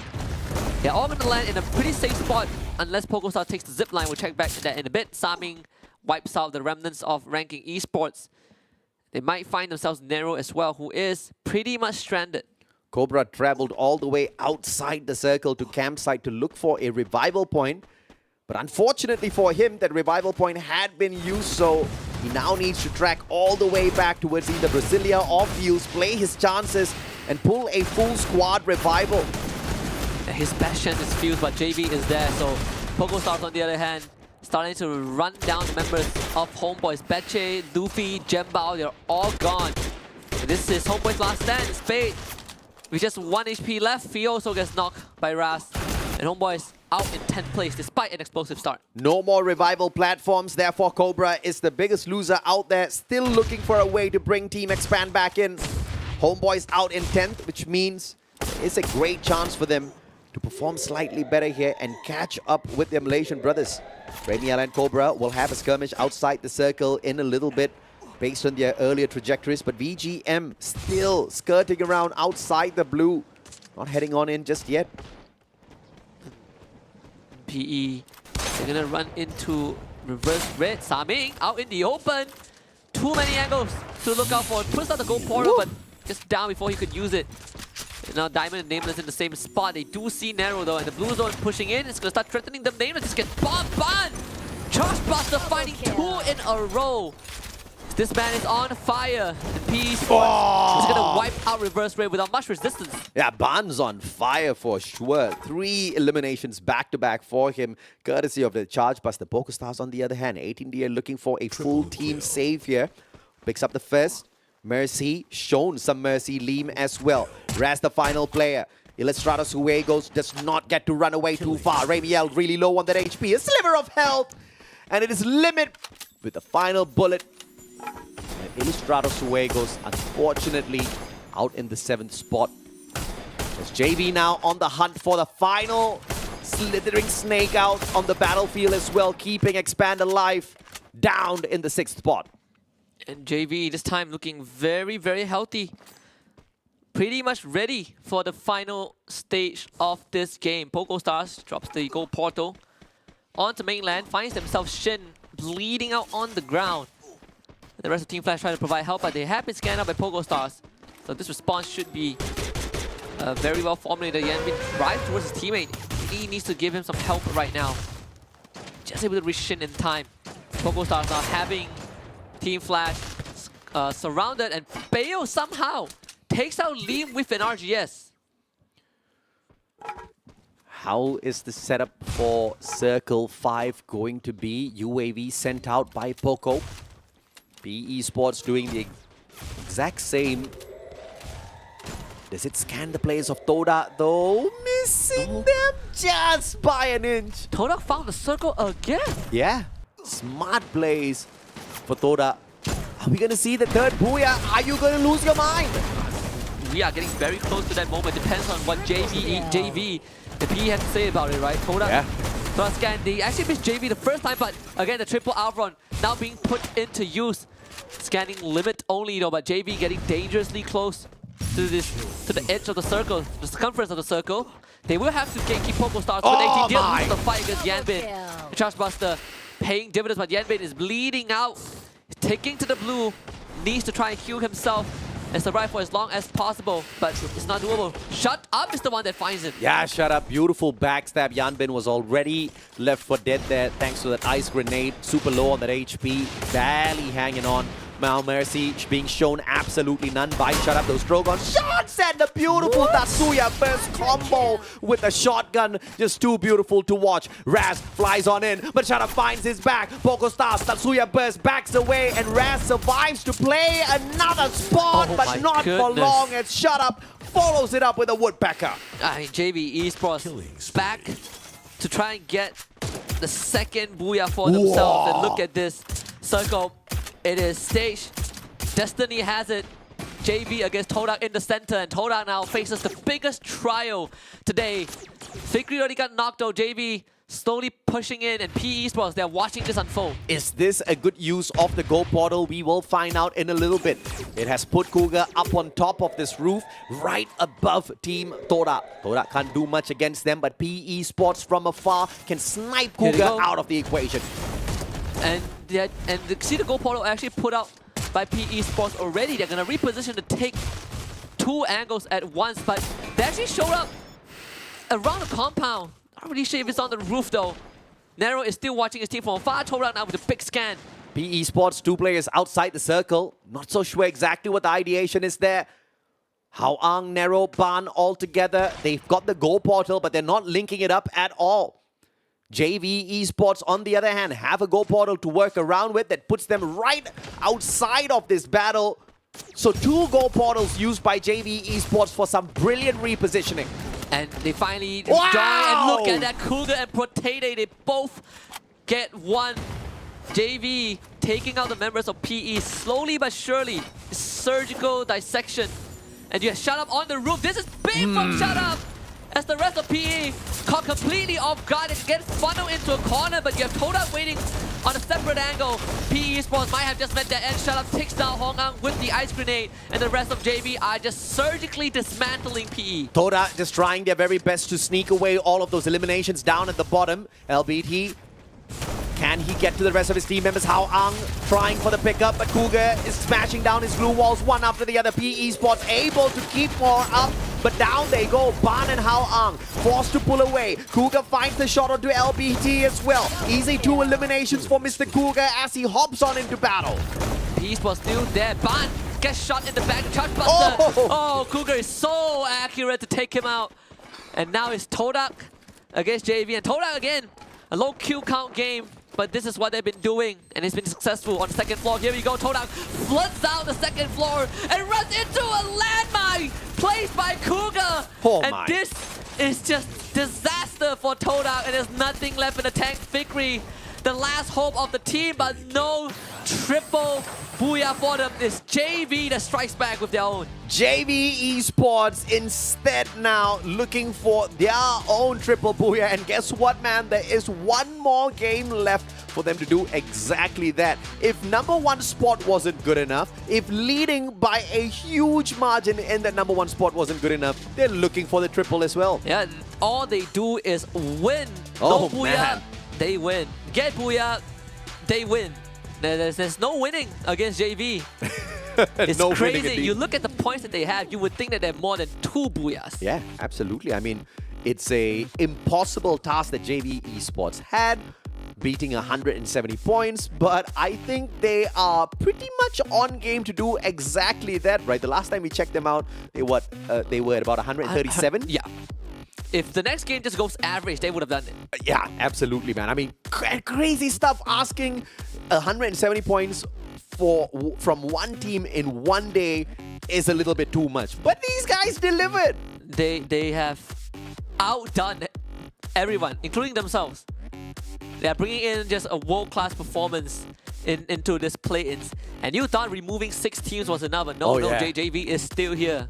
And JV wasn't even the hardest hitting team when the top 6 was still in the vicinity. It was Expand, but of course Expand with all of their experimentations haven't really been able to find their stride up against these other teams today, and Toda took good advantage of that. I mean, these have been safe plays.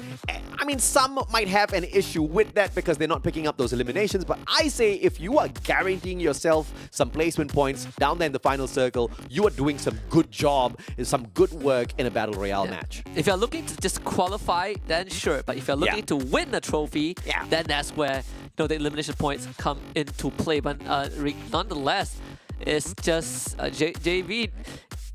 They are achieving something that, I mean, you look back at the group stage.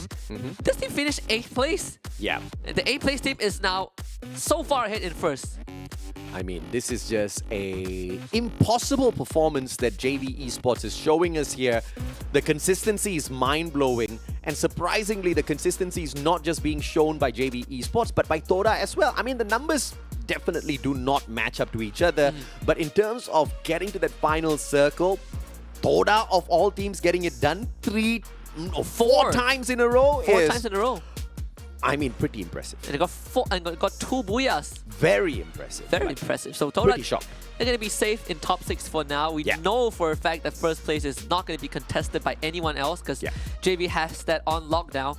The question is, where are the rest of the teams? Like, we know Reverse Fit and PE are having a good time, and Team Flash today, stellar performance.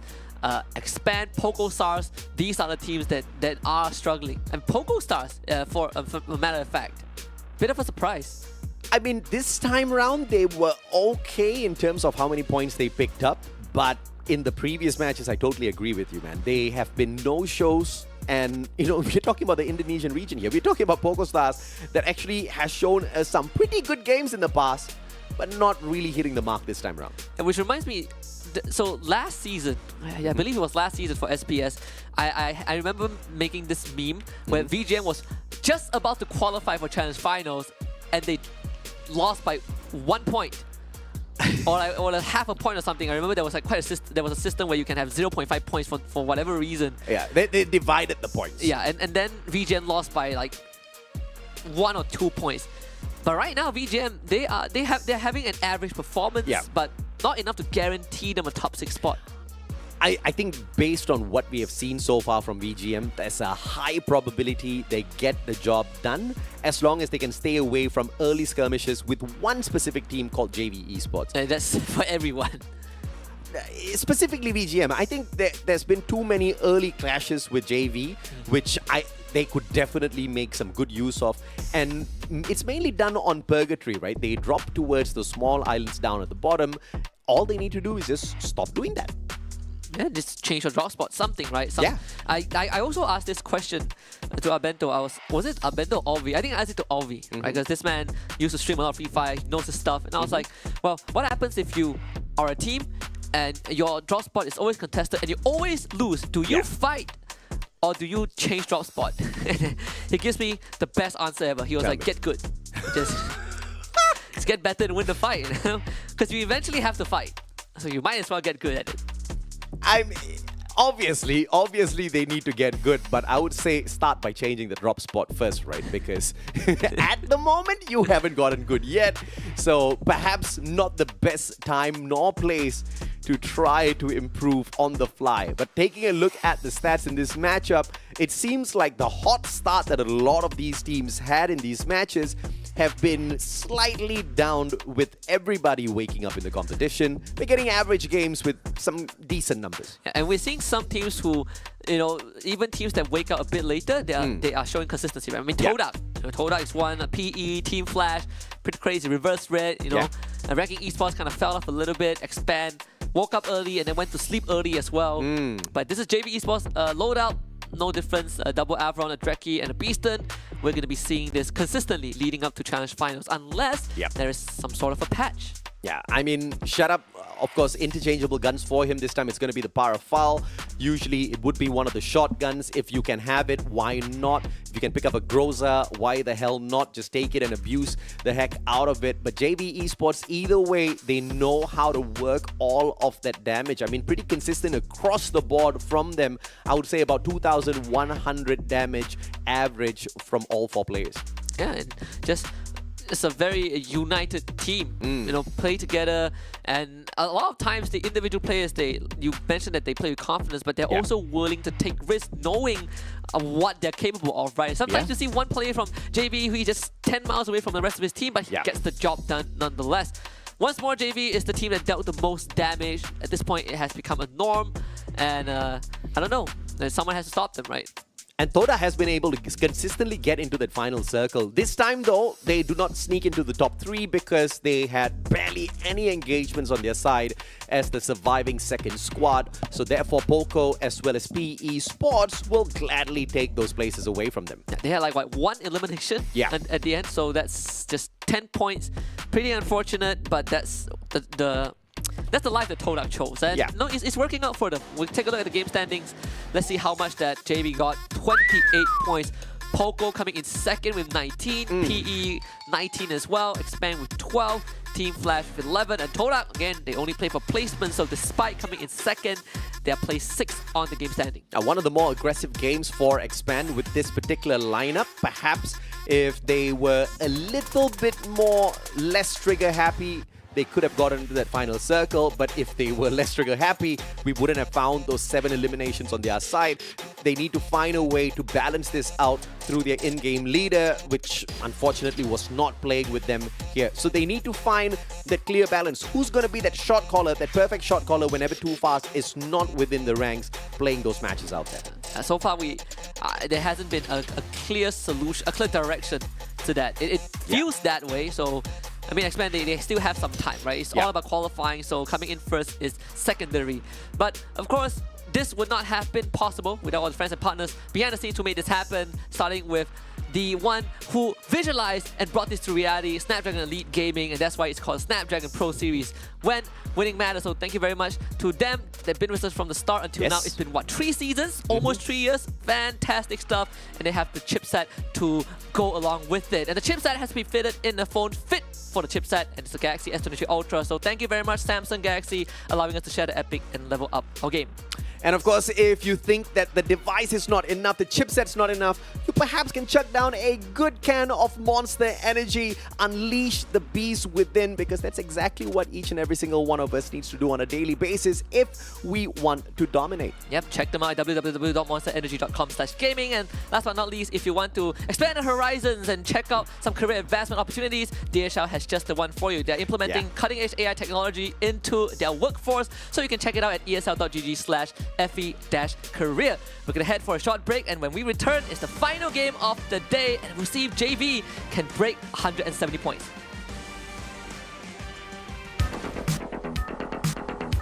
Battle Royale. That's when it's time. The Snapdragon Pro Series powered by Samsung Galaxy is brought to you by Snapdragon Elite Gaming, Samsung Galaxy S23 Ultra, Monster Energy, and DHL.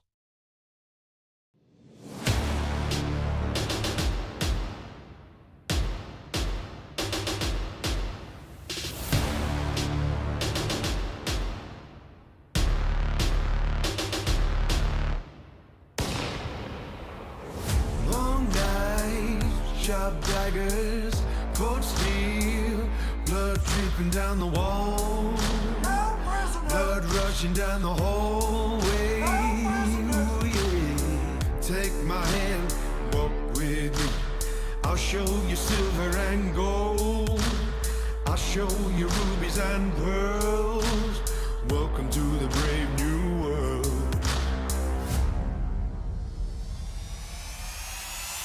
Be the hero of the story.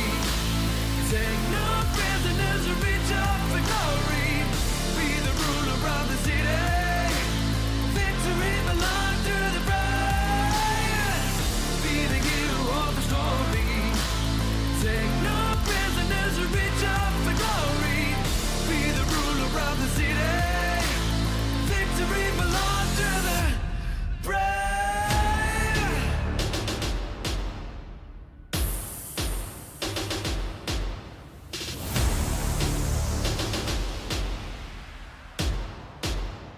Victory belongs to the brave. Brave. Got to be stronger. Brave. Got to bring a rage. Brave. Got to be strong now. Brave. Victory belongs to the brave. Be the hero of the story. Take no prisoners or reach up for glory. Be the ruler of the city. Victory belongs to the brave. Be the hero of the story. Take no prisoners or reach up for glory. Be the ruler of the city. Victory belongs to the brave. Oh, yeah. Oh, yeah. Oh, yeah. Got to be strong, I got to be brave. Oh, yeah. Oh, yeah. Oh, yeah. Got to be strong, I got to be brave.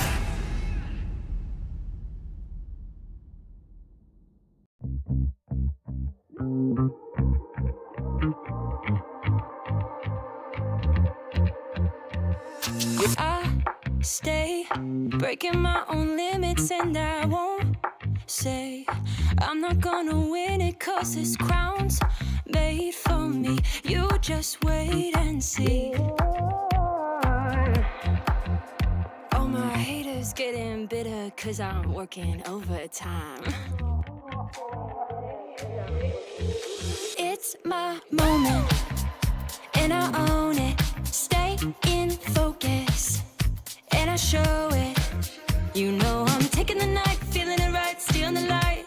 And I stay loving myself, serving me well, as you can tell. Welcome back to the Snapdragon Pro Series Free Fire play-ins. One more game before we close out day number 1. It's going to end on Alpine. And if you guys pay attention to the break screen just now, JV Esports are 5 points away from reaching 170. But in case you guys missed it, we're going to take a look at the overall standings just to give everyone a clear picture. I'm going to increase the target to 185, okay? Now 170 is too easy. I'll put it 190. Okay, well, 190 is a real challenge now for JV Esports. Well, let's see if or not they can hit that. I mean, more than 106 eliminations, and that is just insane for any teams out there. They have clearly outclassed everybody else. Yeah. And if they have a monstrous game, 200 is not a problem. But that is if they have a monstrous game. Either way, JV have definitely cemented themselves as the best team right now in play-ins. Not even close. Even Team Flash, who are in second place right now, are 65 points away. I mean, can you imagine if they actually hit 200 points? 35 points is just shy of 2 points from what they got in game number 2 earlier with a Booyah as well as 21 eliminations. So, I mean, it's not impossible. They can get it done. Final game of the evening. Let's see where JV is going to end up after this. Or is there a possibility they get hot dropped and get wiped out? Doesn't seem to be the case, but the homeboys and Ilustrados Juegos gunning for the high tier loot zone. It seems like a Todak and AB Radicals have sent a scout nearby. Everybody's gonna land at the very same time here, all thanks to the changes made to Falco.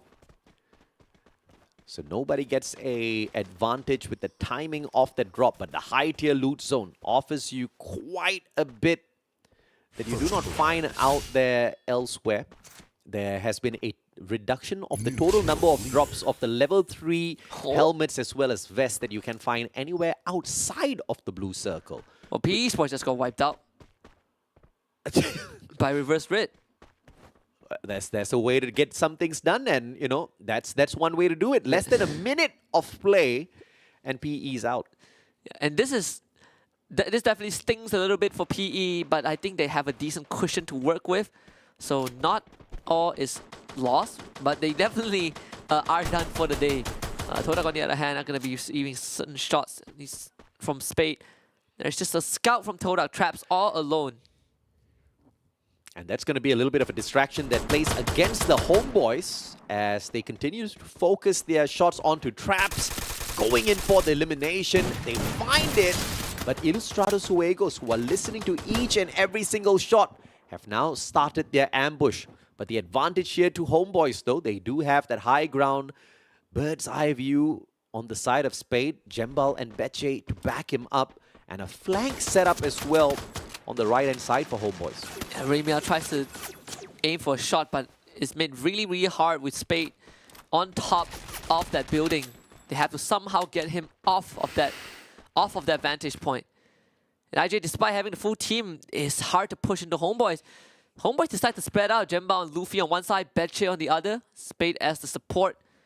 But if they take the fight indoors, Spade will have to relocate. Timely presence by Shanks, putting the bait out. The trip mine has been set. Axel finding Shin off screen, and the rivalry of all goes ahead to continue between Expand as well as Team Flash. The Vietnamese squad. McRory shots from up for. And 44 is not going to find those connections just yet. Red 2, MP40 spots one, and not getting cheeky with it just yet. Drop down to the first floor as well as ground floor. They're going to take homeboys head on. Betche continuing to fire at IJ as they are definitely facing a bit of a pressure. McRory needs to provide support as best as he can, but does not find an angle to do so. So IJ, they are losing health, and they're being forced to expend resources to heal back up. This is a standoff that's lasting a little bit too long. And I don't know if Ilustrados had a good enough number of loot pickup here. Scanned out by the R1, courtesy of homeboys. They know all three players are here, but that information helps them out in no way whatsoever. Jembal straight down. And that's the key players out of homeboys. Can they go in for the safe space? Says, I got the money to buy him back. Shanks with a sliver of health. Doesn't take Luffy out of the equation just yet. Betche with the backup, but doesn't really do much. Raviel gets the follow-up. Luffy down on the ground. And that's a fantastic comeback for Ilustrados. Yeah, oh, that setup, and homeboy is not able to capitalize on it. Ray Miao coming alive and finding two all of his own. Homeboys have officially lost it. They will have to just back off. AB Radicals here to take advantage of it. The Filipinos doing themselves in here. AVR Catching Illustrados in a very bad timing, which saves the skin of the backs of Homeboys here. They can get away, and it seems like it's going to be a victory play for Homeboys. 2 players revived already. They've got the numbers to work around with. Not a lot of risk here, even if Spade does go down. Now, Illustrados are the ones in a tough spot. Triple kill. With the presence of AV Radicals, gatekeeping them as the circle forces them in towards them. Trying to find Ramiel, but it returns so far only tagging the glue wall instead. So they can hang around here for a while. Still plenty of time for the first phase. The rest of the map also very, very passive overall. Not much conflict happening. VGM and Pogo Stars in the same area, but it seems like AV Radicals wants to push the envelope a bit more. Dinoculus scan. So Spade is it's in the ocean. Okay, they saw him. Uh-oh. It's one way to do it, and Brent 2. Too easy for the guy. But Homeboys are still hanging on. Spade did the work earlier on by bringing back 2 players. But as I say that, Jacket finds Betche off screen. And Homeboys are going to be teased yet again. AV Radicals, good follow-up against Illustrados.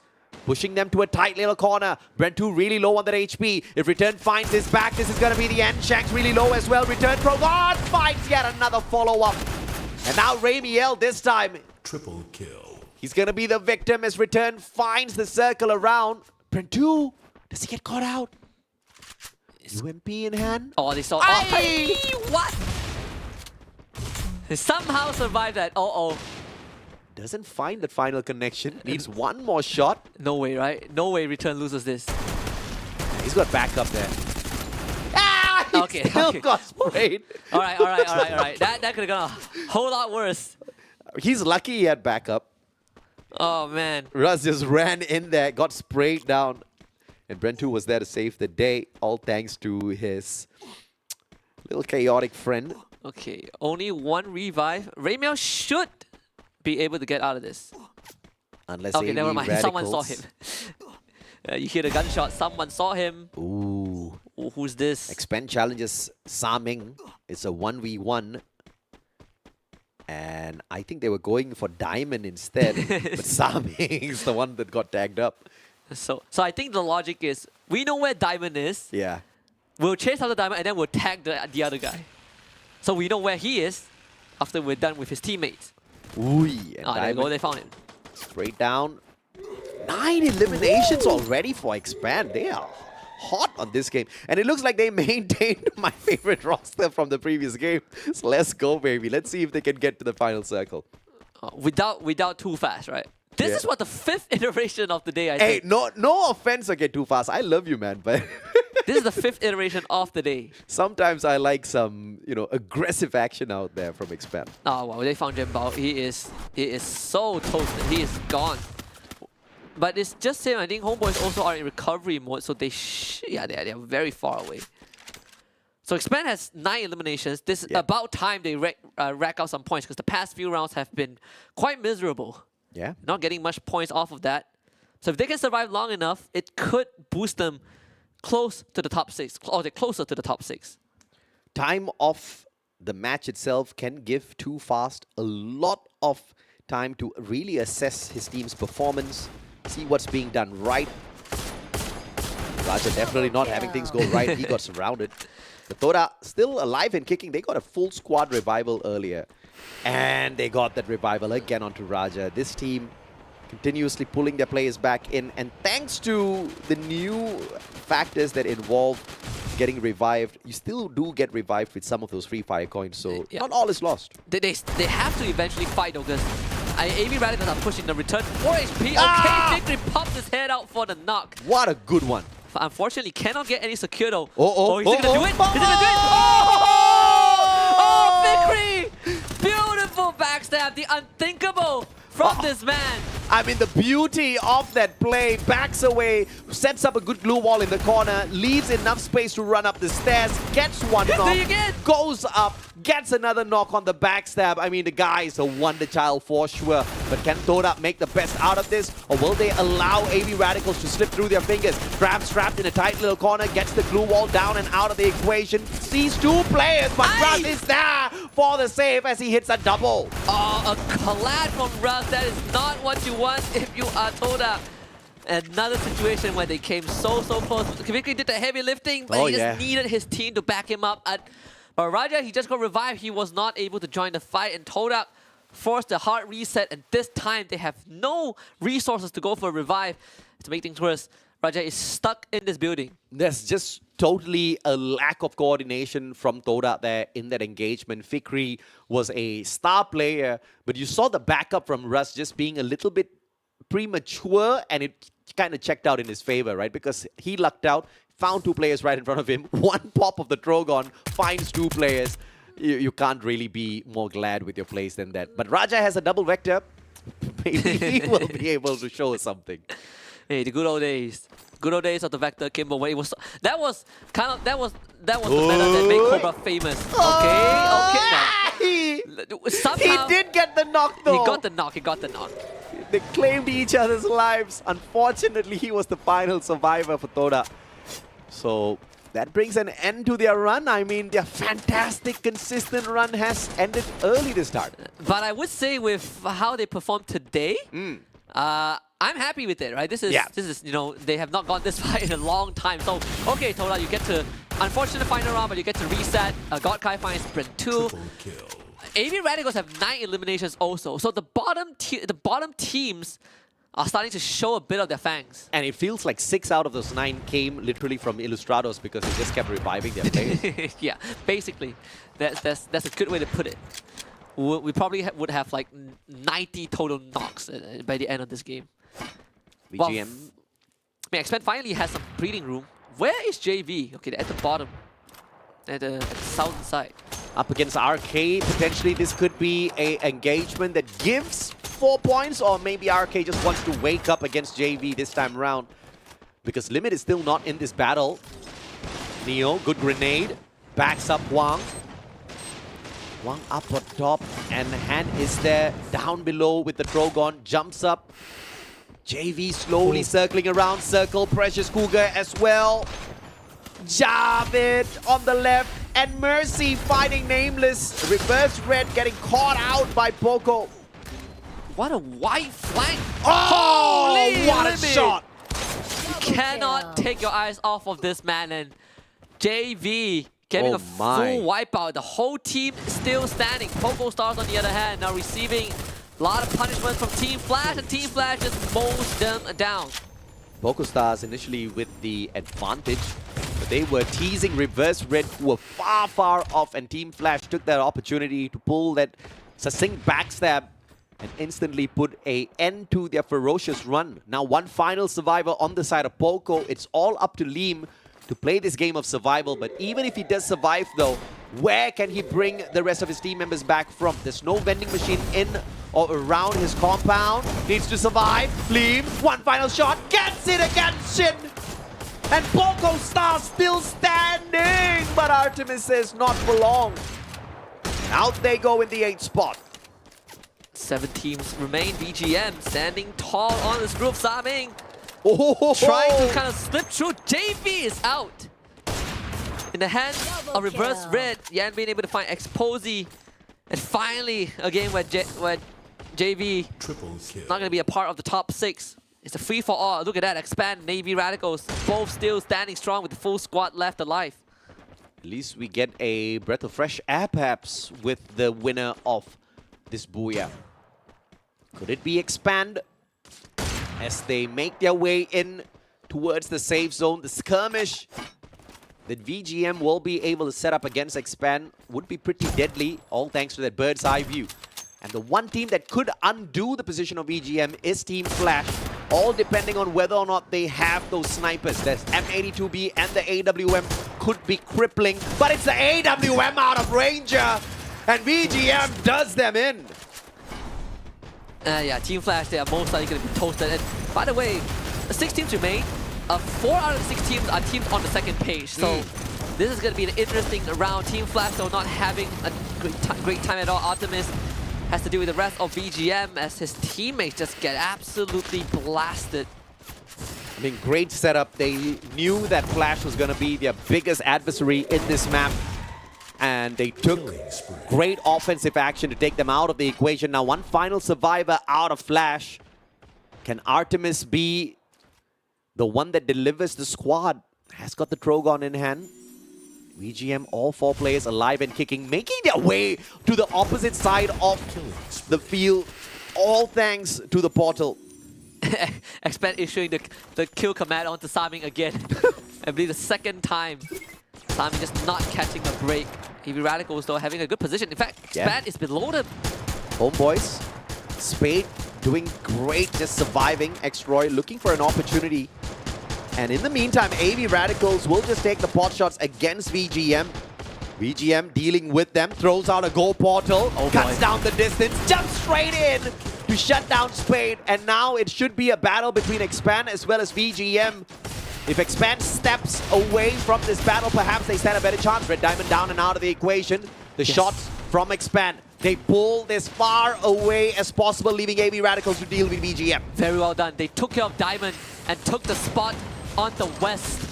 And now Cobra Fights return on the roof. This is crucial. The nade from Crime MKS getting rust as well. As the members of AV Radicals starting to really feel the heat, but on ground, Expand has to do with VGM. This is threat number 1.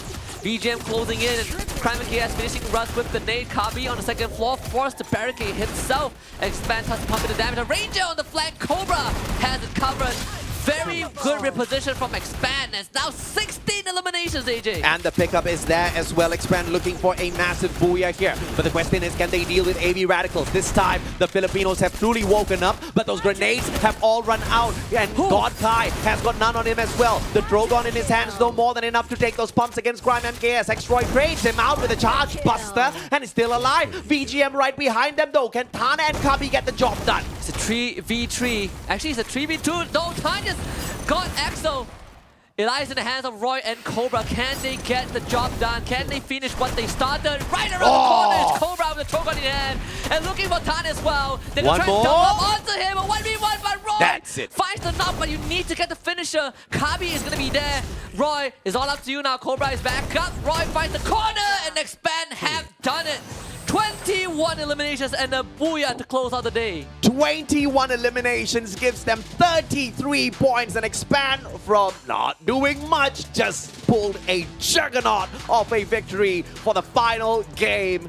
And what a roster. But this is the lineup that we might see a bit more often going into the future rounds, but it's a very much needed round. Oh yeah. And what a way to win it. 33 points in total, I believe. Oh yeah.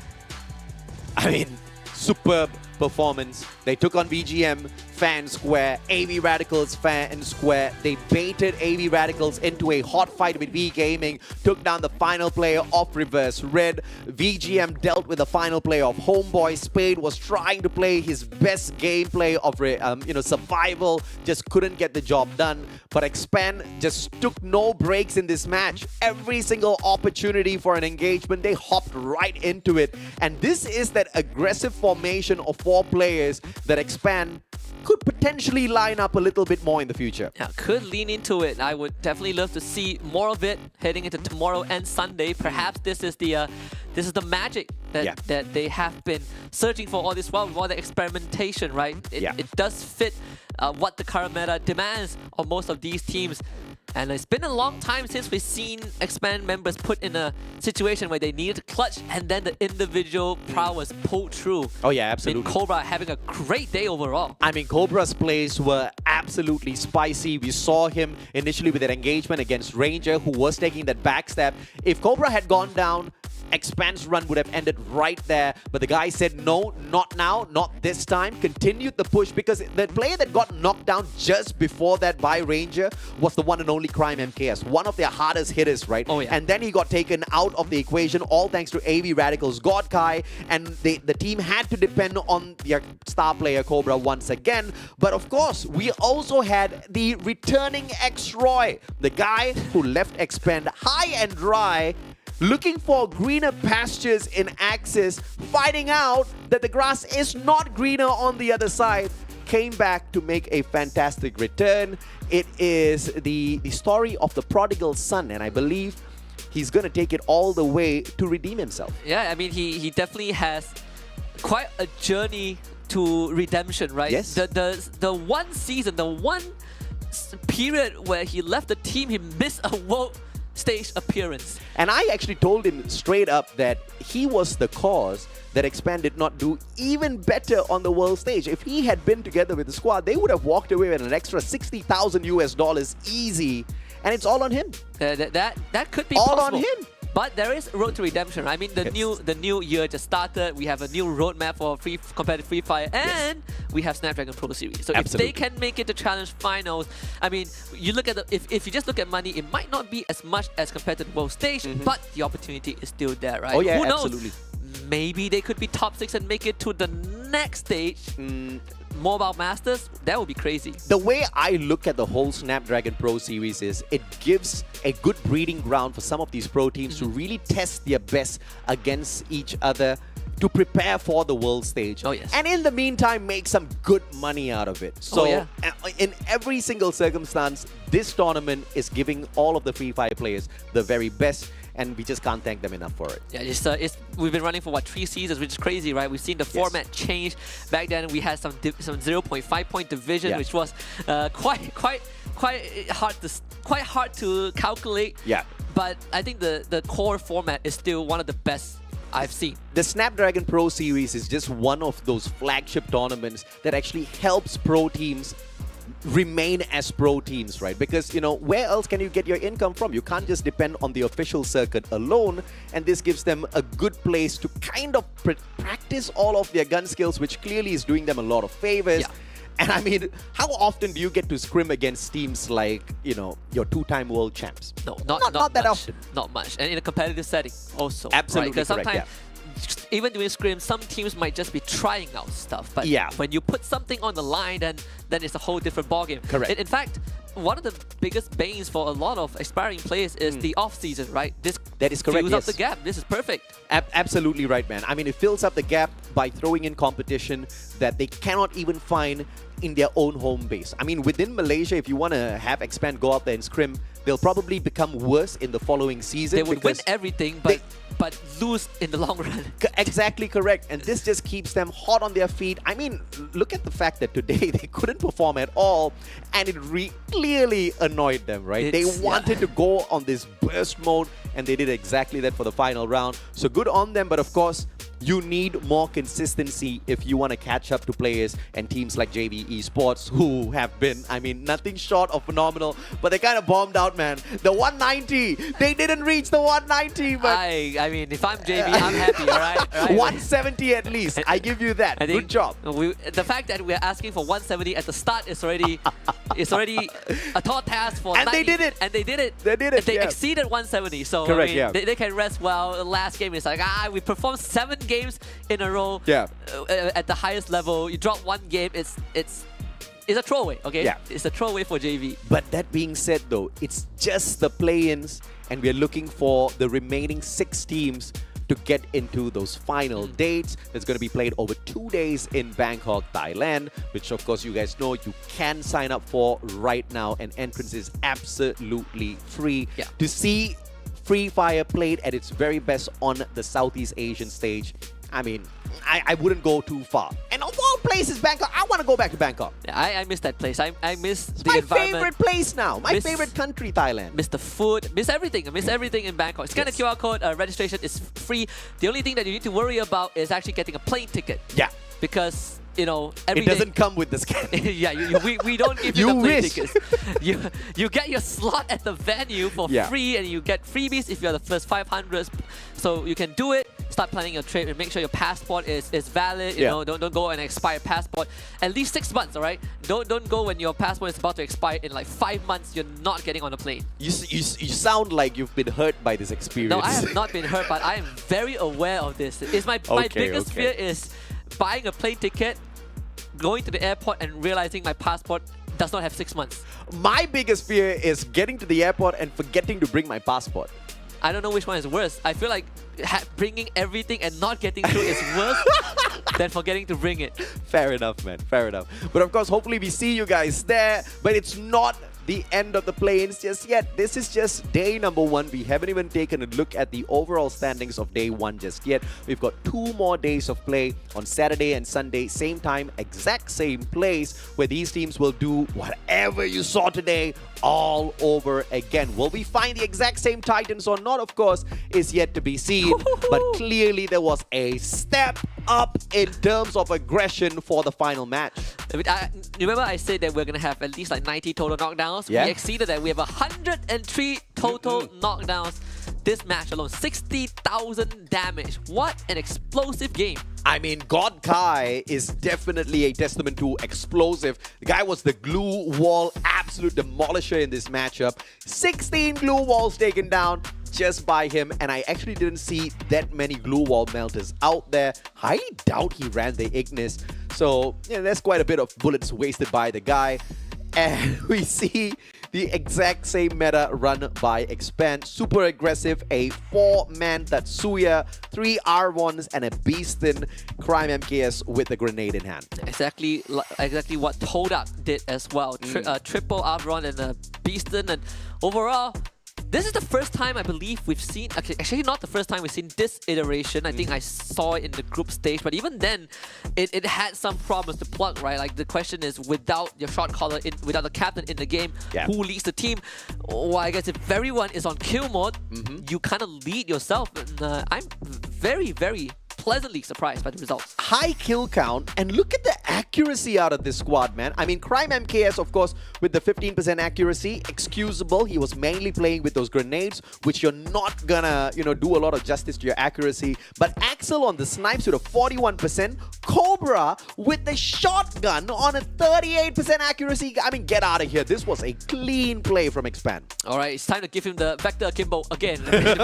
Bring back Prime Cobra. Prime Cobra is the guy that runs chrono and runs into you, and there's nothing you can do about it. And Alright, almost 15,000 total damage by Expand. This is the highest we've seen by a single team, I think, in a long, long time.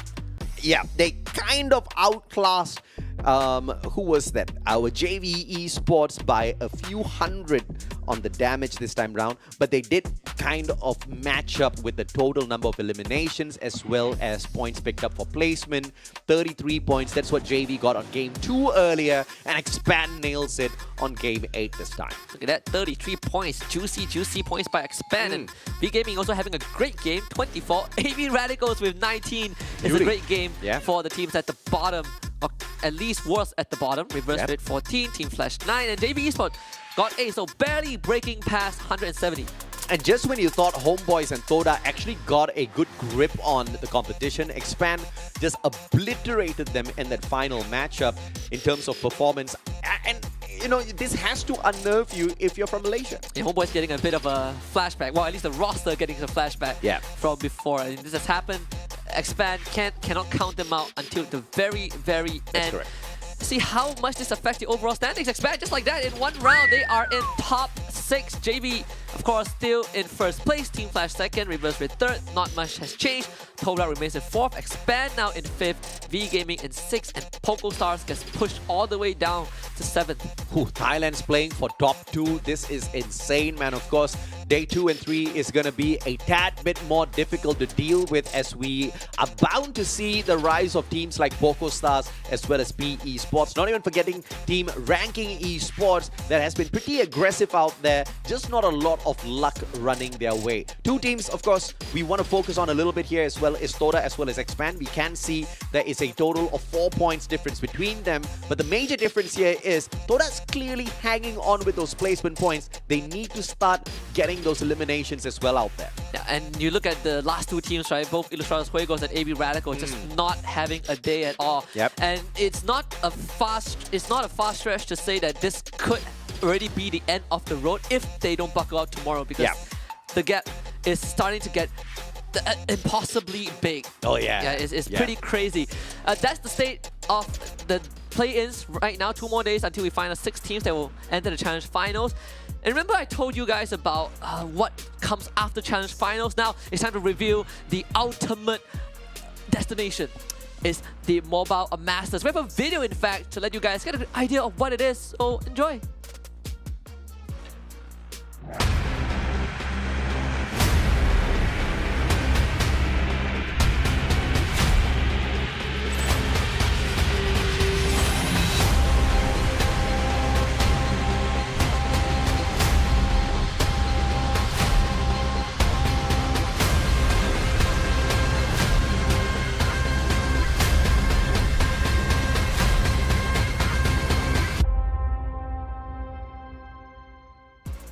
Yes, ladies and gentlemen, it's back to where it all began for Free Fire. It's back to Brazil. It's Sao Paulo for the Mobile Masters. Top 6 from Challenge Finals will qualify there, and they will be joined by 6 teams from LATAM. Guess what?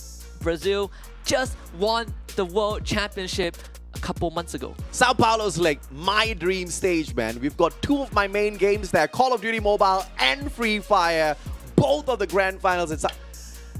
I don't know if this is a dream come true or a nightmare come true. It's a dream come true, man. Have you seen Brazilian fans? They are on another level. Another level indeed. I mean, the energy is off the charts whenever we see the Brazilian squads. But to be on their home ground, to be surrounded by all those Brazilian fans, you have to get your tickets. Even if you don't fly down to Bangkok, Thailand, dude, you cannot miss Sao Paulo. It is an experience of its own. Oh, it's 3 seasons and we finally get to go to Sao Paulo. At least bring the stage there. It's going to be an amazing, amazing Mobile Masters. Yeah. That's in the future. For now, we're going to end the day, go back, take the If they don't fly the casters down, I swear I'll riot. I'll give you guys my passport details. Thank you very much. We'll talk about this after we close out the show. It's Husky and AJ. We'll see you guys tomorrow and Sunday for more Free Fire actions and find out who will make it to Challenge Finals. Good night and goodbye.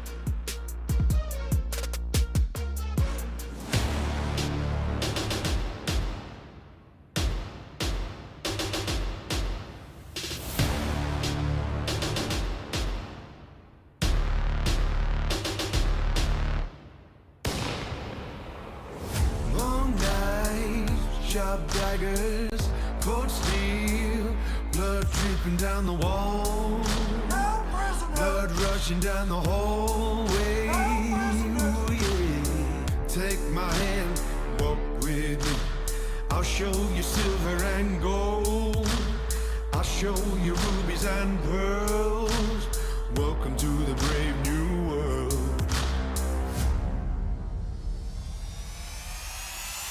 Be the hero of the story.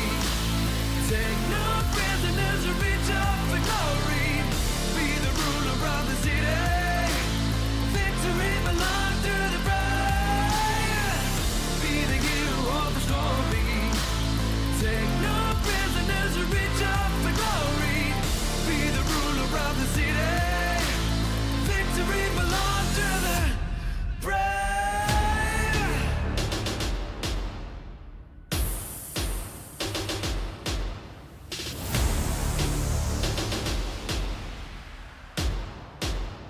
Victory belongs to the brave. Brave. Got to be stronger. Brave. Got to be great. Brave. Got to be strong now. Brave. Victory belongs to the brave. Be the hero of the story. Take no prisoners and reach up for glory. Be the ruler of the city. Victory belongs to the brave. Be the hero of the story.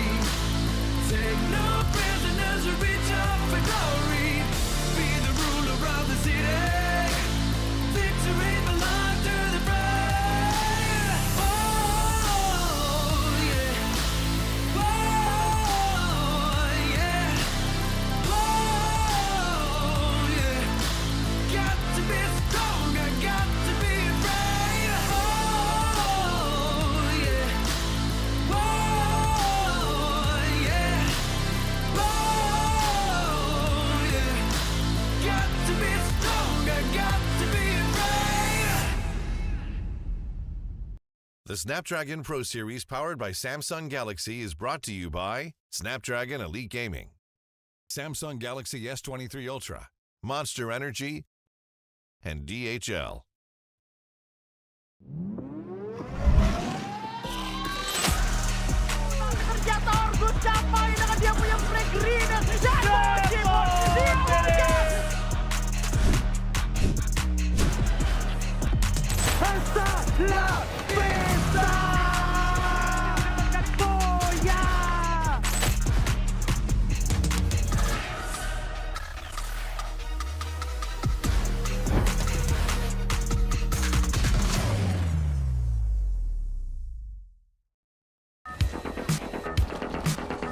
Battle Royale. That's style.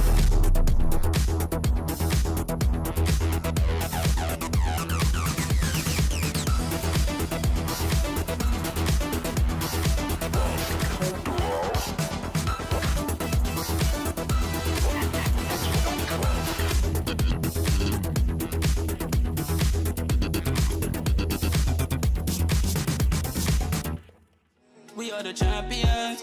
We are the champions. We are the champions.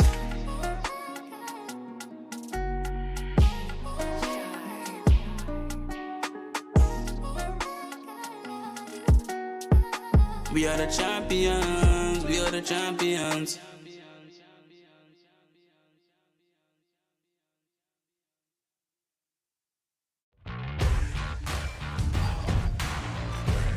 Victorious. Stuck with the trauma that's talking to me. Light turns to dark, it gets harder to breathe.